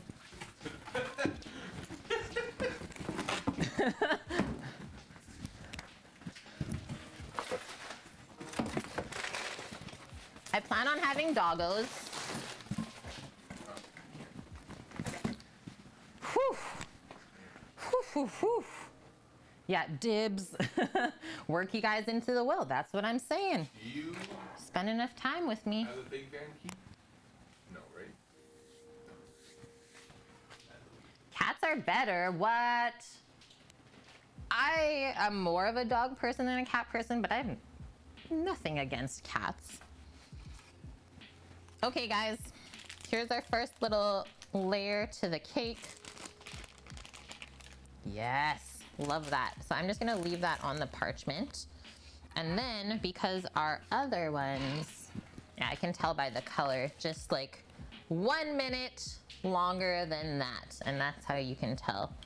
So this one was a little bit larger. So we're just going to trace out around. Wasn't like that much bigger, but we still have to get the proper layers. And I'm also just looking at the cake right now. Didn't turn out as good as what I made last time.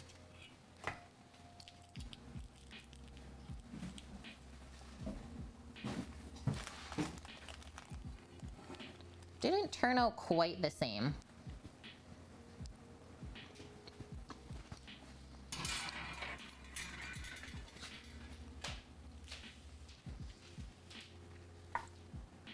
Yeah, animals are better. There it is, Snake Eye.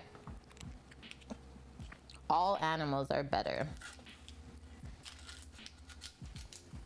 Said to Sam when I'm like old and retired, just want to have a farm with a lot of dogs on it. Are these cast iron pans? No, they're not. They're just like, what is it? Aluminum? No. I don't know, Wilton cake pans. Not cast iron though, but that would be cool. Wonder how that would bake a cake though. It might get too hot. Might get too hot. Okay, so I guess what we're gonna do is just flip this over. And as you can see, we're really not trimming that much off. So hold it down and then just run our knife along the outside. Yes. You seriously should express your disappointment for me over baking these 2 pieces of cake. Even though I already called myself out, you're more than welcome to say it as well. I expressed my disappointment. Sam did all as well? What? I don't know if that's allowed from Sam because I know that he couldn't do better than this. But for Strike None, I'll take it. Oh, wow. I've never seen you attempt anything out of that book. Nope. Nope, that's a lie. I made monster cookies out of the book. You made monster cookies out of the book? Yeah, I use it as reference. There you have it. So that's a lie. And well, what do we do with the cake trim? You eat it. That's your treat for baking it. What are monster cookies? What cookie? The Real Magic Cookie does not know what a monster cookie is? I think she's saying compost cookie though. I don't think she has a monster cookie recipe. Sorry, compost cookie. Spoofing off of what Sam said, monster cookie, it's actually called compost cookies. And this is a really cool recipe. It's got like potato chips in it. Yeah. Did we make the? No, we didn't make that on stream. That's right. Just Sam made them. And we made them for, we made 1,000 of them for... Yeah, that's right. I did them for ice cream sandwiches one time. Compost cookies. Dun, dun, dun, dun. So yeah, chocolate chips, butterscotch chips, graham crust, oats, ground coffee, potato chips, and mini pretzels. That's in the cookie, guys, along with like your flour, sugar, butter, etc.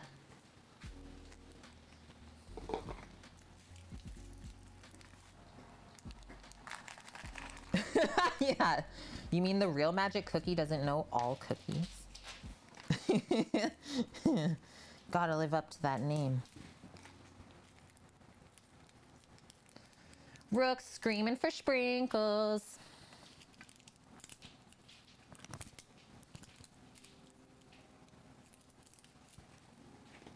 Okay, one done. I guess we can just do that. Next. Oh no. We broke the cake already.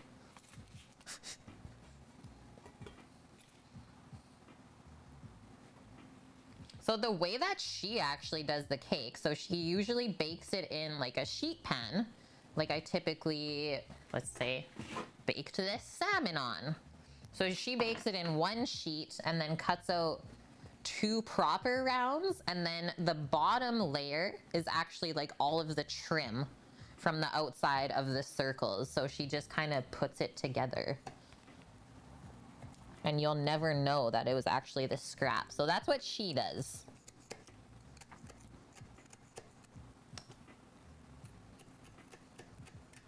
So let's just say it's okay if the cake breaks. You can sew it back up with the icing.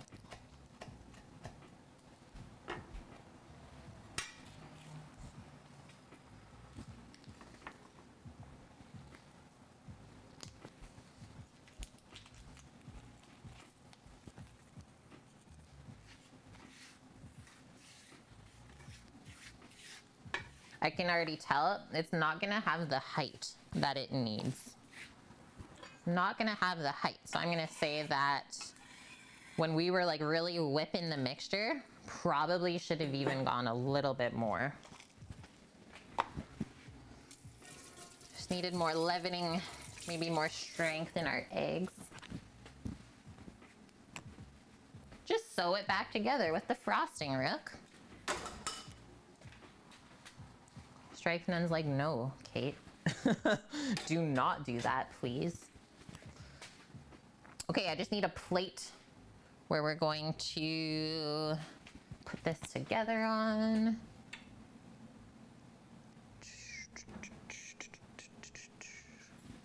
What am I feeling? Probably just gonna go with this one. Old Faithful. Yeah, told me so. I should have switched the beaters. 100%.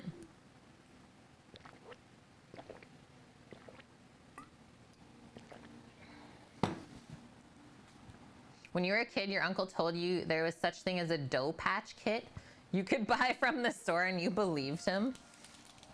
I like humor like that. I really do. Our salmon peeking out there. I'll just move that over.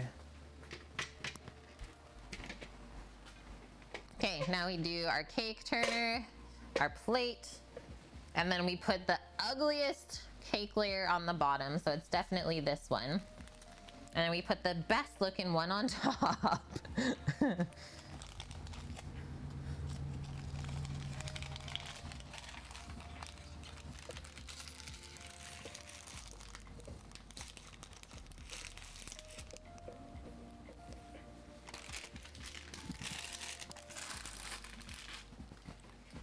So center that on the plate as well, as best as you can. We're gonna do, I think, a redo of this one day as well. Or we'll try another variation of one of her cakes.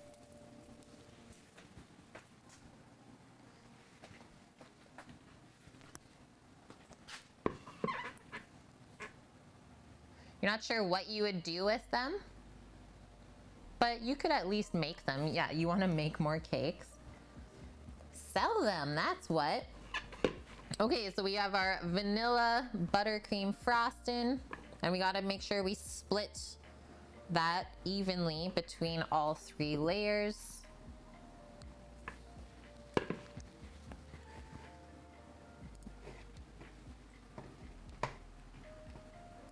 Just go back to the recipe, go back to our assembly. Step number 5.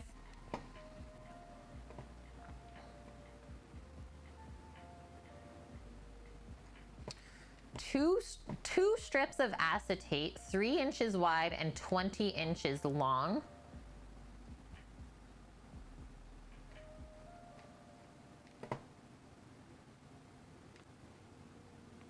So we did get acetate, but I think I have to like tape it back together.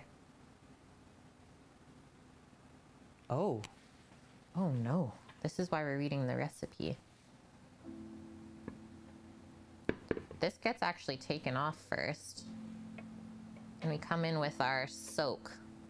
Don't worry, just more vanilla and dairy first. We come in with the soak. Remember when we mixed together the milk and vanilla and then popped it in the fridge? We're coming back to that now. So that's our first thing that goes on. So dunk a pastry brush in the birthday cake soak and give all of the layers of cake a good, healthy brush. But I think I want to do this layer by layer.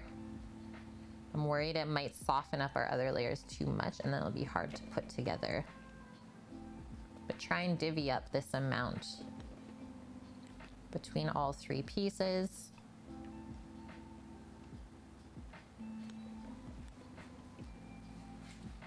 There's that. Use the back of the spoon to spread 1/5 of the frosting in an even layer over the cake.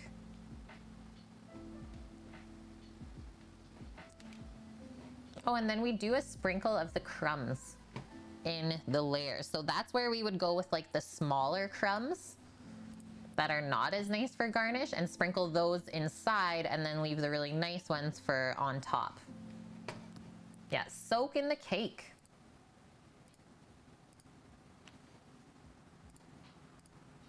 Yeah, a Tres Leches funfetti cake. It's pretty much it, hey?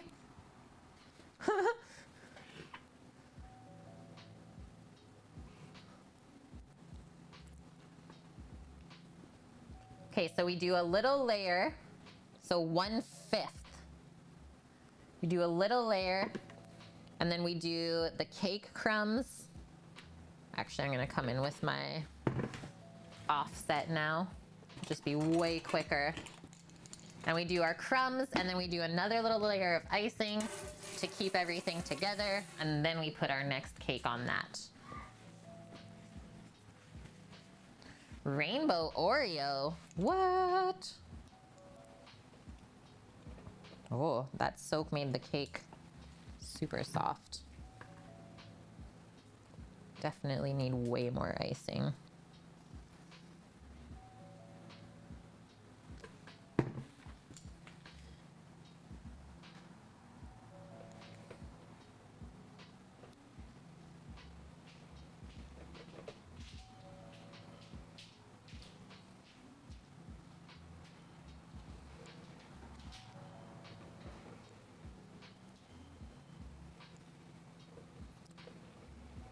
Here's the other reason why it's not going to be as tall as hers is because she does 6 inches for cakes, and today we're doing an 8 inch. So instead of it going higher, we went wider.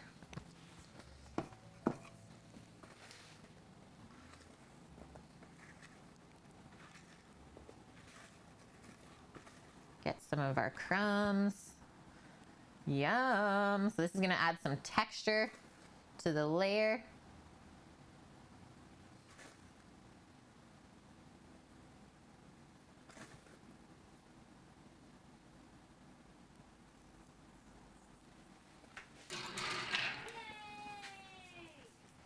Thank you, Rook, for those 400 biddies, my man. Thank you, thank you. Are you getting excited or what?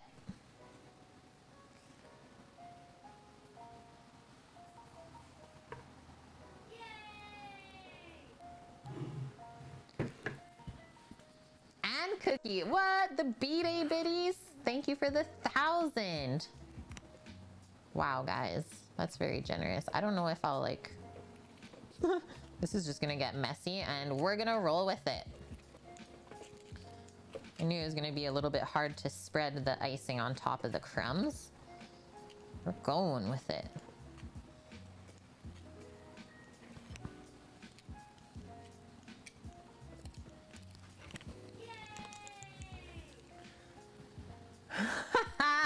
Rook, thank you for the 1,001 bits. Yeah, you heard that. Thanks, guys. Oh, yeah. Not starting any wars, but... And Sammy! Oh, Gifting the subs now. He's like, I want to be part of this too. Welcome, friends. Welcome. Okay. Oh, yeah. We're ready for our next layer. We're doing it. Biddy fight. Oh, yeah. And we're already at a level 3 hype train for today. Oh, yeah.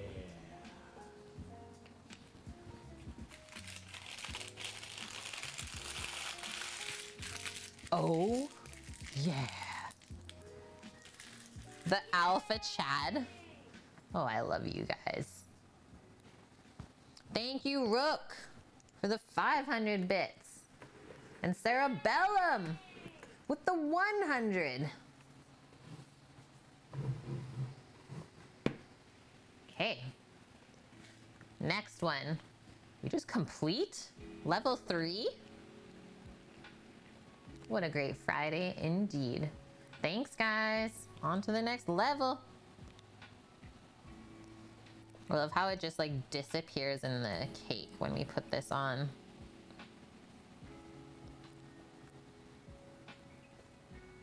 Now that Strike Nun said Tres Leche, that's like all I'm thinking about.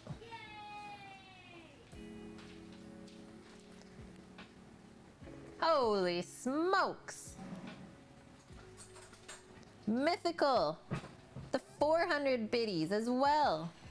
Thank you, guys. Thank you, thank you.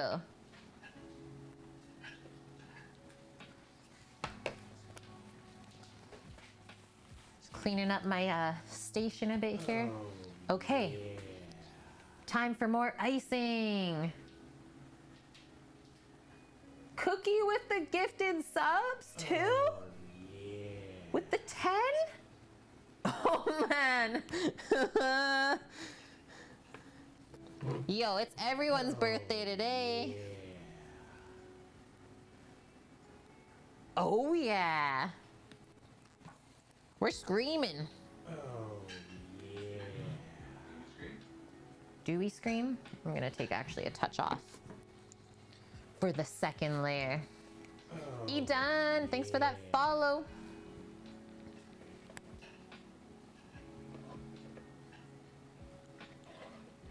Oh, yeah.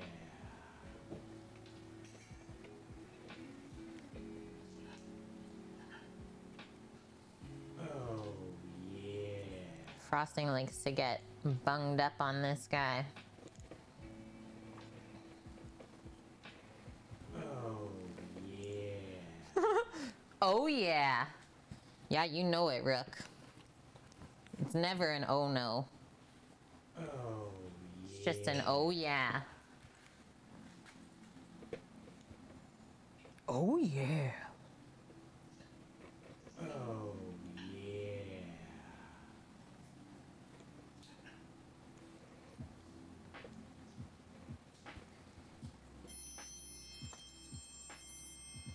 Mythical. Thank you for the 100 as well. Oh my gosh, we're at 107% of level 5. We've like gone way past where we needed to go. What a fight just now. A battle of sorts.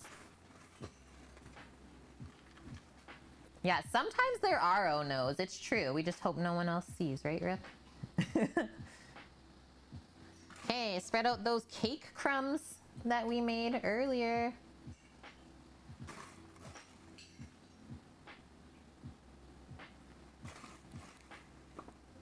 Your best friend would get his mom to make this for his birthday every year growing up. You called it confetti cake. That's literally what it is, Dust. Just a not simple at all version of it. Just the least simple version of a confetti cake. And I'm not even really doing it justice today, if I'm being honest. It could be way better than this. Or it should be.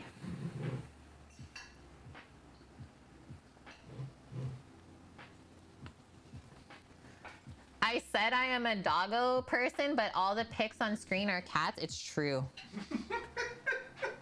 I said I liked either or, but I liked dogs just a touch more.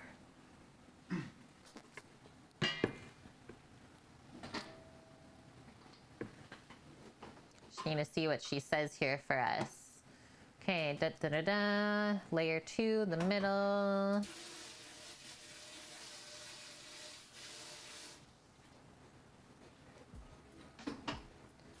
So the remaining cake round into the frosting. That's the top layer that we're going into next. Cover the top of the cake with the remaining frosting. Give it volume and swirls. Or you can go for the perfectly flat top. And then we garnish the top with the remaining birthday crumbs. That is it. Okay, step 10. Transfer your assembled cake. She actually says to the freezer for a minimum of 12 hours. And then it'll keep in the freezer for up to 2 weeks like this. What? These are things I didn't know. Guys, thank you so much for that crazy hype train. All of the subs, all of the biddies. Thank you so much. What a great way to start off the week of streams. And just received a new little hype train emote as well. A little choo-choo. Yeah, it needs more hot sauce.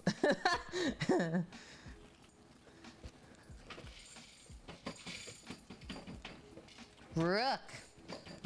The dill pickle hot sauce from Big Green Egg is bomb. And then we also got their habanero one. Super good. Super good.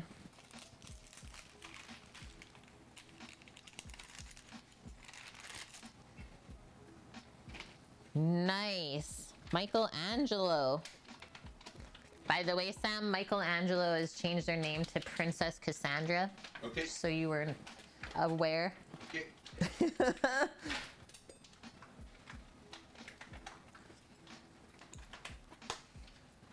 Potato chips, Haagen-Dazs ice cream, and peanut soup. Whoa, what is peanut soup though?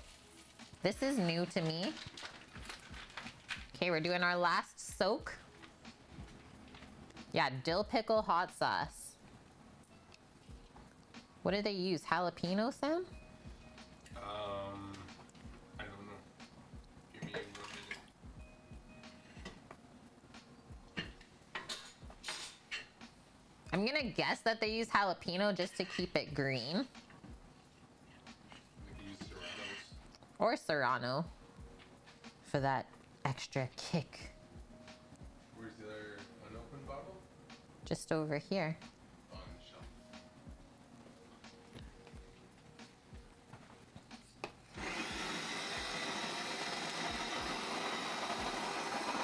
Are you making coffee? Jalapeno. Jalapeno. Nope. We got coffee on the go. This is magical, guys.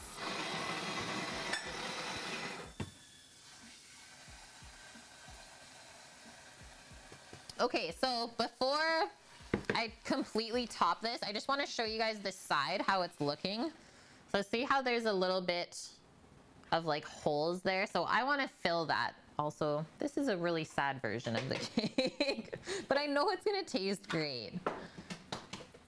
I guess I need the 6-inch like cake round to actually do this properly. Otherwise, it'll never be the same because she uses the cake round to like build the cake in with the layers. Oh, wow. That's some of that fresh coffee that my brother sent us.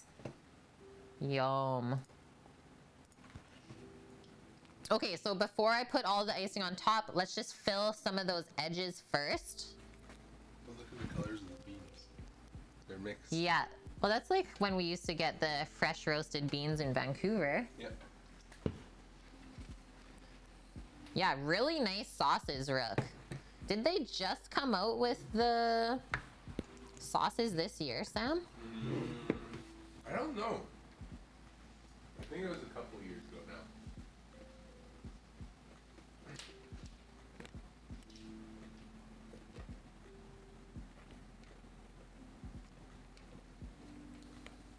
I guess this just shows, guys, that I don't often make too many cakes at home either, and none like this fancy. So even I don't have all the fancy equipment that they need for this recipe. And I mean, sometimes you can't justify buying it just for one use.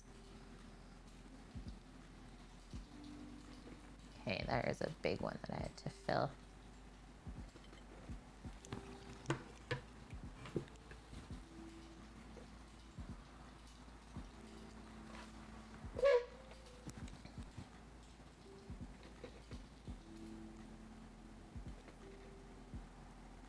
Okay, and now we're gonna take my next kind of favorite little kitchen tool is our dough scraper or pastry knife, basically whatever you want to call it. And then we're just gonna go around the edge and smooth it. Tuck everything together.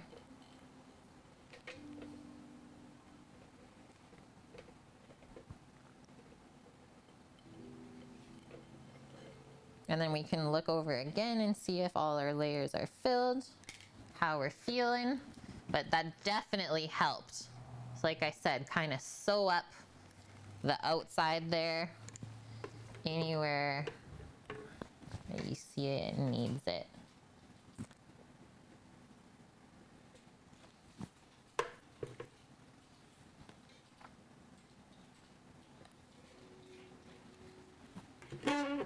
Oh, spatula in the mixing bowl.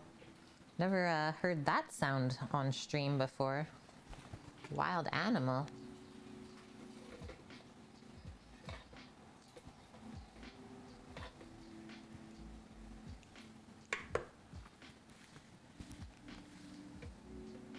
One more spin, and then we get to finish the top.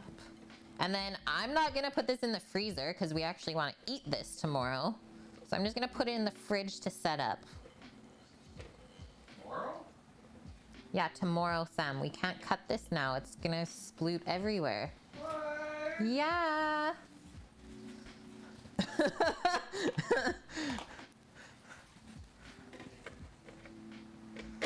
Yeah, Sam's out of here. He did not sign up for this.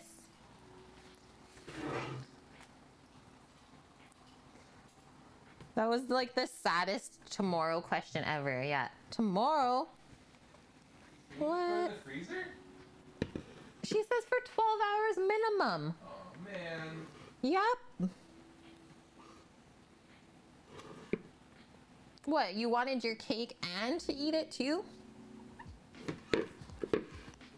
What do you think this is?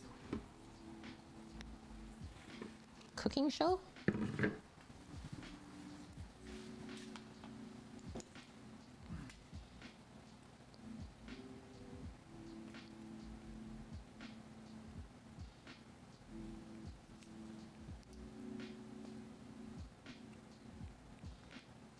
I have to say though, there's like not a lot of anything here. to spare. So there's no room for error either, as you can see. It's like, this is actually a little stressful for me.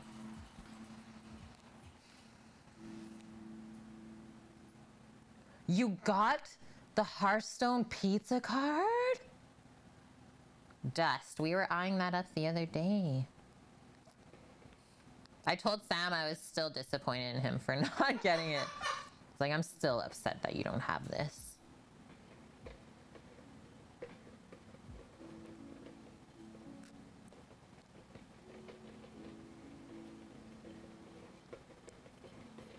Go, go, go!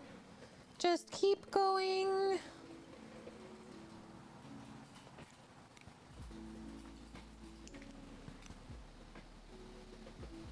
Clean up the top edge. Oh, gotta put some icing back in there. Yes. Okay, it's coming together. The only way from here is up.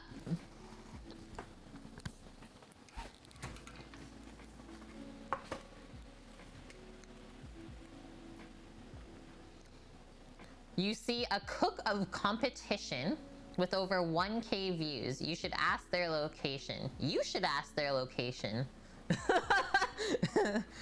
I don't even know who you're talking about. Okay, we got all these lovely crumbs. Pop that on.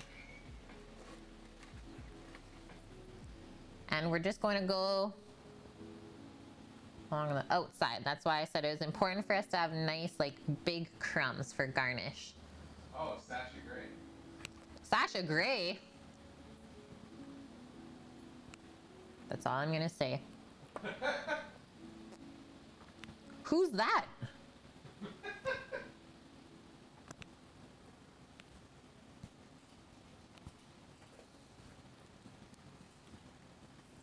Just waiting for someone to be like, wasn't she in Entourage?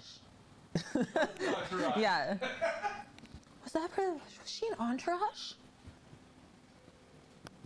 Yeah, but was that where she originally was? No. That's where I learned where she was from. Titan, where is your salmon plate? Well, it's here, because Sam hasn't eaten all his salmon yet. It's here waiting for you, my man. Half of yours. Oh, sorry, he ate half of mine. Water's boiling. Oh, thank you. Is that too perfect now? Probably.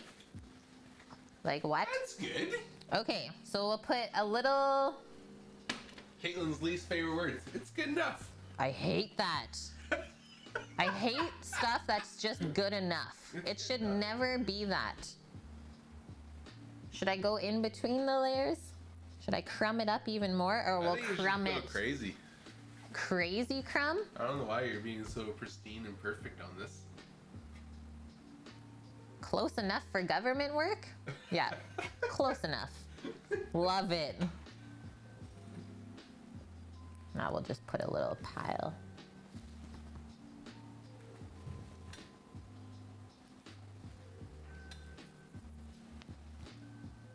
Yeah, just grab all the leftover crumbs and just whip it onto the cake.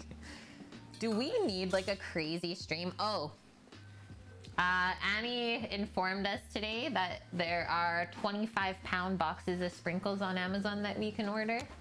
And I said, do we need to dump that on top of me one day for like a goal? I'd be down.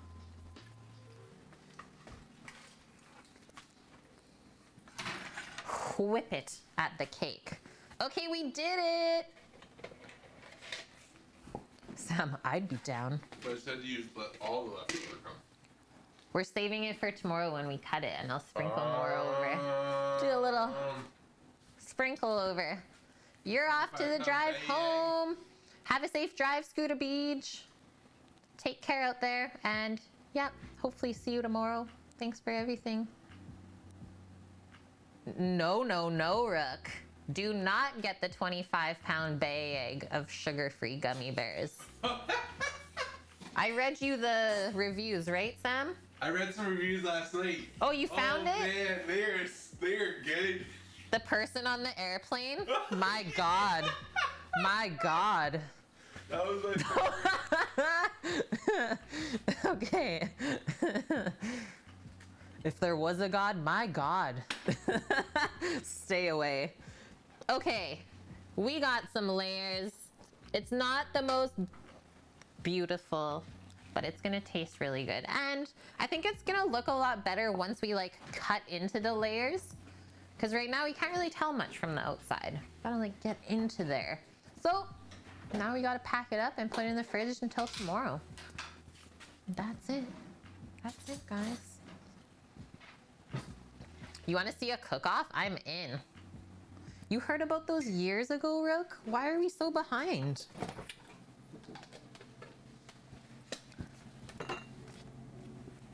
Nope. That'll work. It's too risky. Why is it risky?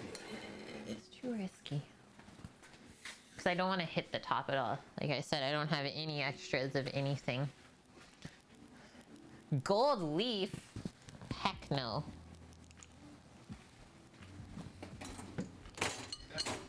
Okay.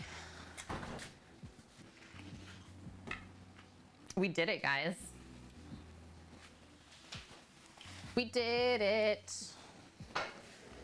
Lots of good work put in today.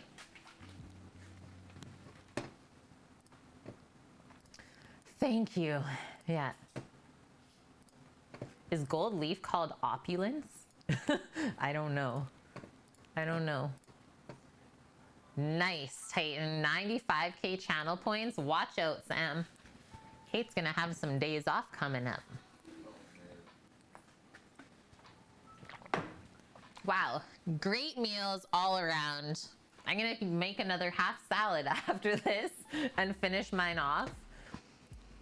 Okay, tomorrow, what we got going down? Pulled pork sandwiches, sourdough ciabatta bun, applewood smoked pork shoulder. So yes, we are smoking tomorrow. Smoking Saturdays might become a thing now. I'm feeling. Yeah, smoking Saturdays. Or at least egg Saturdays. Or egg Saturdays, yeah, BG Saturdays. So our smoked pork shoulder, which will probably be around 10 hours. Yeah. About 10 hours. So? She's an early one. So? What? Start at 5. We start at 5 a.m. tomorrow? Oh goodness, go to bed early. Everyone's going to bed early. We're also going along with that. So we got our bun, our smoked pork. We're gonna pull that, obviously. It's gonna be cooked until it's just falling apart off the bone. Franklin's classic barbecue sauce, so kind of sweet and tangy. And then on top of all of that, a sweet and sour coleslaw, one of my faves. It's like a little bit spicy. It's got bread and butter pickles in it, and obviously cabbage. And then for the side, a baby potato salad with roasted corn and a creamy dill dressing. Yum. That's gonna be a good one. And that is food for friends tomorrow. So we are selling some stuff as well. Food for friends. Food for friends. Yeah, we're starting the stream at 5 a.m. Pacific time tomorrow. Sam just informed us. RIP, guys. F. Yeah. Fish are friends, not food. That's the one, Rook. Yeah, I just made up Where from? Finding Nemo. You get some movie references. Yeah, movie references for 12-year-olds, I remember. That's about it. Yeah, we just made up some business cards. You'd cook Nemo? Why? That's all I'm gonna ask. Okay, who are we gonna go raid today? What we got going on? Do a B-Bubs or a Mr. Ruby? Actually, we are gonna do B-Bubs because B-Bubs subscribed today when he was in here with us. So let's go show the love over there. No, Titan, Nemo is not sushi. There is a reason that Nemo has never been sushi to begin with. That is it. Yeah, I'd cook Jaws, but we'd get mercury poisoning. It's true. How many bees in bee-bubs? Like 3? 3 bees to start. Yeah. You make your coffee first. Sam says French press it first. Okay, we'll finish with that. I don't know what he's trying to do to me today. You said you needed another coffee. Getting up early, but we're having coffee at 3:30. Yeah. Good luck. That's what naps are for, right? Hey. Oh, did someone else say earlier that they were drinking their coffee out of the Cook with Kate mug? Cookie. Yeah, Cookie when he got his new one. Cookie and Annie. Oh yeah, that's right. This is just a little mug. We'll be okay. Just a wee one. Okay, I'm hitting it. I have to hit the button, Sam. Hit the button. I don't know if we could even use Nemo as bait, Titan. That's the same size as always. How is that possible? I made the same amount of water as normal. I don't know. Bulletproof coffee. Okay, guys. Bye, everyone. Thank you for the wonderful day. As always, completely spoiled. Thank you for that awesome hype train as well. Hope you guys take care. Stay safe out there, especially for my American friends. Thank you for that monster of a thing. So if you want to see anything made in that, let me know. We'll reveal our cake tomorrow. And we got pulled pork sandwiches going down. See you at 5 a.m. tomorrow. We're hitting that button. Let's go spread some love on Twitch and see our friend B-Bubs. Okay, bye.